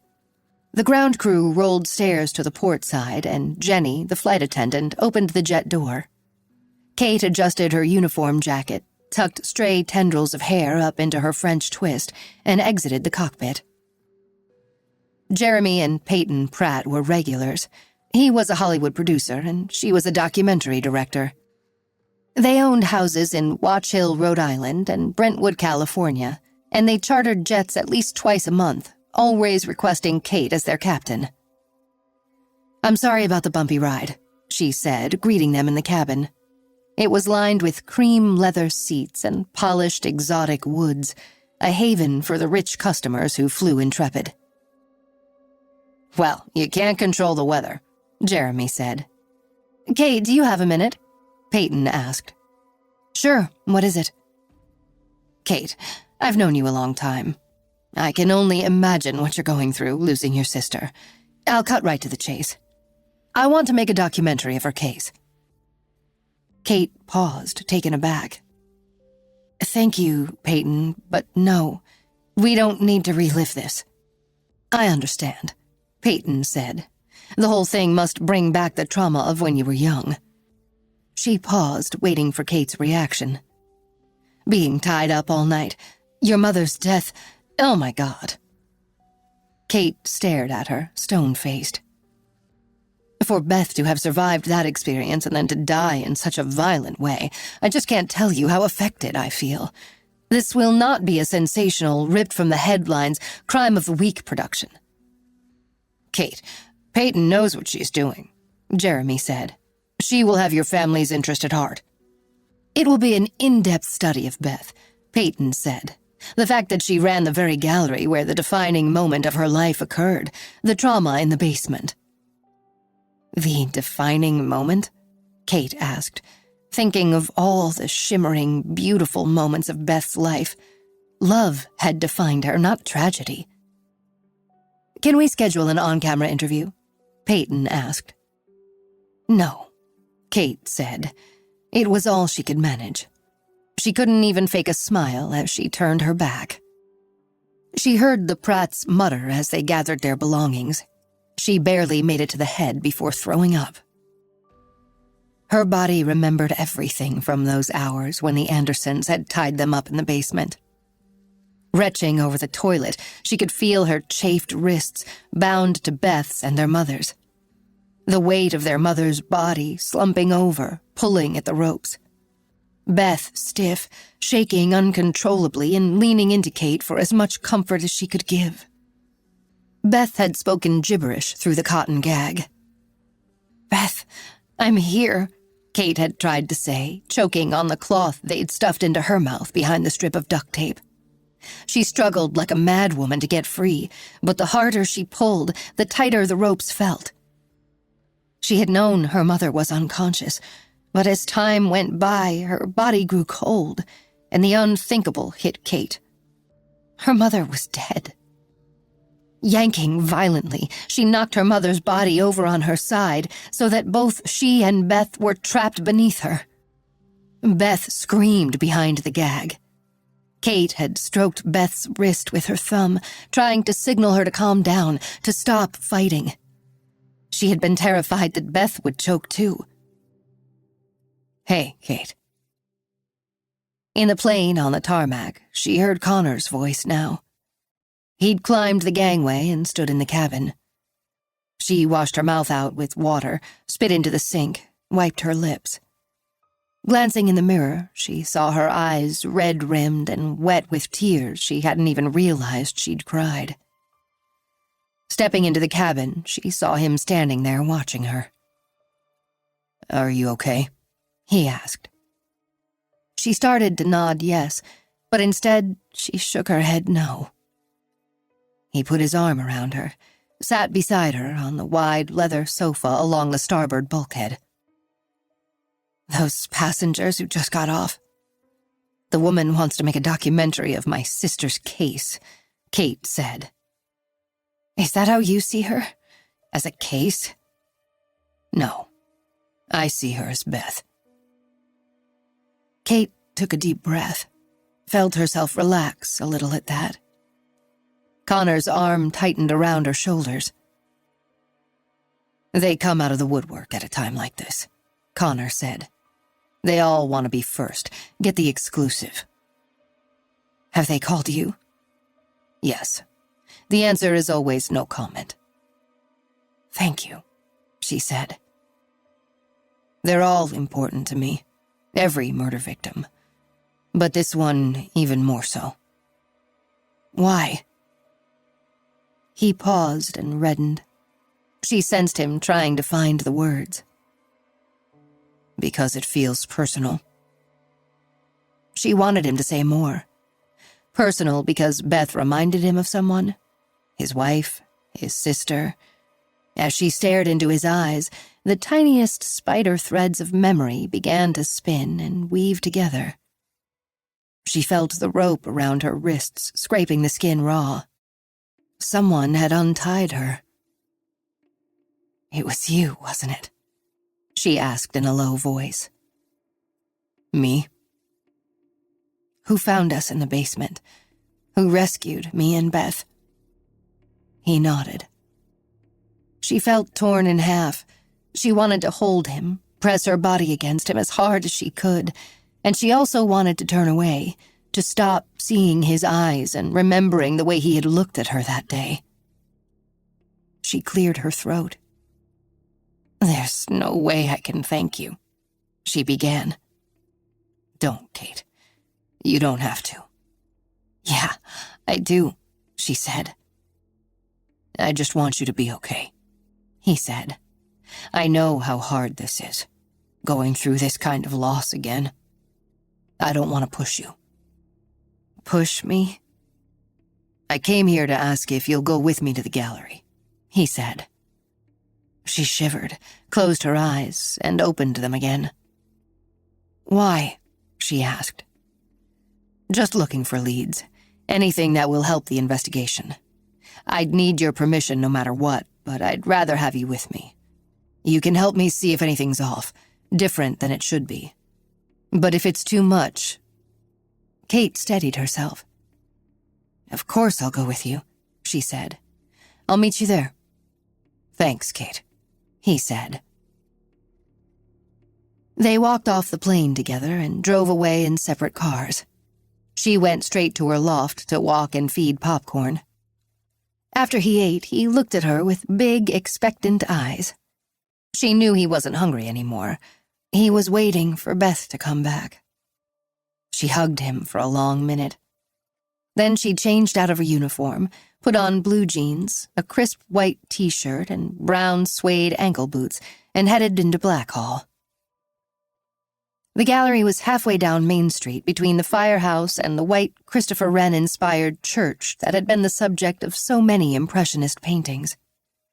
She directed Connor to park in the gallery's driveway. The Victorian house had once belonged to Lydia Stuart Smith, the benefactor who had founded the town's library and had been impeccably restored with a bequest from Matilda. The house-turned-gallery had been an almost enchanted sanctuary during her mother's lifetime, a place where Kate and Beth had spent rainy days and gotten lost in stories created by the paintings. Kate had loved the house as a child, but when she entered it now, it felt like a tomb. It reminded her of crime and unbearable loss. She unlocked the front door. The space was very much as it had been in her grandmother's day. Wide plank pine floors, 8/8 windows, white walls hung sparely, each with 1 or 2 large-scale, gilded-framed 19th-century paintings. A fireplace with a white marble mantel hadn't been used in recent years. Upstairs was a second gallery space. There, the walls were packed tightly with small paintings, drawings, and etchings, floor to ceiling, salon style, the way art was hung in Gertrude Stein's home at 27 Rue de Fleury. The arrangement had inspired Matilda during a visit to the house in Paris immediately after the war. Beth and Pete shared an 1875 mahogany partner's desk, flush against the back wall. One of Beth's sweaters hung over the back of her chair. Kate's fingers trailed over the soft blue wool. She felt vertigo imagining how recently Beth had sat here. Her sister's work surface contained stacks of books and monographs. Across the desk's tooled green leather surface, Pete's work area was laid out with invoices and letters. His chair had been neatly pushed in. She wondered what it had been like for Beth to spend her days sitting opposite the husband who had betrayed her. "What are you hoping to find here?" she asked. "Mainly the missing canvas," he said. "Moonlight." "So you still think Pete did it?" "He's my strongest suspect." "You think he'd put it in the gallery? Isn't that a little obvious?" "Pete thinks he's smart, right?" "That's for sure," Kate said. "Well, I believe he'd hide it in plain sight. Rolled up with other canvases, hanging on the wall, anywhere, and he would laugh at everyone for not figuring it out." Kate nodded. They started at opposite sides of the room, taking down every frame, looking behind the paintings. Connor lifted the antique rugs, checked the umbrella stand, went through the upright compartments in the third-floor storage room. He moved slowly, taking his time, meticulously gazing at the art. "Could someone have painted over the original painting to hide it?" he asked. "Pentimento," Kate said. "Theoretically, yes, but I can't imagine Pete would have that done with a picture that valuable." "Have that done?" Connor asked, jumping on the phrase. "Pete's not an artist. He would have had to hire someone." "Well, he must know a lot of painters. What about Nicola?" "She's an art historian, not an artist. She wouldn't be able to pull it off." "Then someone else?" "Who's going to desecrate Moonlight, then not come forward after hearing Beth was murdered?" "You'd be surprised what people do," Connor said. Kate couldn't disagree with him. She thought of her father. Her gaze was pulled to the basement door. When she dreamed about what had happened to her family down those stairs, she always saw her mother and father dissolving away. They had turned into memories. She drifted away from Connor, back to the partner's desk, and sat in her sister's chair. Beth's absence felt as real and solid as the furniture.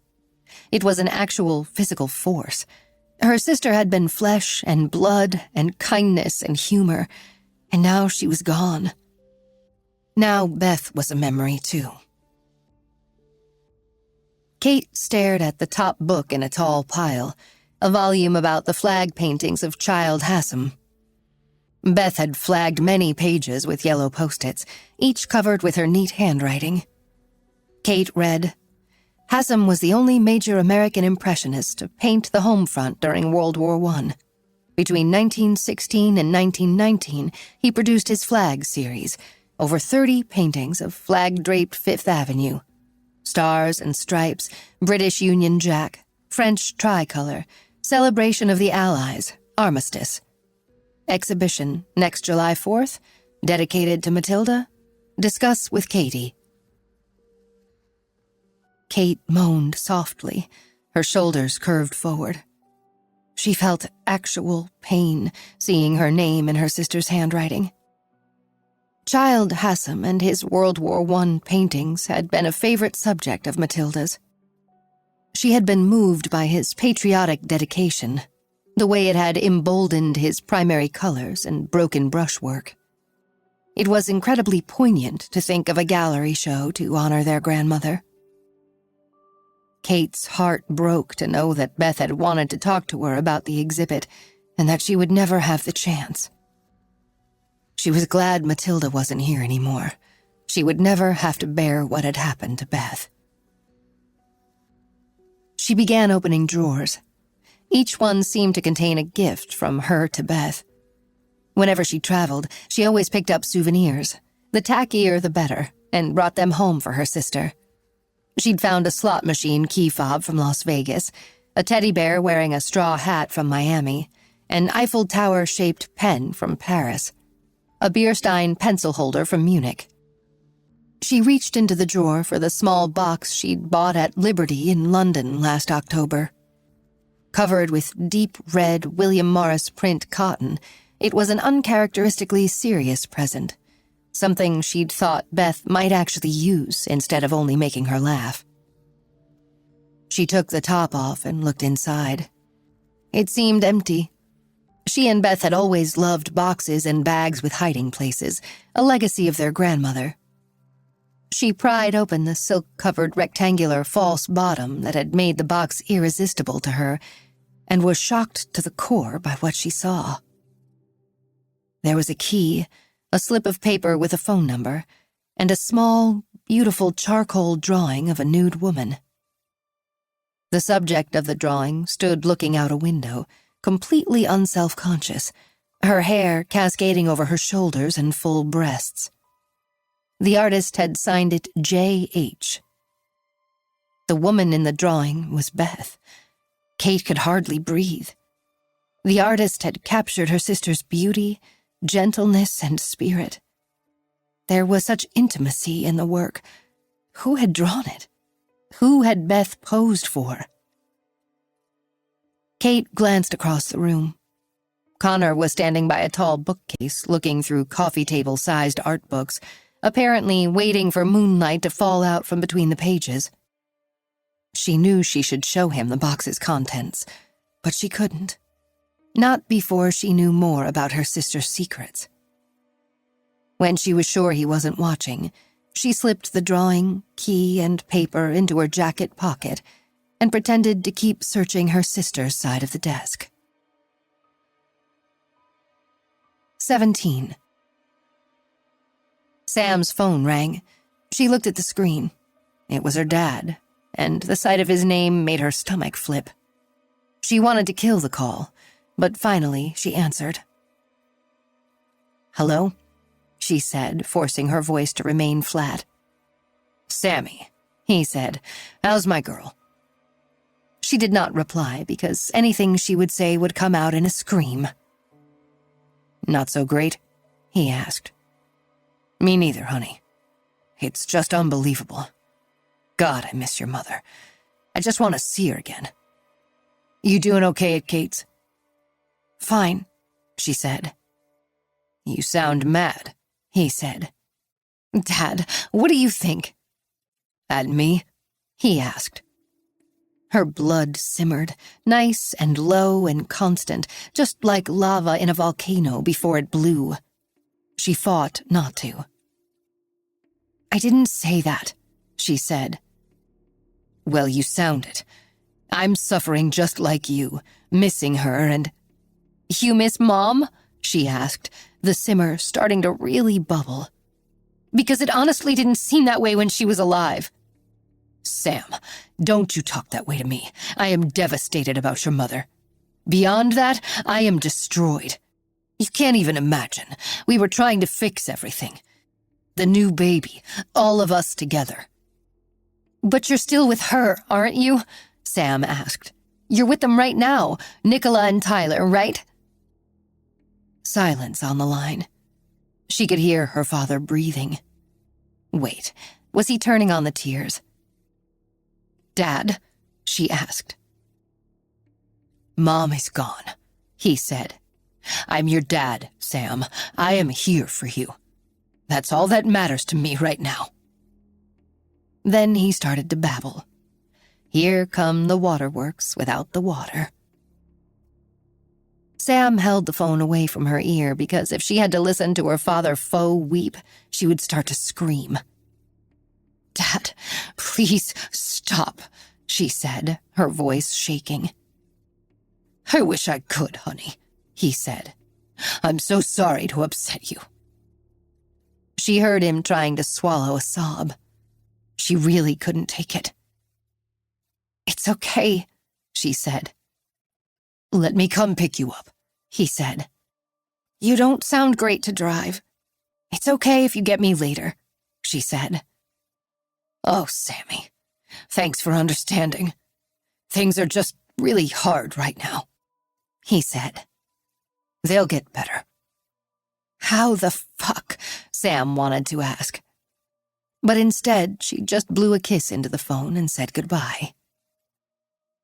After hanging up, she closed her eyes. She didn't like the way he always brought pity out in her. She hated herself for thinking that sometimes he faked crying.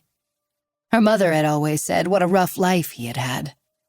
Born without money, always wanting it, his father dying young, his mother working just to put food on the table. Sam had never really understood how bad it was. But now that her mother had died young, she did. 18. They'll get better? Had he really just said that to Sam? Her mother had been murdered. Pete was waiting to hear back from his lawyer. Everyone said Mac Green was one of the top defense attorneys in Connecticut, but Pete found him incredibly annoying. He didn't have the courtesy to return Pete's calls in a timely manner. In fact, if Nicola hadn't insisted Pete engage a lawyer, and if Lee Ackerley hadn't asked around and gotten a referral to Mac, Pete would have been happy handling the situation on his own. One thing Pete hated was someone telling him what to do and how to do it. Mac was an old-school, old boy, white-haired Yaley who had rules for his clients. One was no taking a lie detector test, no matter what. Pete stared at his phone, pissed off that it wasn't ringing. As soon as Mac deigned to call, he was going to hear Pete's rules. He had a few of his own. Beth had died angry at him, and she had had every right to feel that way. Waiting gave him too much time to think, and his mind kept racing through all the things he could have done differently, starting with letting Nicola stay in Beth's grandmother's house. It had been a horrible, disrespectful thing to do. His mother would be even more ashamed of him if she knew. At least Beth had left that detail out when she had called to tell her about the affair with Nicola. She had run straight to his mother, knowing that would hurt him more than anything. Maybe he deserved it. He literally could not bear to think about what he had put Beth through. And Nicola, too, for that matter. Nicola had loved being at Cloudlands at first, but even that had changed. He couldn't believe she had actually taken Tyler home to her mother's. What a slap in the face that had been. It had made him feel he didn't matter.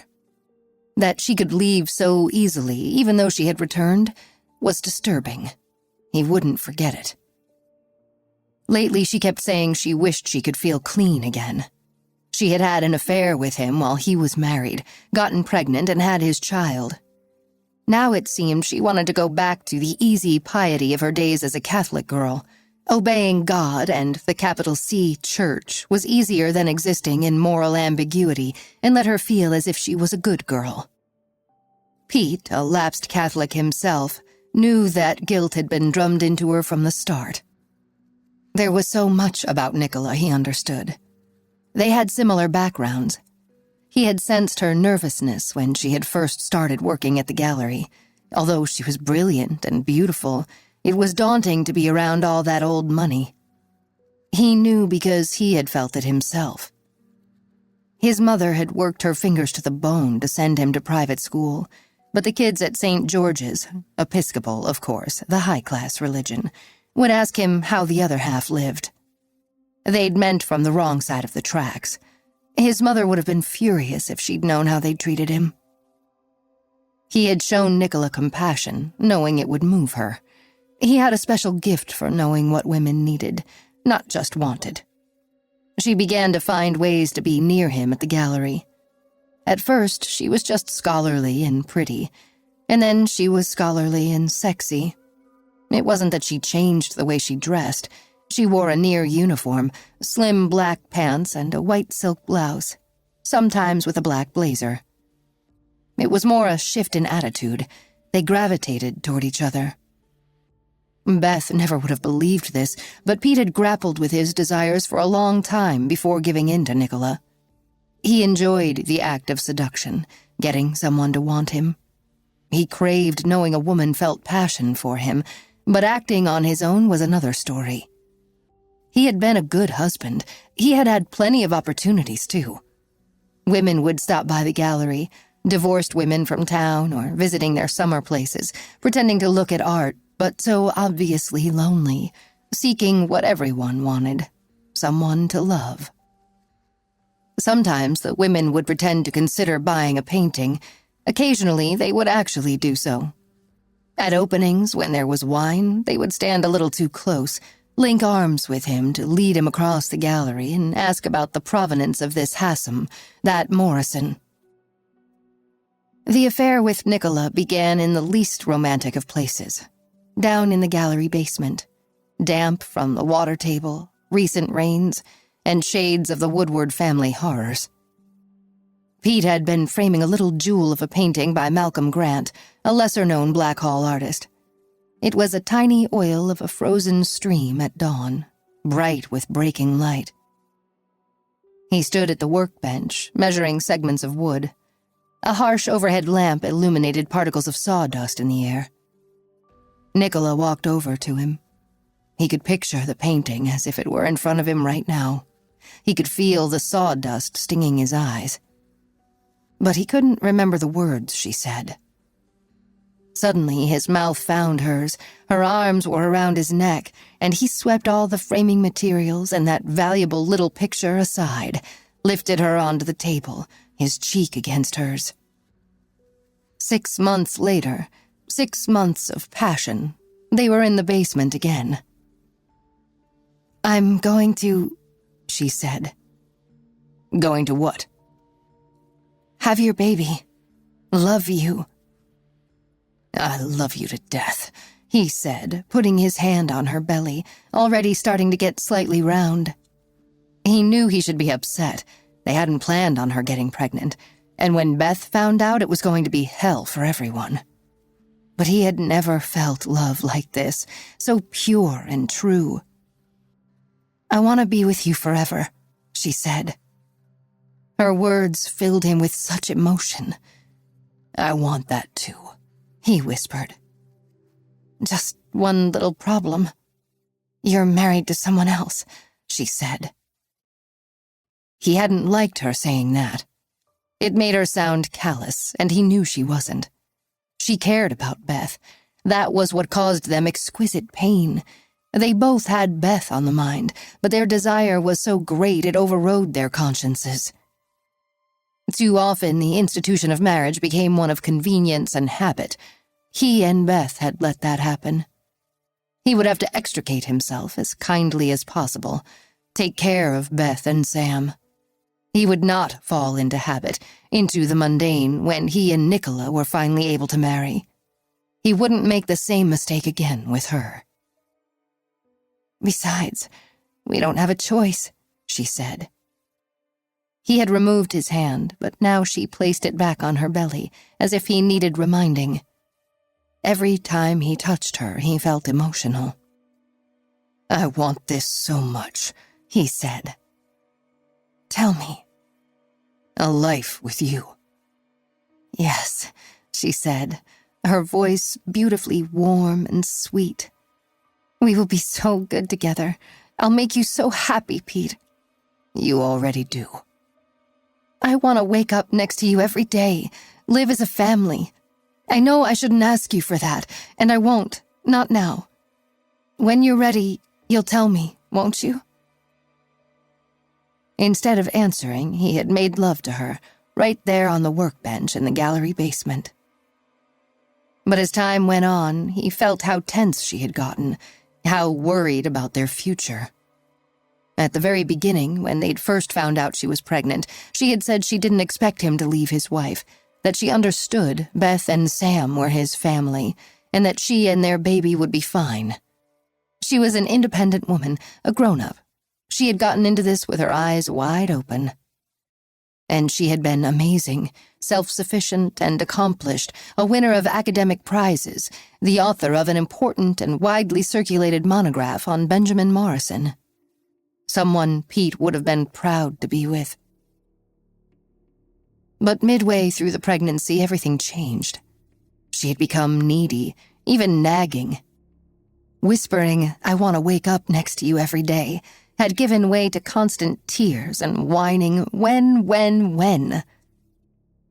By the time she gave birth, he had watched her confidence drain away, witnessed this gorgeous, brilliant woman transform into someone who couldn't completely lose the baby weight, who smelled like Tyler's spit-up, who would rather read parenting magazines than keep up with trends in curation and advances in her work as a conservator.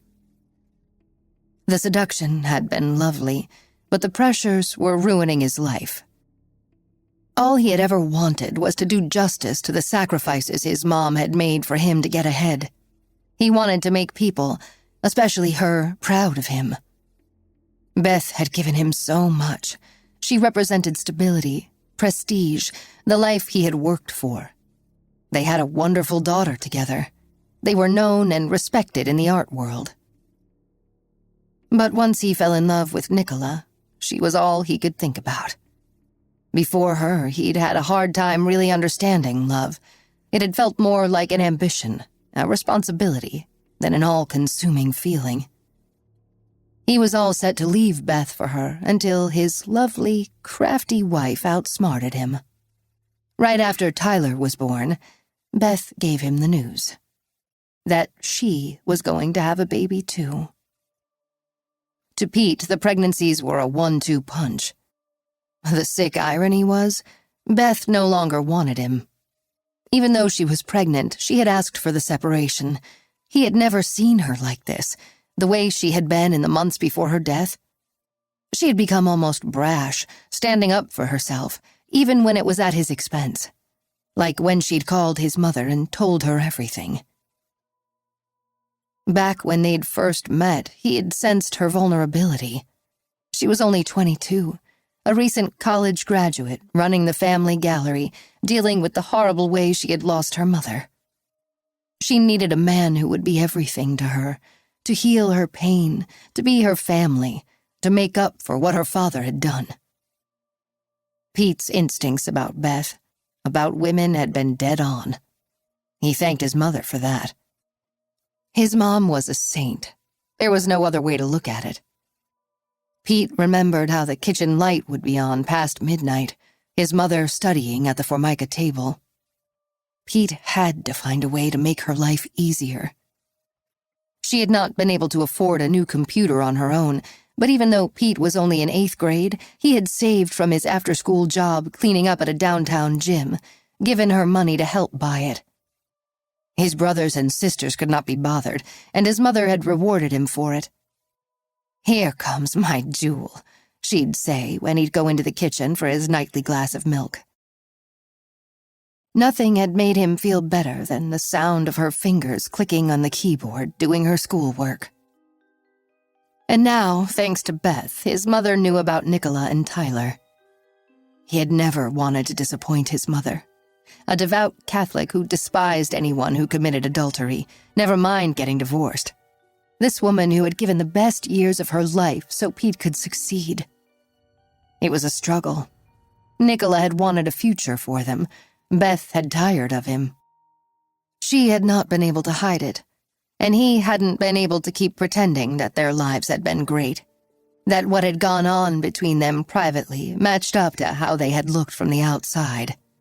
The perfect Blackhall couple with the elegant art gallery and big house and lovely, brilliant daughter. He'd made a fucking mess of everything, and now he couldn't go back and fix it. Not at all.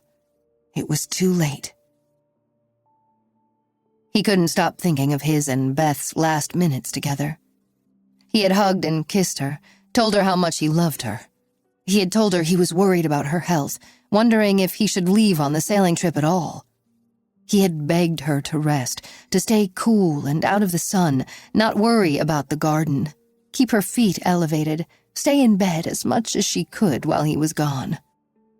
He ran through these thoughts over and over until he could feel them happening again. Hugged, kissed, I love you, worried, you need to rest, Beth.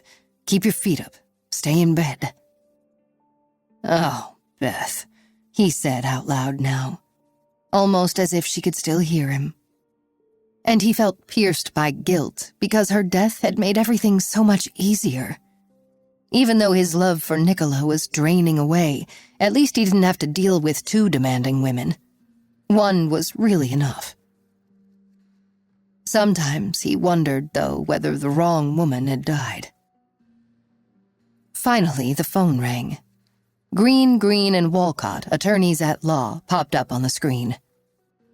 "Mac," he said in his most jovial way, "finally we speak." "Sorry, Pete, I was in court all morning. What's up?" "I really need to know when you're scheduling my polygraph." Silence on the line, then Mac's low voice. "We discussed that. I strongly advise against it." "Right. You don't like your clients taking them. But guess what, Mac? I don't know about your other clients, but I'm innocent. I need to prove that as soon as possible so Reed and the rest of them start looking for the actual murderer." "Pete," Mac began. "I have to insist on this," Pete said. "If you don't want to represent me anymore, fine. I'll do it on my own." After they hung up, Pete felt pleased by the way he had stood up to the big, fancy, waspy lawyer. Mac relented and was going to accompany Pete to the examiner's office, as Pete had known he would. No lawyer would want to lose a client like Pete. And Pete would nail the exam, just as he had every test he had ever taken. He was a member of Mensa. He doubted very much that Mac could say the same. Closing his eyes, he ran through the last moments again. Hugged, kissed, I love you. Worried, you need to rest, Beth. Keep your feet up. Stay in bed. 19. Should we go school shopping? Kate asked. Sam lay on the sofa, texting. Morning light streamed through the loft's tall windows, bouncing off the red brick wall, casting a blush on Sam's face. She didn't look up. I need to get my phone fixed, she said. That one seems to be working fine, Kate said, considering you're always on it. I dropped it and the screen cracked, Sam said. She stopped, raised her thumb, and showed Kate the beads of blood. Why are you typing on broken glass? Kate asked, nudging Sam's legs over and sitting at the other end of the sofa. I don't know, Sam said. We'll get you a new one, Kate said. Sam shook her head. I just need a new screen. I'm keeping the phone. Mom gave it to me. It was a warm day, but Sam had wrapped a blanket around herself. Kate tucked it more tightly around her legs, not looking into her eyes. She understood. There was a plastic water bottle in the back of her car that Beth had left there one day in July. They had gone to the Arboretum at Connecticut College to walk through the trees and sit in the shade, and Beth had drunk from the bottle. Kate kept hearing it rattle around, hollow and dull under the driver's seat, but she wouldn't throw it out. Let me see the screen, Kate said. Sam handed her the phone. It had a rose gold case. Beth had thought it pretty and that Sam would like it. She'd driven to the Apple store at Providence Place and bought it the first day the new iPhone had come out. It had a good camera with telephoto enhancements, and Beth had hoped Sam would start taking pictures. She had never stopped encouraging Sam's interest in art. Any form would do, from photography to watercolors to the dry and more scholarly pursuit of studying other artists' work. "To answer your question," Sam said, "I don't need school things." "I thought all kids did." Sam shook her head again. "I don't want anything new." "No?" "I don't want anything that Mom hasn't seen, hasn't touched. If I got new shoes, she'd never know about them. Or a new jacket. She'd never be able to tell me she liked it, or didn't like it, or button it up for me the first time I wore it. She still did that, you know? It was so funny. I'm old now, but when I got my winter coat last year, she did all the buttons for me before I walked out the door to get the bus." "You're not old now. You're just 16. You were always hers, and you still are. Her little one." "Yeah, I know." Kate's chest tightened. She wanted to do and say the right thing. She had always been an on-the-sidelines aunt. She'd loved this girl from the minute she first met her as a tiny, red-faced infant in the hospital, the third to hold her after Beth and Pete. But Kate lived the life of a pilot, more at home in the sky than on Earth. She had avoided relationships and commitments since she was 16. How could she, right now, be everything Sam needed? "What should we do today?" Kate asked, "besides get your phone fixed?" "I was thinking," Sam said slowly, "that I should go home." That stopped Kate in her tracks. She pressed her lips together, gathering her thoughts. She wondered if Sam knew that Pete was basically living at Matilda's. Kate planned to kick him and Nicola out, but she'd been too absorbed in Sam and racking her brain to figure out where the funny little key she'd found in Beth's drawer fit. "I want you here," Kate said.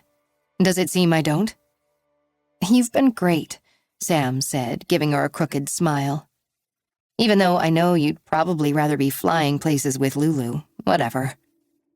"There's time for that. But right now I'm concentrating on you," Kate said. "You're a lesbian like Matilda was, right? In love with Lulu? It's obvious. Why won't you come out?" "I'm not," Kate said, not completely surprised by Sam's assessment, but knowing the truth would be too hard to explain. "In this day and age, is it seriously so hard for you to be honest about yourself?" Sam asked. "You're allowed to be who you are. Do I have to be the one to tell you that? Didn't your grandmother and Ruth show you?" "Sam," Kate said, wanting to shut the questions down. "Okay, whatever," Sam said, grabbing her phone back, frowning with little lines of hurt furrowing her brow. Despite the splintered screen, she gave it all her attention and resumed her swift double-thumb typing. Kate knew that Sam would have liked her to confide in her, to have an adult moment, a grown-up aunt and niece moment in which Kate told her what she never told anyone. And Kate was pretty sure her niece expected to hear Kate say that, yes, she was a lesbian. She might have been surprised to hear that Kate wasn't anything. She felt wild, bottomless love for Lulu, and for Beth, and Sam too, for Scotty. But since that day in the basement, she had never felt romantic love, not even slightly. Parts of her heart and body had shut down during the hours of imprisonment. Before that, her mother had called her boy crazy. She knew only one way to fall in love, madly, and it had started in first grade. Every school year, she would be entranced, fascinated, in love with one particular boy. Billy in first grade, Dennis in second, Palmer in third, Patrick in eighth, all the way up to Michael when she was a sophomore. She would dream about them when she was really young, turn bright red if they spoke to her. She couldn't wait for her first kiss. And it happened when she was 14 and went with Patrick Riley to a beach movie. Whatever was playing, they didn't bother to watch. They walked to the end of the beach and skipped stones into the dark water. She found the flattest, most perfect scaler. When she handed it to him, he pulled her close. The kiss was fire, and she melted through the soles of her feet right into the sand. Patrick was her boyfriend until sophomore year when his family moved to New Hampshire. Kate had cried for a month. Then Michael asked her to frostbite with him. Frostbiting was sailing in winter regattas when the water was cold, sometimes crackling with ice. They would bundle up in dry suits, sail even if it was snowing, both of them so competitive they'd put the rail under and sometimes capsize. The crash boat would rescue them, and one of Kate's favorite parts of the race would be warming up with Michael in front of the fire at the yacht club. They would sit close to each other on the sofa, arms touching, drinking hot chocolate and plotting how they would annihilate the competition the following Sunday. One time he reached for her hand. The next week she scooted across the sofa and put her head on his shoulder. From then on, they began losing regattas because they'd rather be kissing than racing. Frostbite season ended, then came the spring series, and by summer they had figured out how to balance making out with high-performance sailing. They were 16, and Kate had started fantasizing about the next step. She and Michael were in love. Every time they were together, they went a little further. They would lie together, holding each other, and she would imagine what it would be like with their clothes off, and the thoughts would start to take over and keep her from being able to think of anything else. Then she didn't have to imagine anymore. She lost her virginity in Michael's bedroom while his parents were at work. His body was hot and gave her a fever. She literally got delirious, her head spinning so hard when he touched her breasts and between her legs, when he entered her, that she couldn't breathe and wasn't sure whether she was awake or dreaming. She hadn't known bodies could do that. Lulu had been jealous. She had never told Kate how she felt about her, but Kate knew.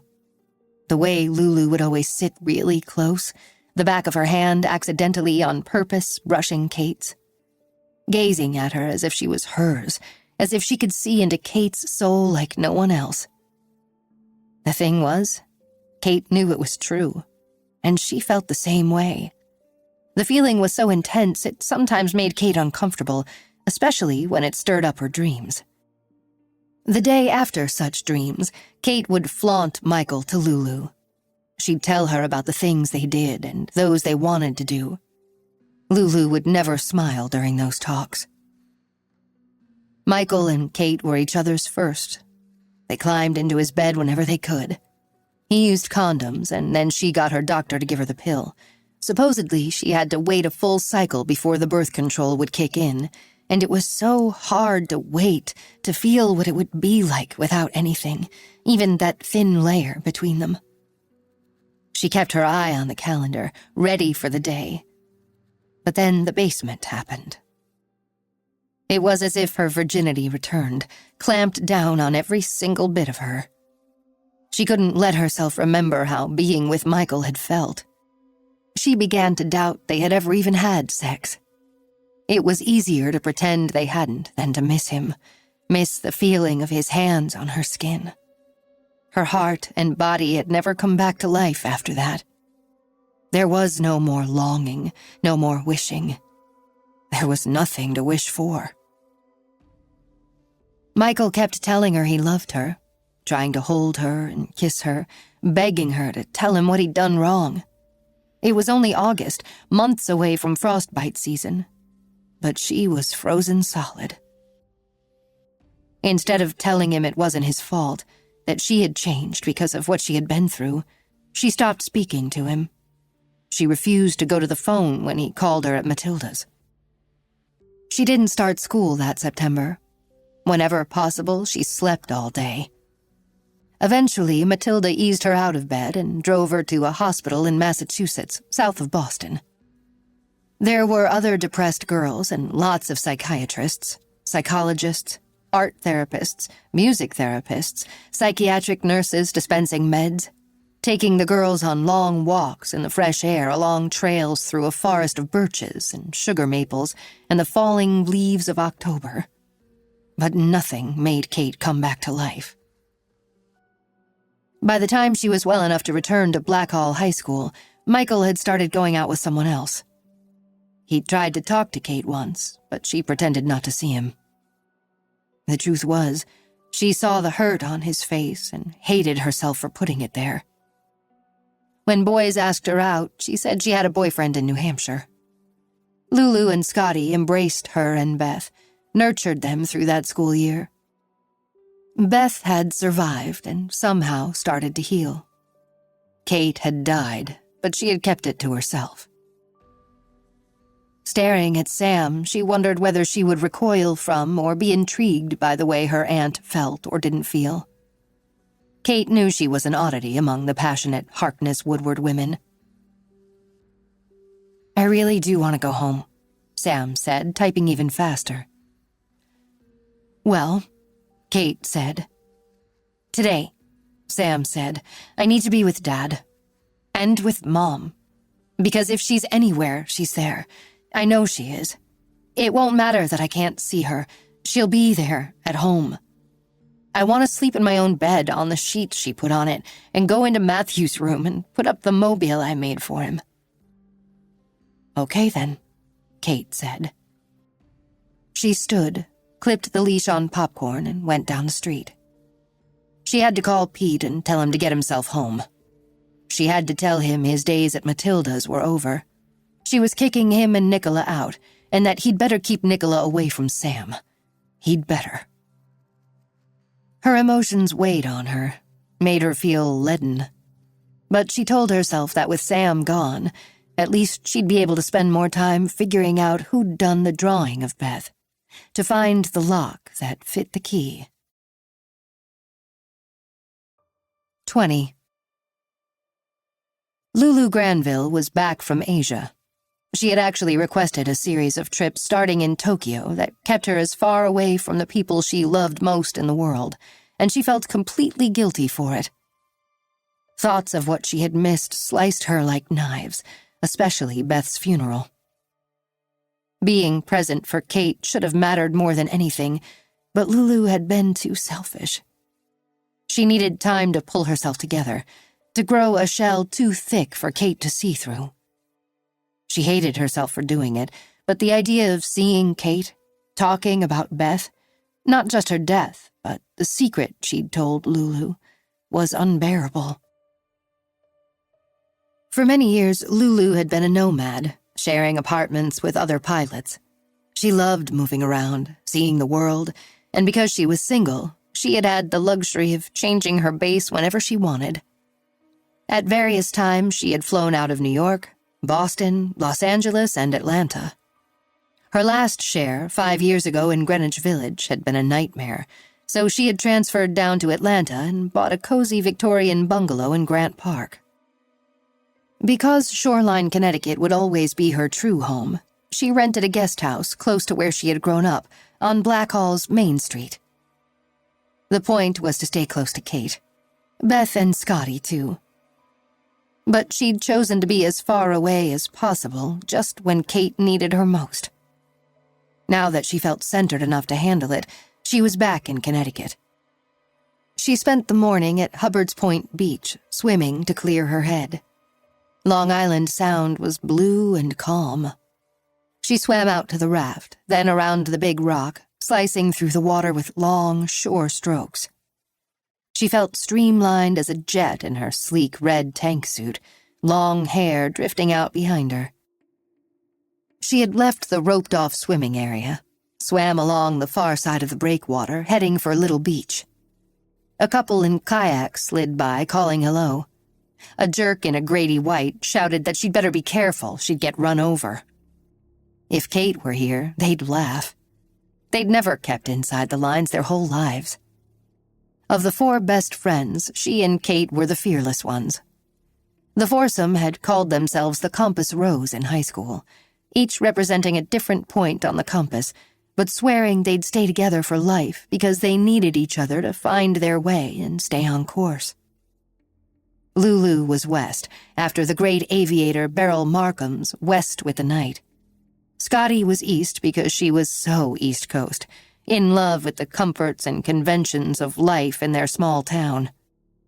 Beth was south, her personality as warm as the sea breezes off South Carolina, as sweet as magnolias.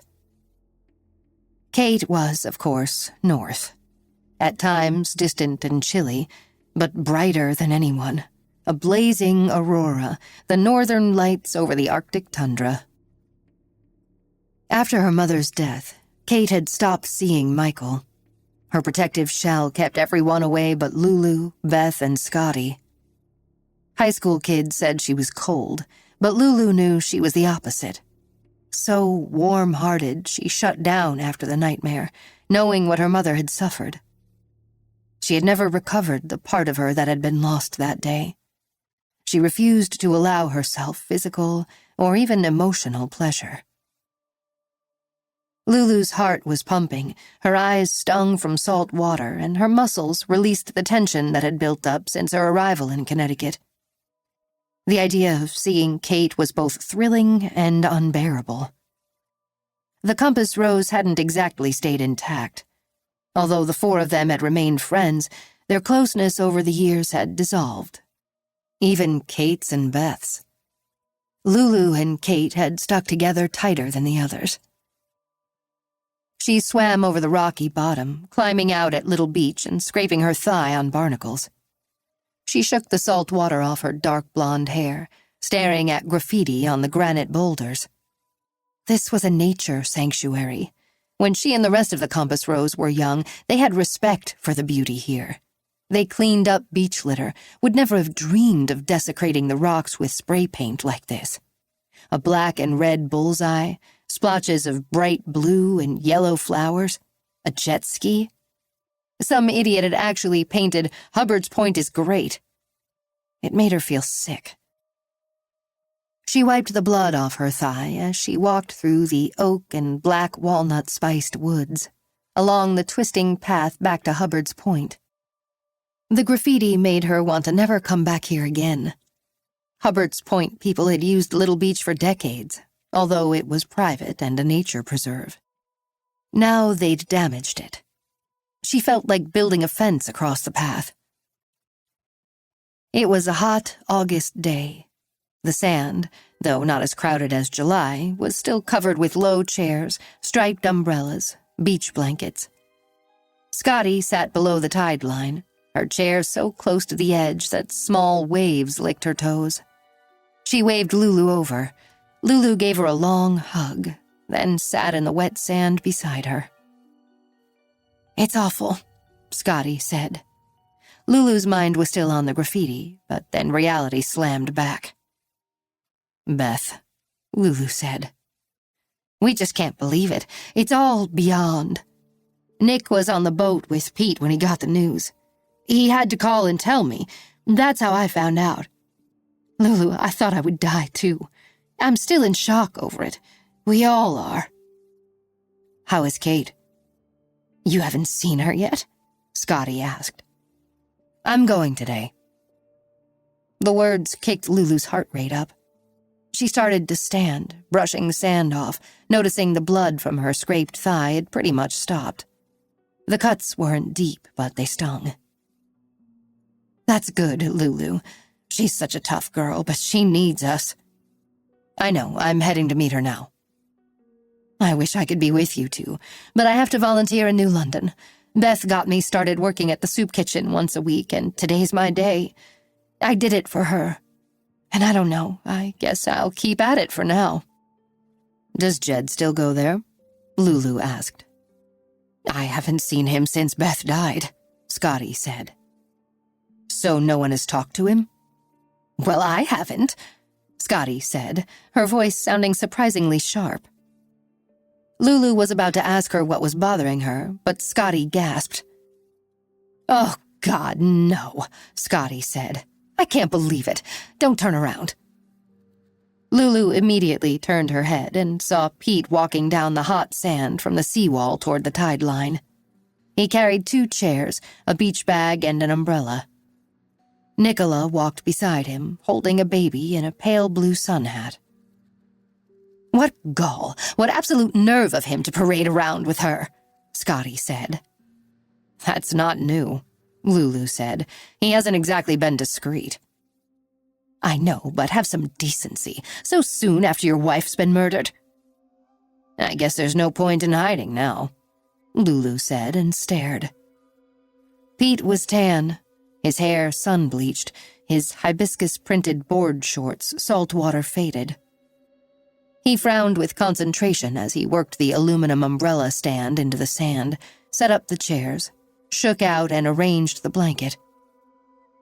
Lulu's stomach clenched because she recognized it. A Hudson Bay blanket from L.L. Bean. She knew where Pete had found it.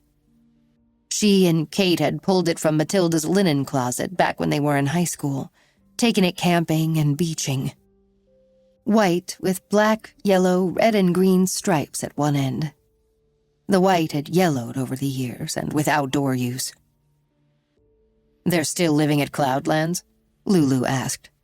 "Yep," Scotty said. "So far, Sam hasn't wanted to go home, so that's his excuse." "I can't see Kate letting them stay at Matilda's much longer." "Why Beth did, I'll never know," Scotty said. Pete held the baby while Nicola settled herself on the blanket. She smiled as she reached up to take her son. Pete's face was impassive. Or was that still a frown? The wrinkles in his brow, his set mouth.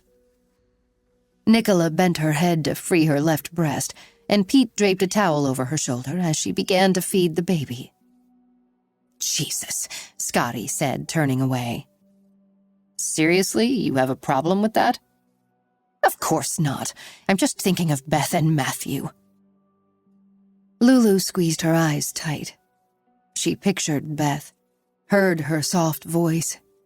"Can you keep a secret?" When she opened her eyes, she looked at her hand, saw the small scar. It reminded her of the last time she saw Beth. A huge shiver ran through her body. "What's wrong?" Scotty asked. "It's just all so sad," Lulu said, giving her a hug. "I've got to go see Kate." "Don't leave me alone with those two right there." "Just look the other way," Lulu said. And she stood behind Scotty's chair and swiveled it, the aluminum rungs digging through the sand, so it was facing away from Pete and his new family. "Thanks," Scotty said, but she moved her chair back to where it had been. "Look at him, flaunting his other family. People are saying he killed her to be with them. I just can't bear thinking about it." Lulu didn't reply. It was all too depressing. When she got to her green Range Rover in the sandy parking lot, she pulled a white cotton sundress over her damp bathing suit and drove out of Hubbard's Point. She pictured Pete and Nicola on the beach. He was a creep, there was no doubt about it. But Beth hadn't been a saint either. 21. Kate had arranged to meet Lulu at Cloudlands. Matilda's 120-acre property ranged across 2 hilltops in the lower Connecticut River Valley, with views of Essex and the estuary, down to the lighthouses at Saybrook Point, then across Long Island Sound to Orient Point. Late golden light filled the haze, made the river shimmer like a blue mirage. Matilda had loved Follies, little secret places built of stone, set all around her property. Kate sat in her favorite now, the crenellated tower of small stone hideaway built in homage to Gillette Castle up the river. She opened the heavy manila envelope she'd brought to show Lulu and withdrew the small key she'd found in Beth's desk. She had tried it everywhere she could think of, but it was such an unusual size it didn't fit any lock. Right now in the tower, she stared at a weathered wooden door. It was only waist-high, and she remembered looking inside as a little girl. Matilda had kept some garden supplies in there. She tried Beth's key now, but no luck. When she looked up, she saw Lulu walking across the wide lawn. Kate saw in her the 16-year-old girl she used to be, carefree in that white dress, in the way she waved and started to run when she spotted Kate. "Finally," Kate said when Lulu had climbed the stairs. "I'm sorry," Lulu said, squeezing beside her on the narrow bench, throwing her arms around Kate, kissing her forehead, both cheeks. "There's no excuse for taking so long." "You're right, there isn't," Kate said. "You were in Tokyo? And Beijing and... But you couldn't make it back for Beth's funeral?" "Katie, I hate myself," Lulu said, "but I literally couldn't show up. I was so afraid." "Of what?" "You." Kate was stunned. "What are you talking about?" "I just couldn't bear to see you. It's the most unbearable thing, you losing Beth. I couldn't face you, Kate. I was too scared of this." "But I've needed you," Kate said. She rarely cried, except for some reason with Lulu. She tried to blink back a million burning tears, but they poured down her face. "Our girl, our South," Lulu said. "Lulu, I saw her. I'm the one who found her," Kate said. "She was broken, Lou. Her head was cracked, her neck—" "Oh, Kate," Lulu said, holding her tighter. "My little sister," Kate said. Her beautiful eyes were so cloudy, staring into nothing. The last thing she saw was someone killing her. "This is what I was so scared of," Lulu whispered, stroking her hair. "Not being able to face what I know you've been going through. Why did you have to find her? Of everyone, why did it have to be you? I don't want it in your mind, that sight of her. I want you to remember her alive and happy. Our girl—" "I'm so glad it was me," Kate said. "It was as if I was taking care of her for the last time. Being with her, not turning away. I had to see her, Lulu. It would have been 10 times worse if I hadn't. She was so alone at the end, and she lay there all that time by herself in that cold room, and no one knew. I had to be the one to find her." "I should have been here," Lulu said. Kate pushed herself away to dry her tears. She nodded. "Yeah, you should have.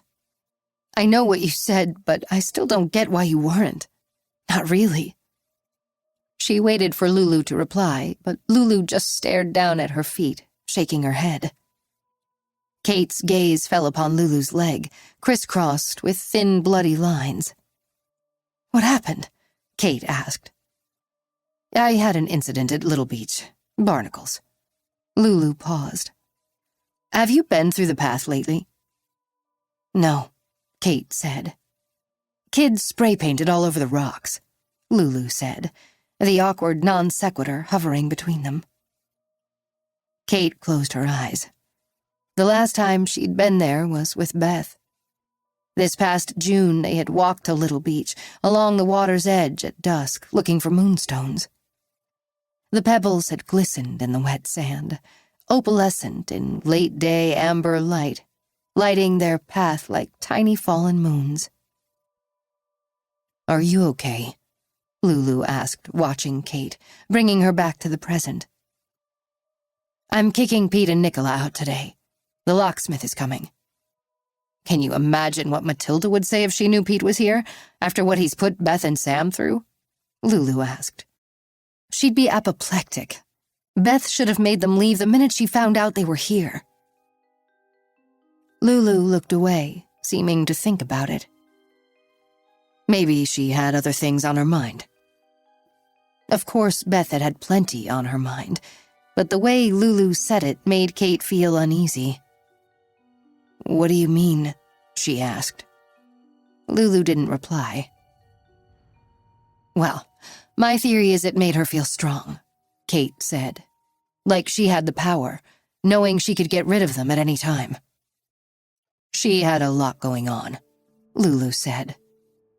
Yes, the pregnancy, running the gallery, etc., Lulu said. Kate gave her a sharp glance.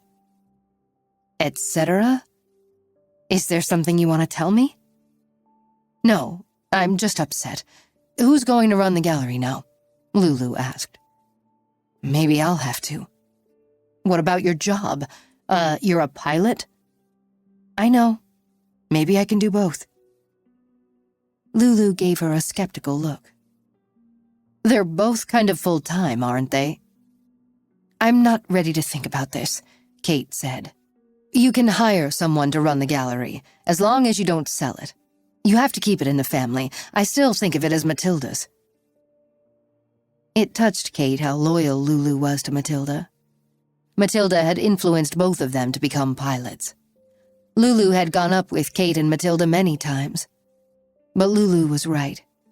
The gallery had always been and would always be Matilda's. It bore the stamp of her style and personality, a home for the art of the Blackhall colony. Beth was planning an exhibit around Hassam's World War I flag paintings. It would have been an homage to Matilda. She really loved that series.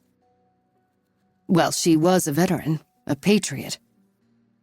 She always told us that Hassam had wanted to volunteer to go to Europe and record the war. I think she wished a Blackhall artist had done that for her war. Her war.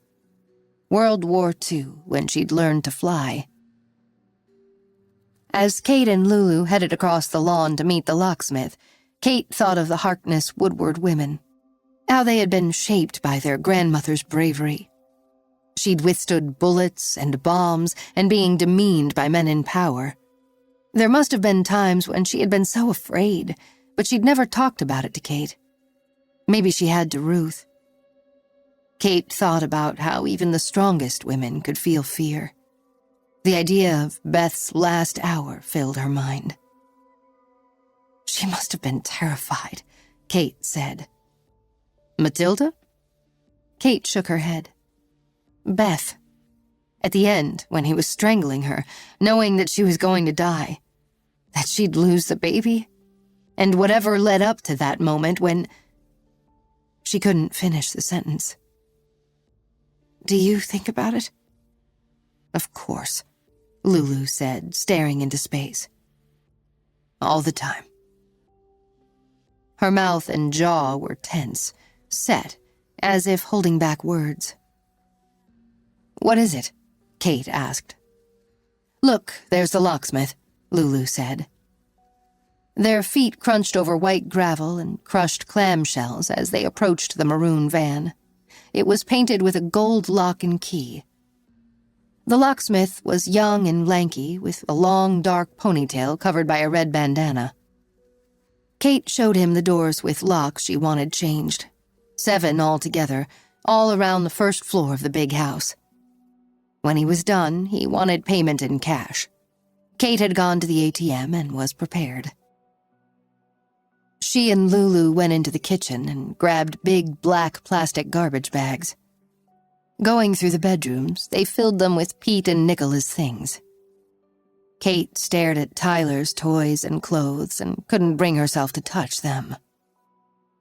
They piled the trash bags next to the driveway. Kate made Earl Grey tea out of a sense of reclaiming Matilda's house, served it in Limoges cups she had loved as a child. The translucent white porcelain delicately painted with butterflies, tiny roses, forget-me-nots, and ladybugs. She tucked the large manila envelope under her arm and carried the tray out the side door. They sat on the side porch, the ceiling painted the palest shade of sky blue.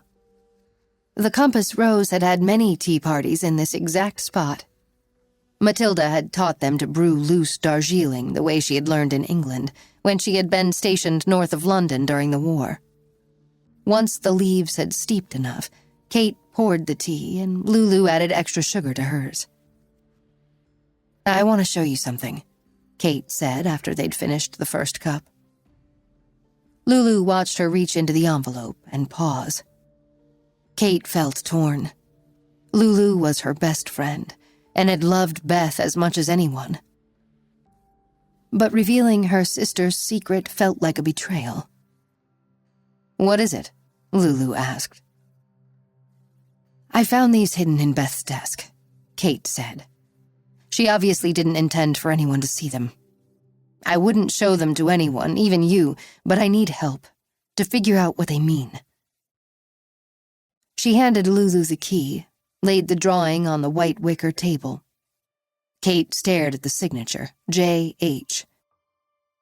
The nude figure study was beautiful, showed Beth's soft curves, her wavy hair falling loosely over her shoulders, the gentle heaviness of her breasts and slightly rounded belly. "She's pregnant here," Lulu said, leaning closer. "But not very far along." "I thought that too," Kate said, noticing that Lulu didn't express surprise. It wasn't the fact Beth had posed without clothes. When they were young, living in an art town, they'd all picked up $100 per session as models for the Blackhall Arts Academy's figure drawing classes. It had been no big deal, a prestigious college, their family's art lineage, their grandmother's blessing. But Beth's pregnancy meant she had posed for this within the last year, and that's what Kate found surprising. "It's formal but also romantic," Lulu said. "It doesn't feel impersonal." "Who is J.H.?" Kate asked. "I can't think of anyone with those initials." Lulu didn't reply. She lowered her gaze from the drawing to the squat, almost square key. She lifted it up, bounced it in her hand as if judging its weight. "Heavy little thing," she said. "Too small for a door, too wide for a safe deposit box." "American doors, maybe, but it reminds me of a Paris door key," Lulu said. "They're shaped just like this, don't you remember?" It was true, and Kate did remember. For her high school graduation, Matilda had taken her, Beth, Lulu, and Scotty to Paris. They'd flown Air France from JFK at night, and while Matilda and Ruth had sat in first class, the Compass Rose had occupied the first 4 seats in coach. Kate had loved the feeling of lift, the surge of big engines, the knowledge they were flying over the Atlantic into the sunrise. In Paris, they stayed in a large apartment in a Belle Époque mansion in the 7th arrondissement, on Rue du Varenne. The house was owned by Hubert and Karine Millet, friends of Matilda and Ruth. The Millets had gone to Greece for the summer. Hidden from the street by high stone walls, it had an interior courtyard with a stone fountain and was filled with Renoir paintings and gilded Louis XV chairs that Matilda warned them were antique and priceless and not to be sat upon. The graduation trip was a whirlwind of museums: the Louvre, the Musée d'Orsay, Centre Pompidou, Cluny, Musée Jacques-Marc-André, and Kate's favorite, the exquisitely intimate Marmottan. Matilda rented a car, and they drove out of town to visit Claude Monet's home and gardens at Giverny, and the port town of Honfleur, the site of so many impressionist paintings. The vacation was centered on art. They visited the Normandy landing beaches and stood on the cliff looking across the English Channel, imagining the boatloads of Allied forces ready to storm the beaches. Ruth took Matilda's hand. Instead of facing out to sea, they looked up at the sky where the 8th Air Force bomb groups and fighters had provided tactical air support on D-Day. Mostly they stayed in Paris. The Musée Rodin was a few doors down from their house. They had wandered for hours among its marble sculptures, orderly rose gardens, and reflecting pool, greeting the ghost of one of Matilda's most revered artists, Camille Claudel, Auguste Rodin's model and thrown-away lover. Lulu was absolutely right. The key to the Millets' tall front door had been exactly like the one Kate had found in Beth's drawer. "Maybe Beth saved it," Lulu said, fingers closing around the key. "From our trip. Maybe Matilda gave it to her." But Matilda would have left it with the concierge. She wouldn't have taken it home with her. Then where's it from? Lulu asked. I have no idea, Kate said. But a dream formed in her mind, one in which Beth could have been happy and still alive. A hideaway, someplace she went with the artist who did the drawing. Somewhere she could have escaped Pete and everything he had put her through. Kate took the key from Lulu. The metal was warm from Lulu's hand. Beth had held the key, too. She had treasured it enough to hide it in the small box along with the drawing someone had done of her. The two objects radiated love. Through them, Kate felt her sister's passion. Who can this be? She asked again, pointing at the signature on the drawing. J.H. Once again, Lulu didn't reply. In the distance, they heard a car shifting gears as it climbed the hill, tires rumbling over gravel. Through a row of cypress trees, Kate spotted Pete's big Mercedes sedan entering the turnaround. Here we go, Lulu said. In honor of Matilda, bombs away. Had she invoked Matilda's name as a way of distracting Kate from the fact that she didn't want to answer her question about J.H.? Kate put the key and drawing back into the envelope and headed toward the front of the house. God damn it, Pete bellowed as he raced around, tearing open the trash bags. Pete's reaction should have gratified Kate, but she was still mesmerized by the unfamiliar sense of desire. Not truly hers, but borrowed from her sister. The abstraction of passion filled her mind, then it ran across her skin, a river of it. It made her shiver, and she wanted the feeling to last, to be hers, no one else's. Maybe the key wasn't to a house where Beth had already been, but to one she had planned to go, a place where she could have been in love. But with whom?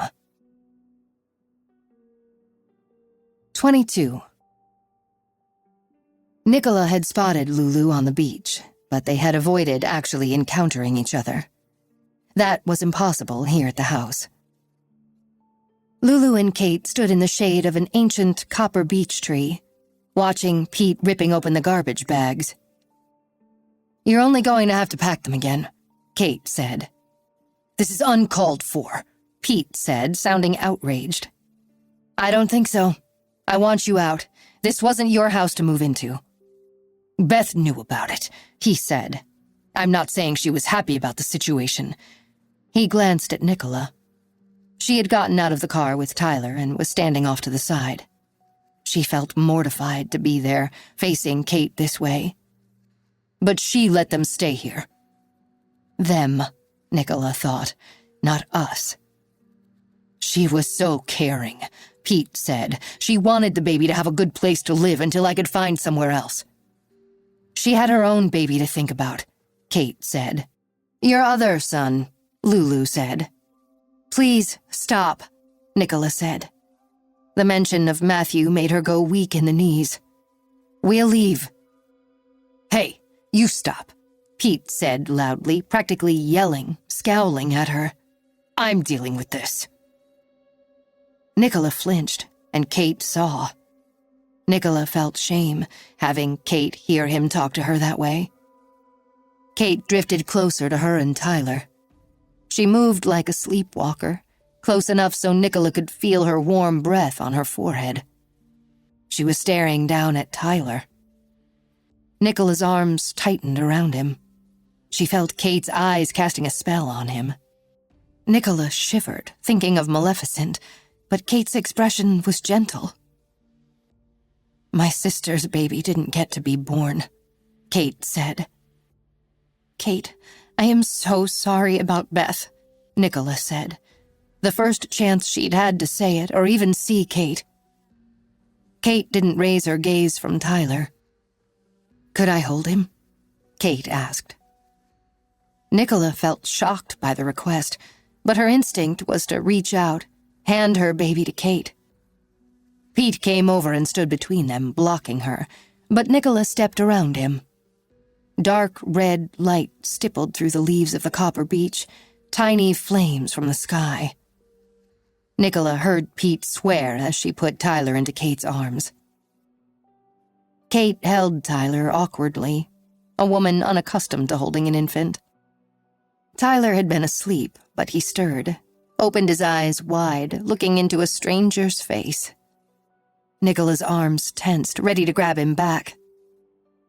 "I wish I could have held my nephew," Kate murmured.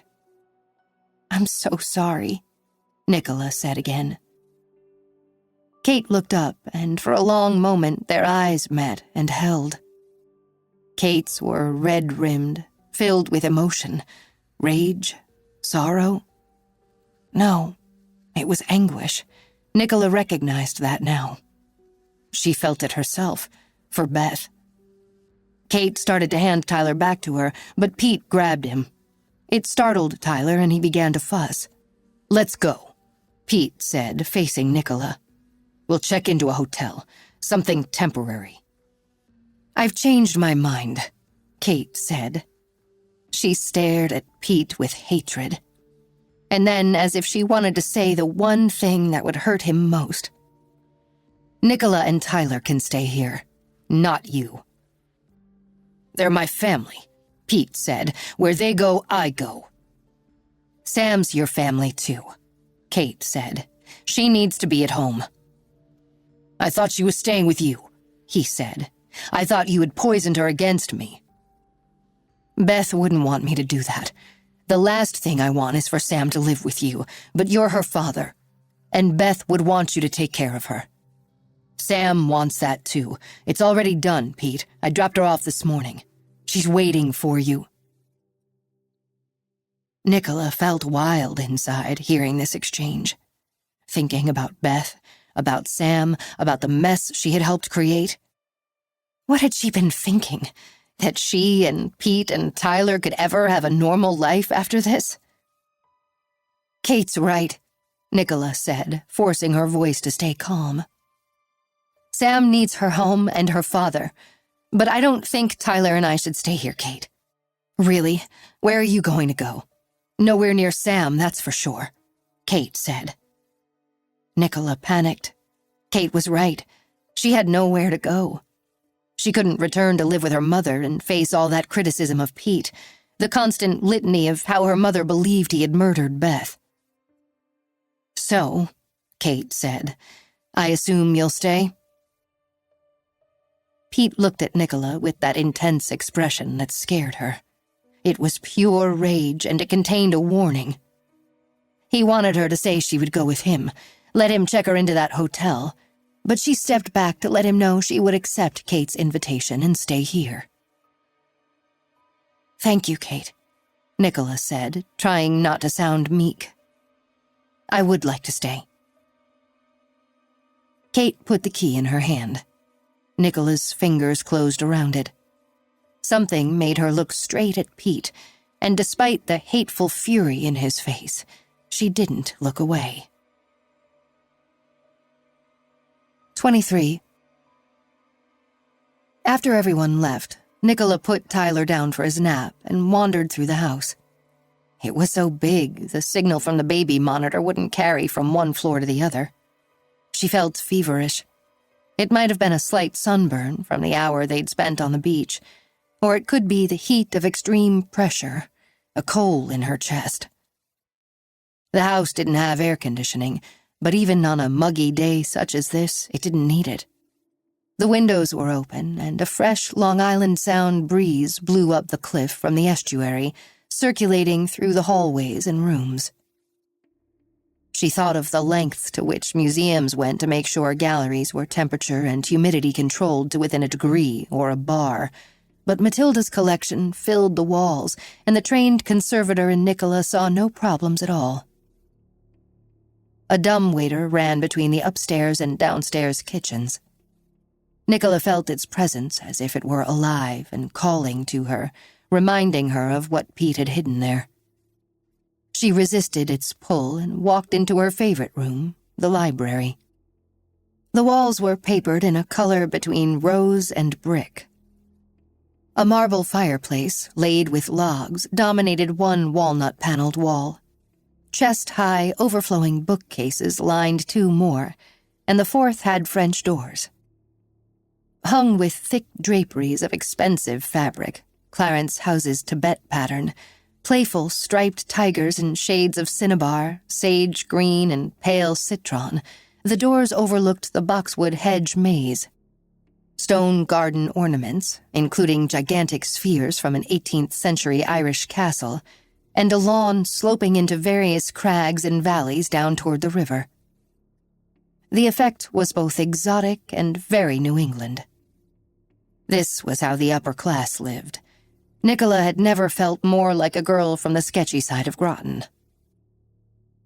Small paintings by Willard Metcalf, Matilda Brown, Benjamin Morrison, William Merritt Chase, Henry Ward Ranger, and William Chadwick filled the walls above the bookcases. Childe Hassam's Fifth Avenue in December hung above the mantel. It depicted New York at twilight under snow. The avenue was quiet. The day's traffic had ceased. The sky seemed heavy yet charged, as if a blizzard had just passed. The painting's electric quality came from the American and French flags flying from every building. The tableau was patriotic, but Nicola felt it warned that joy would be misplaced. World War I had ended, but the world remained uneasy. The blizzard could circle around, and another war was coming. The baby monitor crackled. It was Tyler, fussing. Nicola left the library and walked up the wide center stairs. She looked into the room where she and Pete had slept. Their son lay peacefully in the white cradle. He was quiet, deep in slumber. He must have been dreaming. Why had Kate allowed Nicola to stay? Why had she accepted? She knew Pete had been furious by the way Kate had treated him. Perhaps, in a way, she was glad.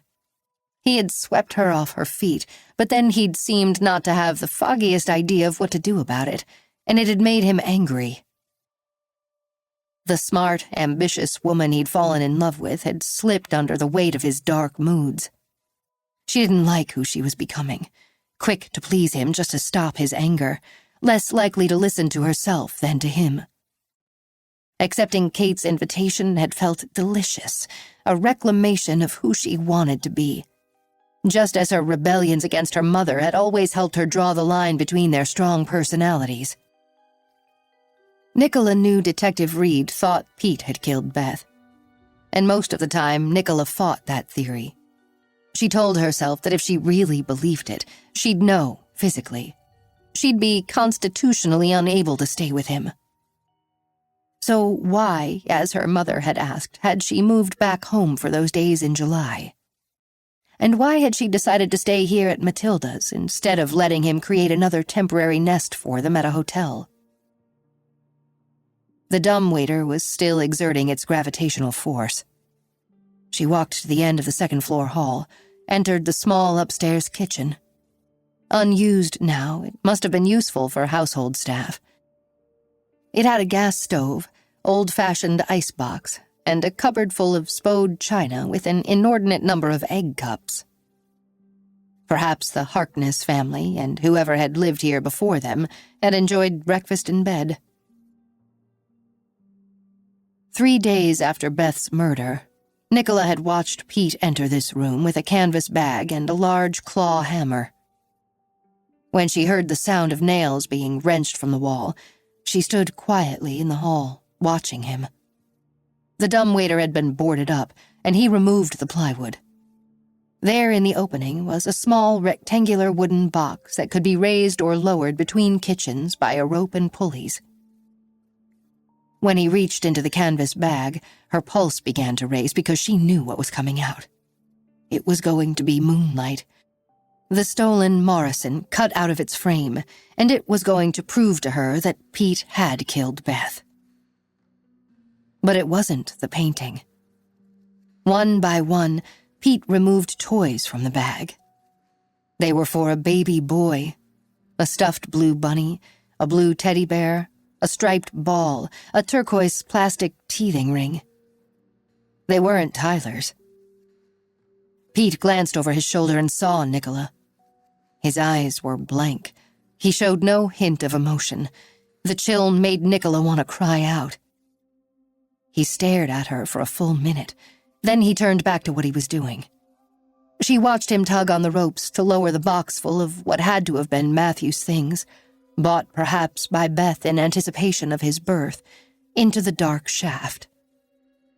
When he had begun to nail the boards back over the door, the hammer blows echoing down the hall, she had walked away.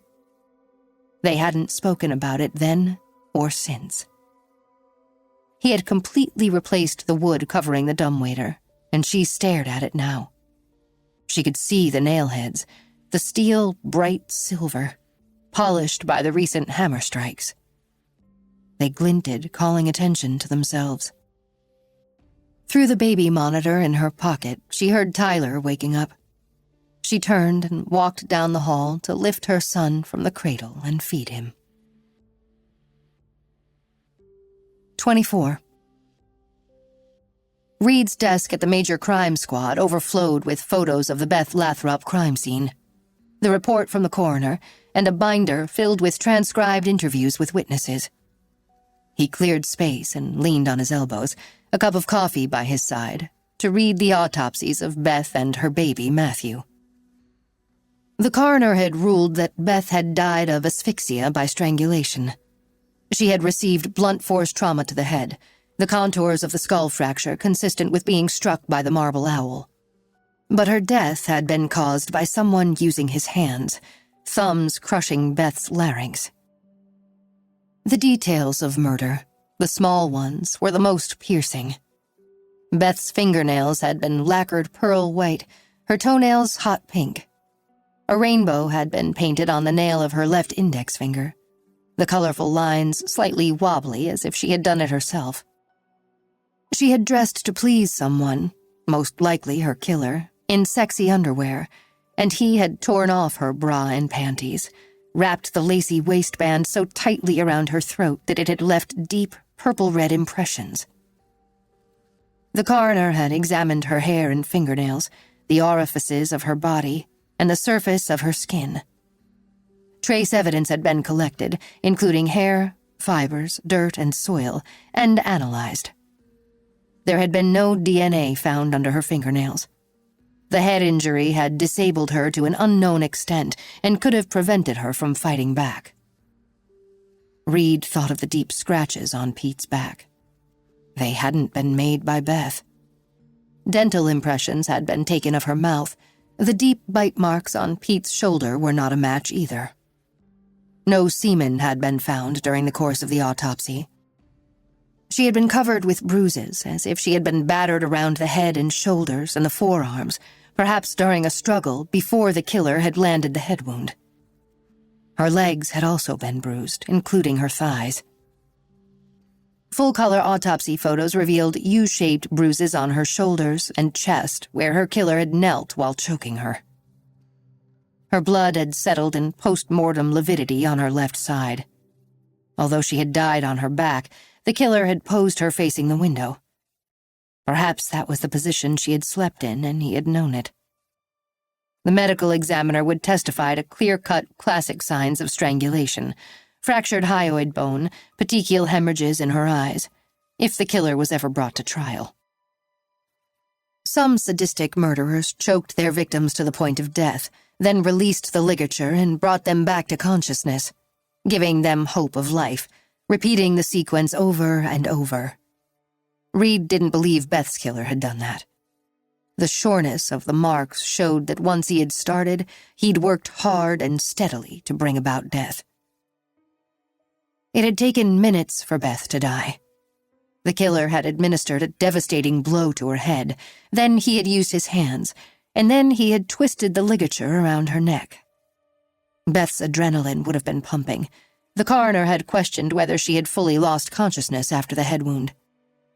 To some extent, she would have felt terror and the atavistic instinct of fight or flight.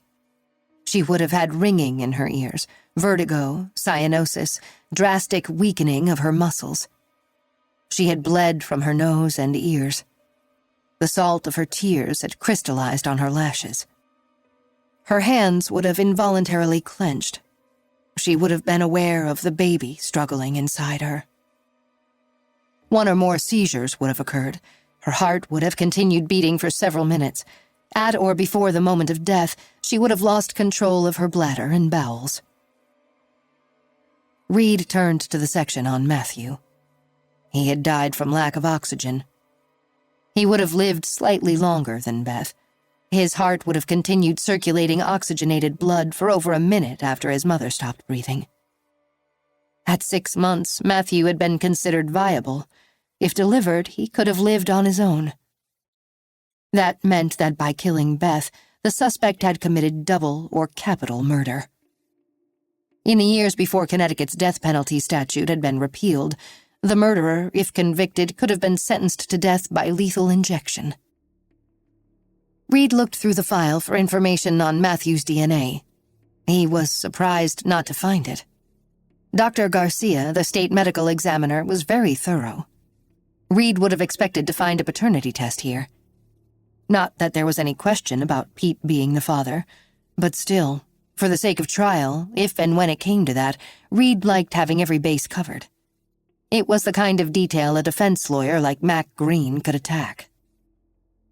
He picked up the phone and rang the ME's office. Sally Driscoll, Dr. Garcia's assistant, answered. "Hey, Sally. It's Connor Reed." "How are you doing, Connor?"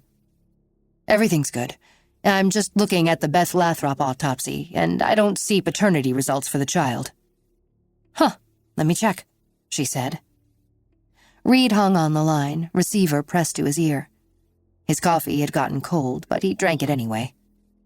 He heard music playing through the line, as if Sally had a radio on at her desk. "Connor, did you request a paternity test?" she asked. The question was a punch in the gut. "No," he said. "But I never do. I always assume it's protocol." "Dr. Garcia said you didn't make the request, so he didn't perform one," Sally said. The music had been turned down, and her tone had become more formal. Reed pictured Umberto Garcia in the same room, perhaps glaring at her in his famous, heavy-browed way. "Okay, thanks, Sally," Reed said and hung up. He tapped a pen on the page of Matthew's autopsy conclusions and thought about it. A test would have been pro forma, would have been nice to have one, but they didn't need it. Not really, anyway. But the lack of it made Reed's stomach churn. It was his fault for not specifying. Reed didn't want to leave Kate without answers. He had driven past her loft last night, seen the windows lit up and warm against the dark. The last few days, he'd gone to the Groton New London Airport, where she kept her Piper Saratoga, and watched planes take off and land. He told himself it was meditative, a way to clear his mind and let ideas about the case come in sideways. Now, sitting at his desk, Reed considered the lack of DNA and believed that indicated a staged rather than authentic sexual assault. Sideways, he told himself. He still wanted Pete for the murder, but he was determined to stop focusing on any one suspect and not rule anyone out. The bedroom had been full of fingerprints, Beth's, Pete's, and Sam's, of course, but also Kate's, Lulu's, Scotty's, and Isabel's. There were also several made by an unknown person. Most of Beth's friends' prints had been in the seating area, where a sofa and 2 chairs were arranged by a fireplace, where French doors opened onto a small balcony overlooking the distant beach and sea. It would make sense for Beth and her friends to sit there, enjoying the view, but he would check on that. He had looked at sex offenders in southeastern Connecticut and found one of real interest. 20 years ago, Martin B. Harris had been an astronomy professor at a community college in Baxbury. He had been married with 2 children. There had been a string of home invasions in the suburbs around the school. The crimes were violent, sexual in nature, but not always rape. The victims were white women ranging in age from 18 to 38. The attacks always occurred early in the day, mostly during the summer. They took place in the woman's house, on her own bed, and the scene was always strewn with lingerie.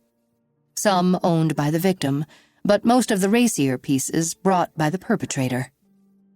DNA was everywhere, but it didn't match anything the police had on file.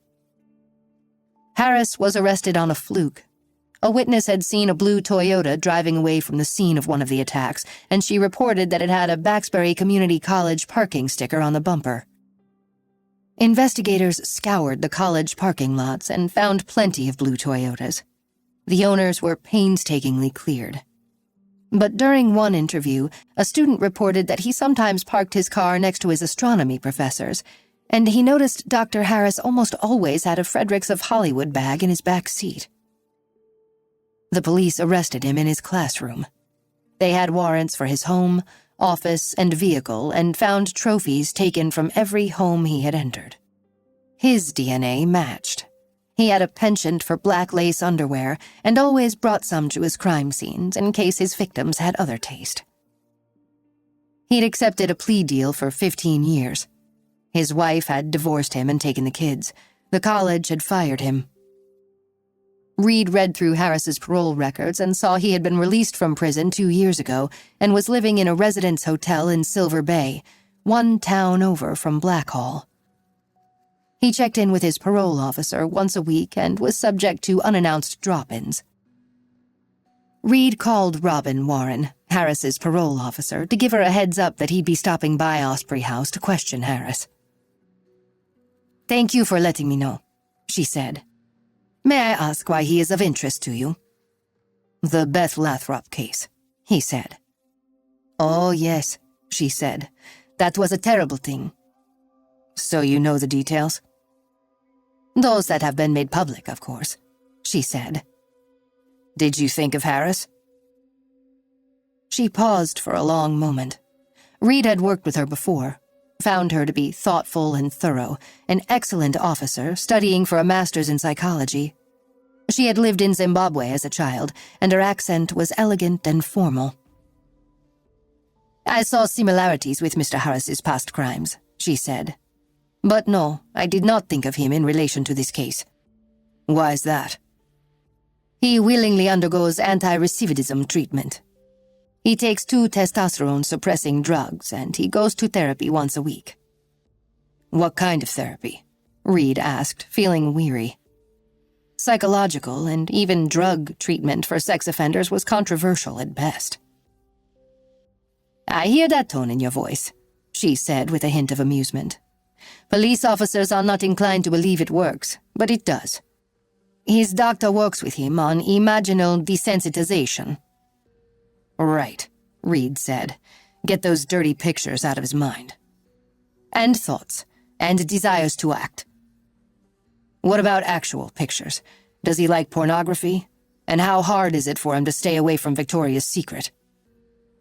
"Possession of any of those items would constitute a parole violation, and he would return to Ainsworth," she said. The prison where Harris had been incarcerated. Warren asked if it was okay if she was present when he interviewed Harris, and he said sure. He grabbed his jacket from the hook behind his office door. The drive took 20 minutes, including a stop at a drive-through Dunkin' Donuts for coffee and a plain cruller. He burned his mouth on the coffee and scarfed down the cruller just before pulling up to Osprey House. The big, sprawling yellow Victorian building had a wide porch and a large cupola, and 100 years ago it had been a resort hotel. Now it was a land of broken toys. People whose luck had run out, who were trying to hide from a spouse or the law, who were trying to kick drugs or wanted an anonymous place to take them, who had lost their driver's licenses and enjoyed the fact that cheap booze was just a 2-minute walk away, whose income didn't cover anything nicer than a tiny bedroom with a microwave and a shared bath down the hall. "Hey, Paul." Reed waved to the manager, sitting in front of the office behind bulletproof glass. They had met on many occasions. Quite a few of Reed's frequent flyers, people who often seemed to wind up in trouble with the law, found their way to Osprey House. "What's up, Connor?" Paul O'Rourke asked, coming out to shake his hand. He was in his mid-50s, with white hair and a bristly mustache. bright eyes and a ready smile. Reed knew that his job was hard and that he was as much a bouncer and social worker as hotel manager. "I've come to see Martin Harris," Reed said. "Ah," Paul said, glancing at the clock on the wall. "Considering it's not yet 4 p.m., you should find him at least semi-coherent." "Enjoys a drink?" Paul nodded. "Does he get belligerent?" "Braggadocio after he's had a few. You know, how he used to be a professor, and he'll fight anyone who says he wasn't. To look at him now, you'd never believe he was, but mostly he keeps to himself." "Has there ever been an incident? A woman complaining about him?" Paul shook his head. "No, we're aware he's on the SOR, but we've never had a problem with him." He pointed at the stairway. "Room 408. Reed walked up 4 flights. He wasn't surprised that Paul would keep track of residents on the sex offender registry. The stairwell smelled antiseptic, trying to cover stale cigarette smoke and ancient vomit. Every few weeks, a morgue was called here to remove a body, mostly overdoses, some accidental and some suicides. The walls were soaked with the sadness of lonely people drinking themselves to death in their small rooms. When he got to the top floor, the 4th, Reed walked slowly down the dark hall. Music and talk radio came from behind closed doors. There were 8 rooms, 2 bathrooms. He heard a shower running. Room 408 was at the end on the right. Reed listened for a moment. Silence. He rapped loudly. Music and talk radio in the other rooms stopped. There was something about a loud knock that announced a cop. "Mr. Harris," he said, knocking again. After a moment, the door inched open. A short, stout, bald man peeked out. He looked bleary-eyed and was in a white-ribbed undershirt and baggy, faded blue boxers. He stank of last night's vodka. "Yes?" he asked. "May I help you?" "I'm Detective Connor Reed. Are you Martin Harris?" Reed asked. "I am," he asked, rubbing his eyes as if trying to wake himself up. Reed heard footsteps on the stairs and turned to see Robin Warren entering the hallway. She was about 40, dressed in a stylish off-white suit and matching heels. She wore her long dark hair braided around the crown of her head. She and Reed nodded to each other. "Robin, what's this about?" Harris asked. "I'd like to ask you some questions about Beth Lathrop," Reed said. Harris had a strong, instantaneous reaction. He gasped, covered his mouth with his hand. "I read about that," he said. "Did you know her?" Reed asked. All his senses activated as he watched the emotions cross Harris's face. "No, I just felt sorry for her and her family. Who would do that? Kill her and the baby?" "Did you ever want to kill one of your victims?" Reed asked. "Oh my God, no," he said. "Do you mind if we step into your room?" Reed asked. "And look around?" "That's fine," he said, glancing at Warren. "But you're not supposed to search, right, Robin?" "He can, if there is reasonable suspicion," Robin Warren said in a kind voice. Reed stood in the room, barely big enough for a twin bed, bureau, closet, and microwave set on a countertop. The walls were blank except for a few postcards tacked above his bed. The wastebasket was half full of empty nip bottles. Cans and cartons of chili, mac and cheese, and tuna, classic food pantry soup kitchen fare, were stored on top of the microwave. Piles of books covered the floor. Reed glanced and saw titles by Carl Sagan and textbooks about stars and planets. Self-help books titled, "Take Charge of Your Life Now. The Past Was Never Your Friend. Say Hello to the Present, Your Greatest Gift. Turn Those Inner Demons into Angels." And, most surprisingly, 3 novels by Danielle Steele. "What are your inner demons?" Reed asked. "Normal ones," Harris said. "Everyone has them." "Okay," Reed said. So far, he was just standing there, turning in a tight circle, seeing what was obvious to the naked eye. He hadn't opened a drawer or the closet door. "I am very upset about this," Harris said. "I haven't done anything. Ask Robin. So how can you possibly say there's reasonable suspicion?" Reed leaned close to look at the postcards above Harris's pillow. There were 5, all tourist shots of towns in Connecticut. Vineyards in Stonington, docks in Mystic, the ferry in Hadlime, and Main Street in Blackhall. The shot of Blackhall showed the big white church and the Lathrop gallery. "You like Blackhall?" Reed asked, lightning shooting down his spine. "I like all those towns," Harris said, sounding nervous. "They're beautiful. They have dark skies, perfect for seeing stars. Places I would like to live, buy a good telescope, and get back to my profession when I get off parole." He paused as if waiting for a question that never came, then clarified. "Astronomy. That is my profession." "Been to the Lathrop Gallery?" Reed asked. "No, never." "I asked if you knew Beth Lathrop," Reed said. "And I said no." "How about her husband, Pete Lathrop?" "No." Reed straightened up. "Well, Mr. Harris," he said, "this is what they call reasonable suspicion. I'm going to call for some Silver Bay police officers to take you to the station, and then we're going to search your room." "Robin," Harris wailed. "Just do what he says," she said sternly. "I need a drink before I go," Harris said, sounding on the verge of tears. "That will have to wait," Reed said, snapping on latex gloves, staring at the postcard of the gallery, his heart beating faster, knowing he was about to see what Harris had hidden in his drawers and what was written on the back of the postcard. 25. There were often late-afternoon thunderstorms at summer's end, but today's weather looked clear and fine for the flight to Cleveland. Kate stood on the tarmac, greeting David Stewart, a regular client who had a board meeting. An elderly man with sharp blue eyes and a full head of white hair, he and his wife summered on Fisher's Island. "Hello, David," she said, and they shook hands. "Kate, I haven't had a chance before now to tell you we're so sorry about your sister. Lainey and I are heartbroken." "Thank you," she said. "She was an extraordinary woman." "You knew Beth?"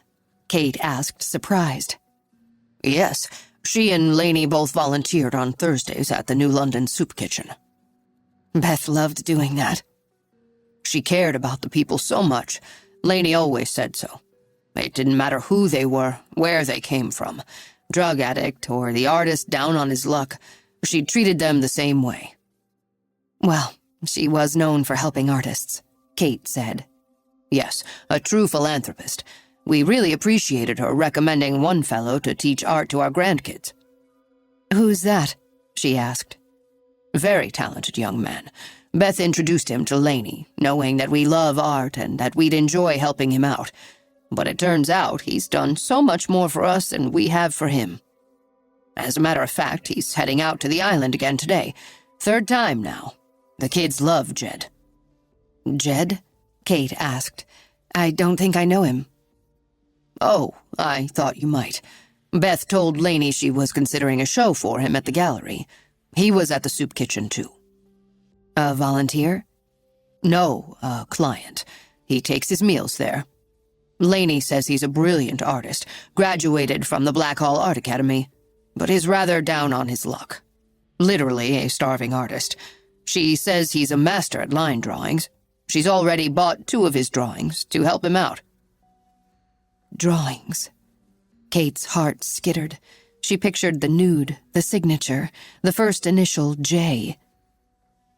"David, do you know Jed's last name?" Kate asked. "Hilliard, I believe. Yes, that's it, Jed Hilliard." Kate was rocked by a full-body tremor. J.H. David took his seat, and Kate entered the cockpit. She heard Jenny offer him coffee. She and Charlie ran through the rest of their pre-flight checks. Kate had to pull herself together. Had the mystery of the drawing been solved? Her hands were shaking. She knew she shouldn't fly. "Charlie, you want to take the controls today?" "Sure," he said, sounding happy. She rarely gave him the chance. He called the tower, and they were cleared for takeoff. Charlie began to taxi to the runway. He released the brake, but Kate barely noticed. Her thoughts raced. Beth at the soup kitchen, J.H. drawing her nude. The plane accelerated at roughly the same rate as her heart, gaining speed along 5,000 feet of asphalt into liftoff. Charlie banked left over Fisher's Island Sound, giving David a good look at the island, then turned west.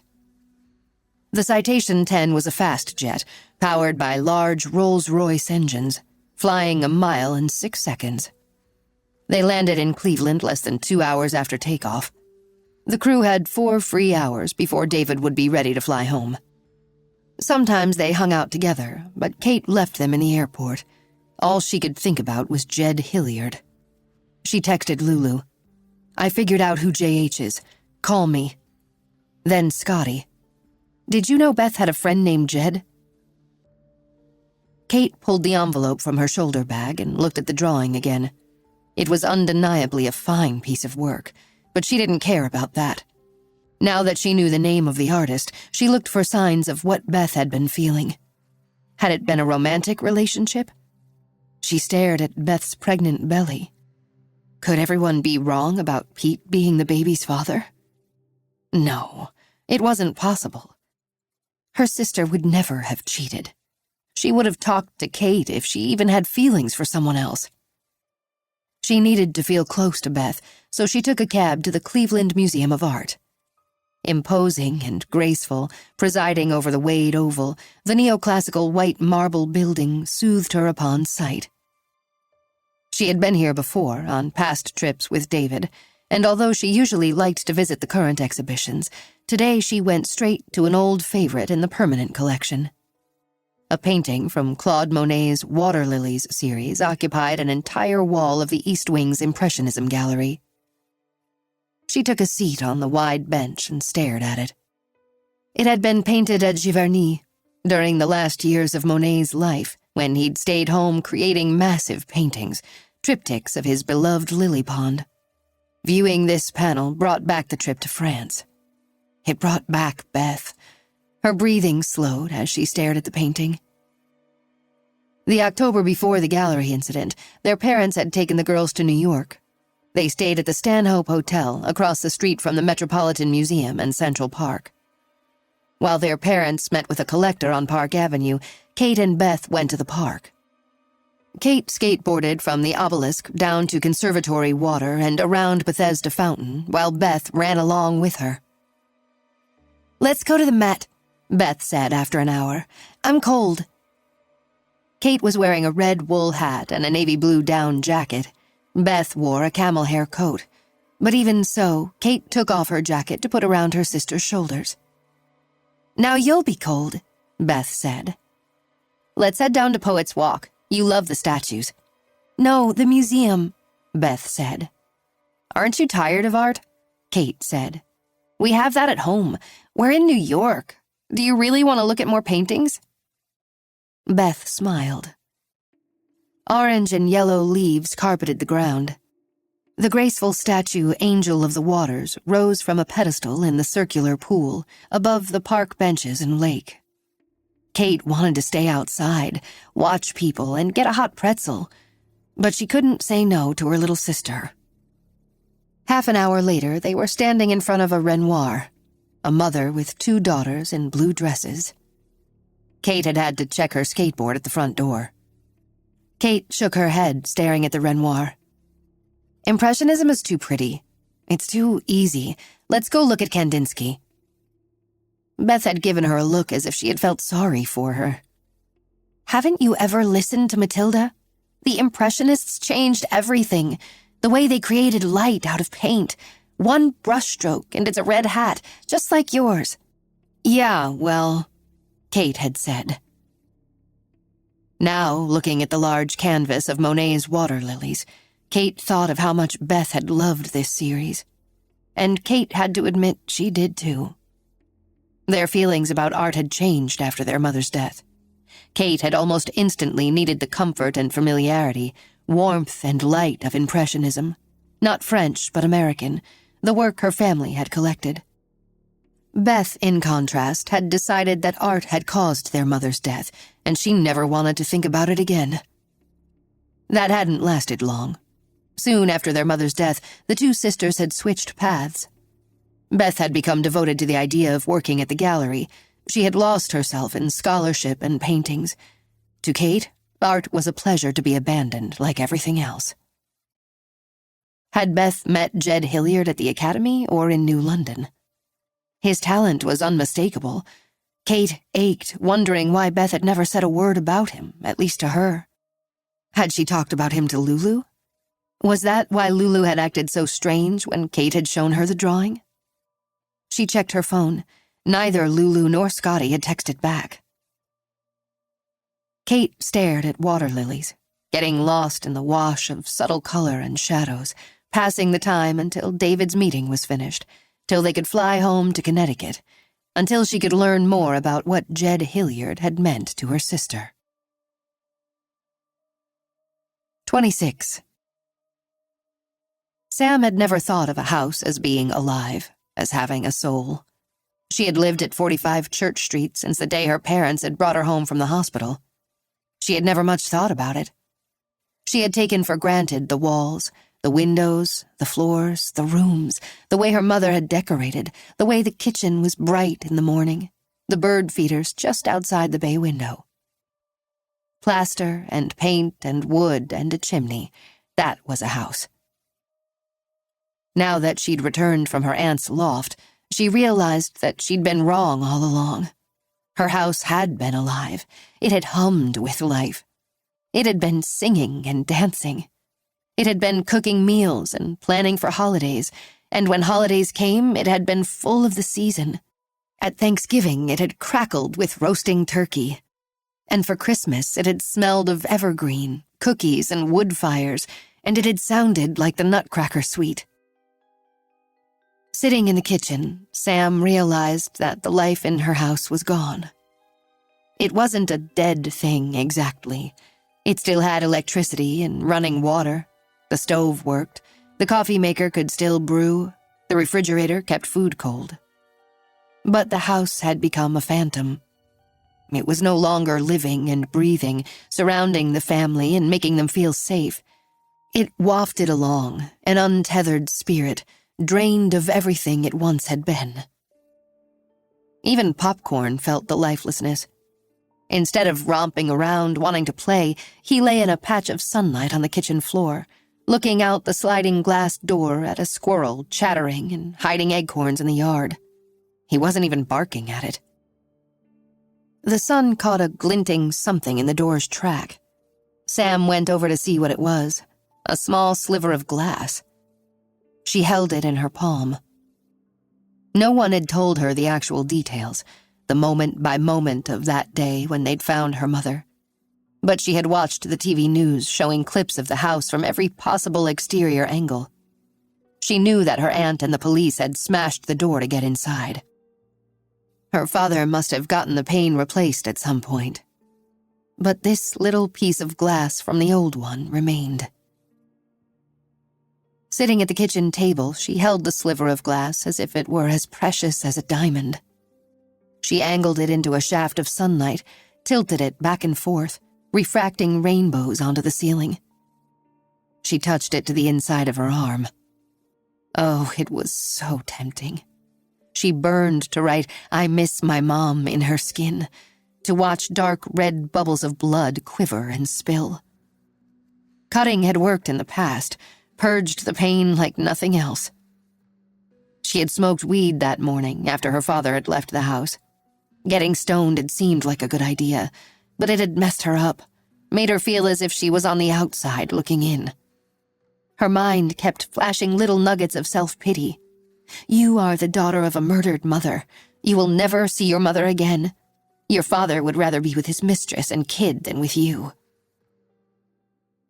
Leaving Kate's, she had intended to come here and hang the mobile. She had made it for Matthew in June. She and her mom had gone to the Whaling City shelter in New London. There were a lot of women and kids there, and Sam's volunteer job was to do art projects with the kids. Her mom's friend Jed helped out too.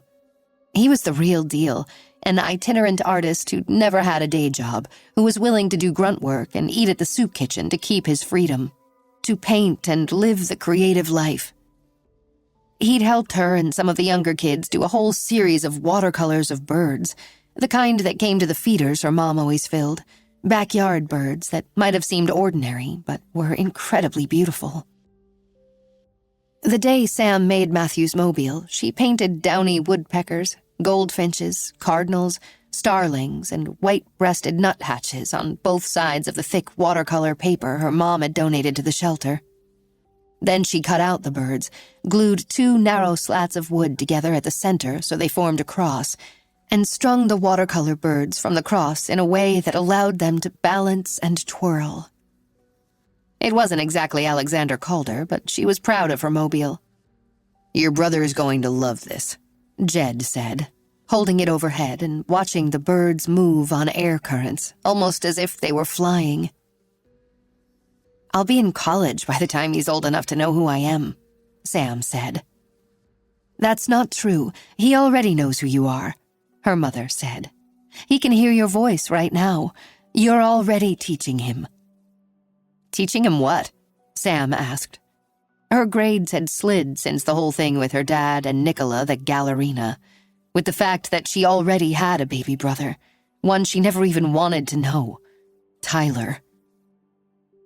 "Teaching Matthew about birds and nature, about staying strong and getting through hard times the best you can," her mother said. "I wouldn't say I'm doing great at that." "She said the best you can," Jed said, "and that counts. Take it from someone who knows." On the way home in the car that day, Sam glanced over at her mother. They weren't the type of mother-daughters who had deep talks. They were close, but in ways that did not involve talking about problems. Except for the occasional comment, her mom kept quiet about their family mess. Questions had been building up. Sam wasn't sure why, but having Jed be so kind made it seem okay to ask. "Why do you stay with Dad?" Sam asked. Most kids wished their parents wouldn't get divorced. She couldn't say that she was crazy about the idea, but on the other hand, it troubled her that her mother would put up with her dad's bullshit. "We're a family," her mother said slowly. "But he's demeaning you," Sam said, "flaunting Nicola." "She's nothing," her mother said. "I actually feel sorry for her." "How can you?" "She has to be pretty insecure to do what she did, fall in love with someone else's husband." "She had a baby, so now you have to?" "It bothers you?" Sam shrugged. Her mother was quiet, maybe deciding how much Sam could handle. "Sam, I know how much we will love this boy," her mother said. "I have you, and soon we'll have Matthew." She paused, glancing over, then back at the road. "When I first got married, I thought I needed someone to take care of me. Even though I was smart, educated, knew how to run a business, my family business, I had gone through a lot. With my mother, all that, you know." "Yeah." "Your dad came into my life, saw what I needed, someone who understood, who could take care of me, fill a big hole in my life. He convinced me he could do that, and I wanted to believe him." "Did you ever love him?" "Of course, so much. But things changed along the way. Just because I married him doesn't mean I'm not enough on my own. I had stopped knowing that. It took the garbage with Nicola to really figure it out. I hope you know that about yourself, that you are perfect on your own. You have to make yourself whole. No one else can." "I know," Sam said. "Good," her mother said. "I'm not sure Dad believes it about you, though," Sam said. "That's been the problem," her mother had said. Now, sitting alone in the kitchen with the piece of broken glass, Sam thought how much everything had changed. The world was upside down. She only wished her parents had gotten divorced. Maybe her mother would still be alive. And what did that mean? The thought scared her, as if she could believe her father would rather kill her mom than go through a divorce. "He didn't kill her," Sam said out loud. She counted the reasons why. She was pregnant. He loved her and Sam. He could never hurt his family that way. Having an affair was one thing, but actually planning and murdering her? No way. But deep down, Sam couldn't help thinking of what her mother had been skirting around that day, driving home from the shelter. Her father hadn't liked her getting strong. A light breeze came through the open windows. She stared out at the garden. Without her mom to tend it, the flowers looked dry and weedy. The bird feeders were empty. The sight of those birdless feeders made Sam feel almost as bad as anything. She started to throw the little piece of glass away, but instead she tucked it into an antique brass bowl her mother always filled with pine cones in the fall. Then she went into the garage, took the lid off the large galvanized bucket. It was full to the brim with No. 2 sunflower seed, the mix her mother had bought at the Audubon shop in Madison. She lugged the bucket outside, then went back into the garage for smaller pails of thistle seed, peanuts, and sunflower seed. Suet could wait till winter. The feeders were long tubes that hung from 4 curved arms on a decorative wrought iron pole. A large cylindrical baffle halfway up the pole deterred raccoons and squirrels from climbing up. Across the yard, a house-shaped feeder swung from a branch in a big red oak tree. It had a flat platform that non-perching birds like cardinals could use. Sam took her time, carefully filling each feeder to the brim. When she was finished, she went to sit on the stone wall and wait for the birds to discover their food was back. Sam's heart expanded a little. It had been so small and tight for weeks. Looking at those empty feeders had made it shrink even more. But just then, she felt some blood flowing around her body, back into her heart. Just a little, not a lot. Filling the feeders was like bringing something back to life. She couldn't do that for her mother, couldn't even do it for their house. But at least she could do it for the birds. At least that. She caught sight of the clear red feeder, its base shaped like a flower. How could she have forgotten the hummingbirds? It was always magical to see the tiny birds hover, dip in for a taste, dart away, faster than bees. They were attracted to red. Her mother planted columbine and trumpet vines for them, and she also kept their feeder full. Standing on tiptoes, Sam removed the scarlet flower from the suction cups, sticking it to the window over the kitchen sink. She went back into the kitchen and opened the refrigerator. Inside was a crystal pitcher filled with sugar syrup. Her mother made it fresh every week. Sam started to pour, then noticed a ridge of frosted sugar around the rim. The syrup was a few weeks old now. Was it still okay? Maybe Sam could make some more. It had to be simple. But why had she never watched her mother do it? She was pretty sure she had to cook it. Perhaps she could just stir the sugar and water together? That was when it hit her. This was the last hummingbird syrup her mother would ever make. She placed the pitcher back in the refrigerator. She closed the door and left the red flower feeder in the sink. Her heart shrank again. She felt it close up tight and hard. She thought of the glass sliver.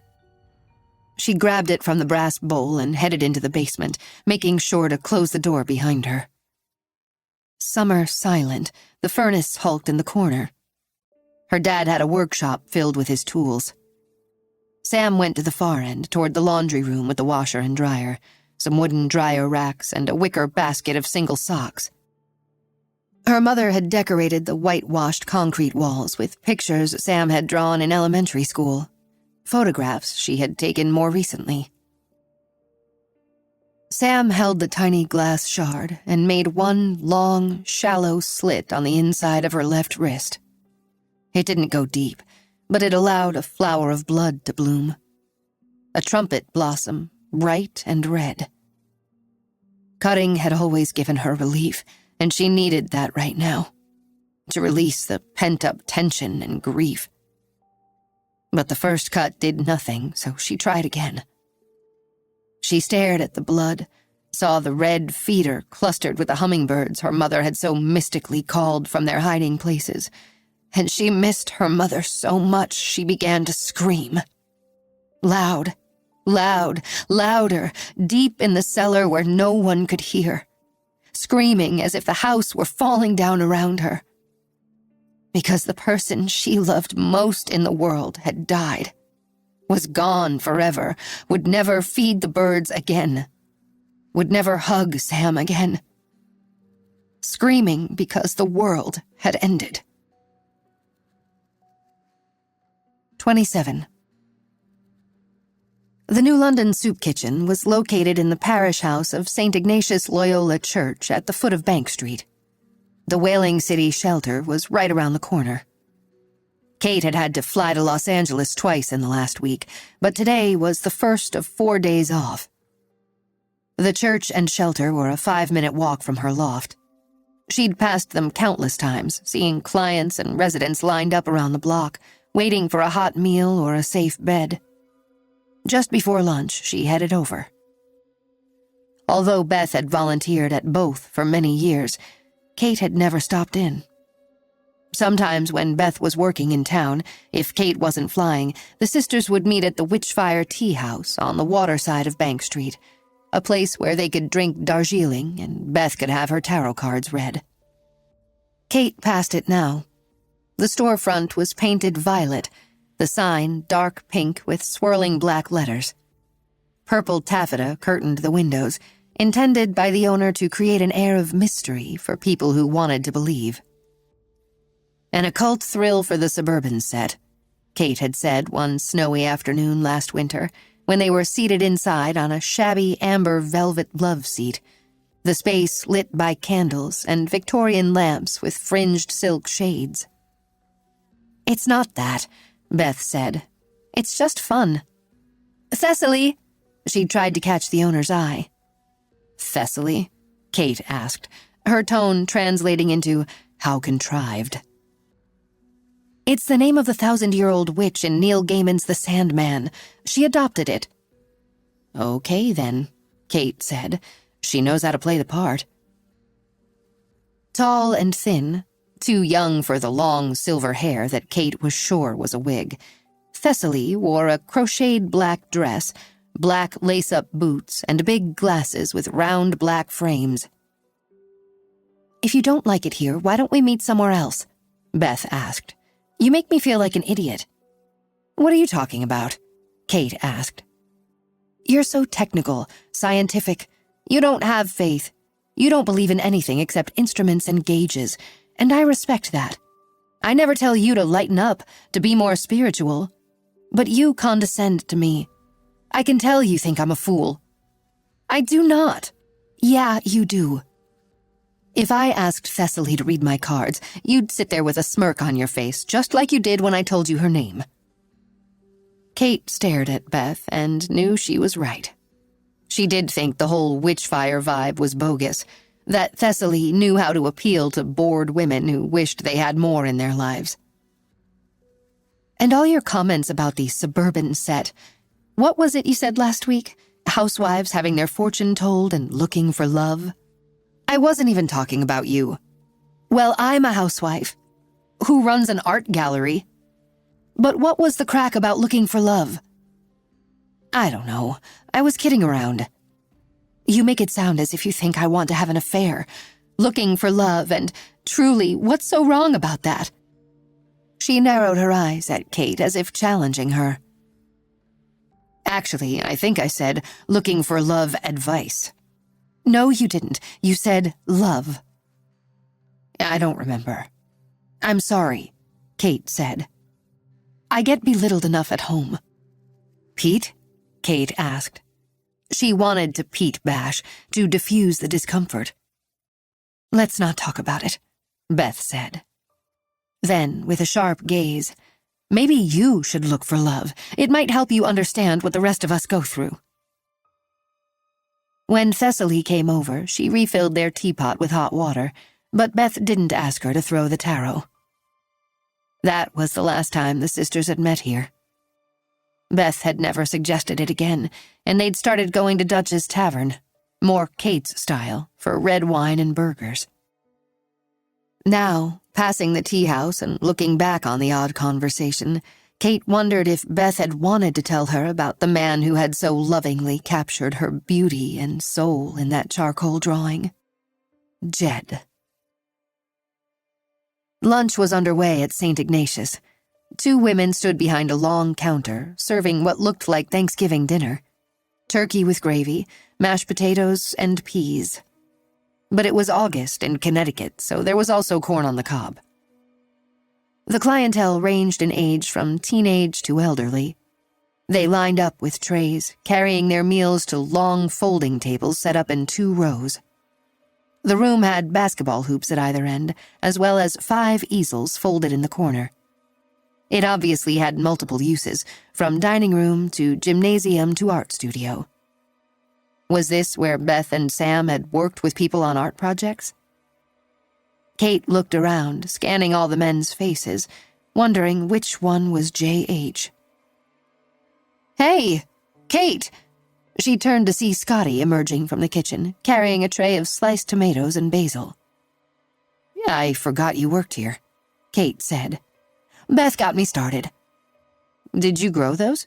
Kate asked, looking at the ripe red slices. Yes, but the basil is Beth's. I stopped at her garden to pick some on my way over. She always did things to make the meals special. People here loved her. They miss her. She gestured at a bulletin board across the room on the wall. A photo of Beth in her gray shirt and white cap, her arms around 2 beaming women, had been tacked to the board.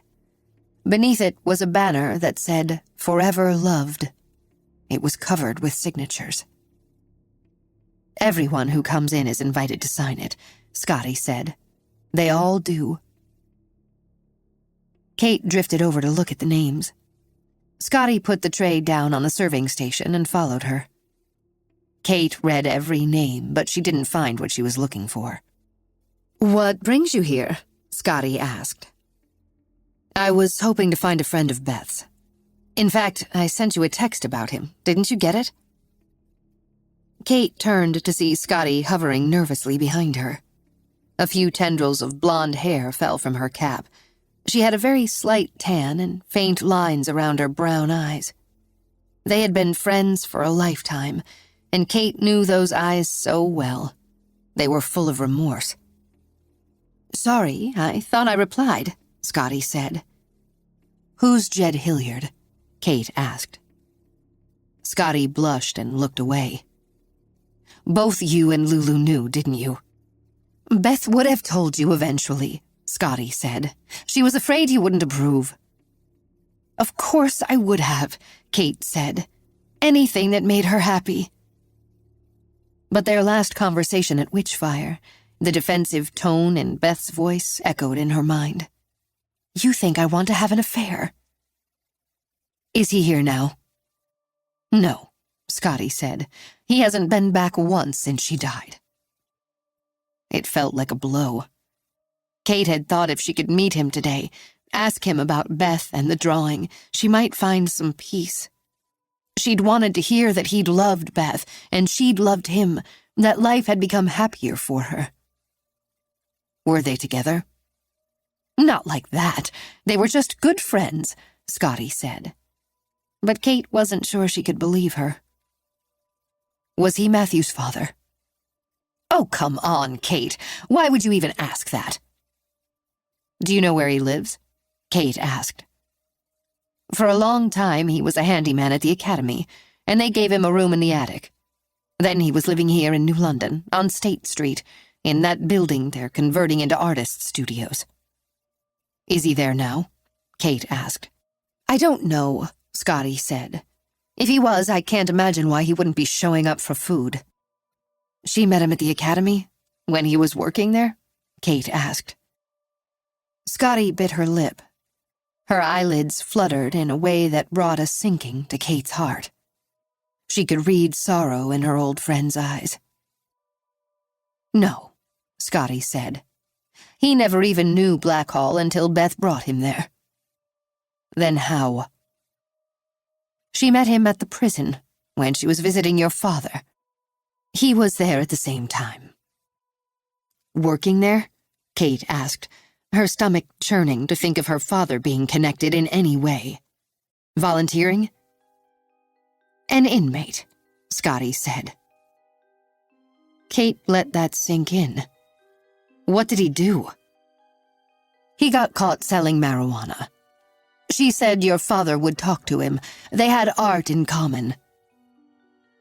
Kate couldn't speak. Beth had stayed in touch with their father all along, and even though Kate half knew she had visited him, Beth had understood that Kate hadn't wanted to hear anything about him. She had cut him out of her life the day she'd learned the part he'd played in those 22 hours. Beth had regularly gone to the prison, and she'd met a man there, and now she was dead. Kate felt sick. Her sister had had a secret life, and it had involved her father and another convict. Maybe Pete wasn't the killer after all. Thanks, Scotty, she said. Kate gave her old friend a quick hug, then walked out of the room. The spicy, pungent scent of basil from Beth's garden hung in the air. She smelled it when she walked out onto the street, into the bright sun, and all the way home to her loft. And her eyes burned with tears as she thought of all the things her sister had never told her. 28.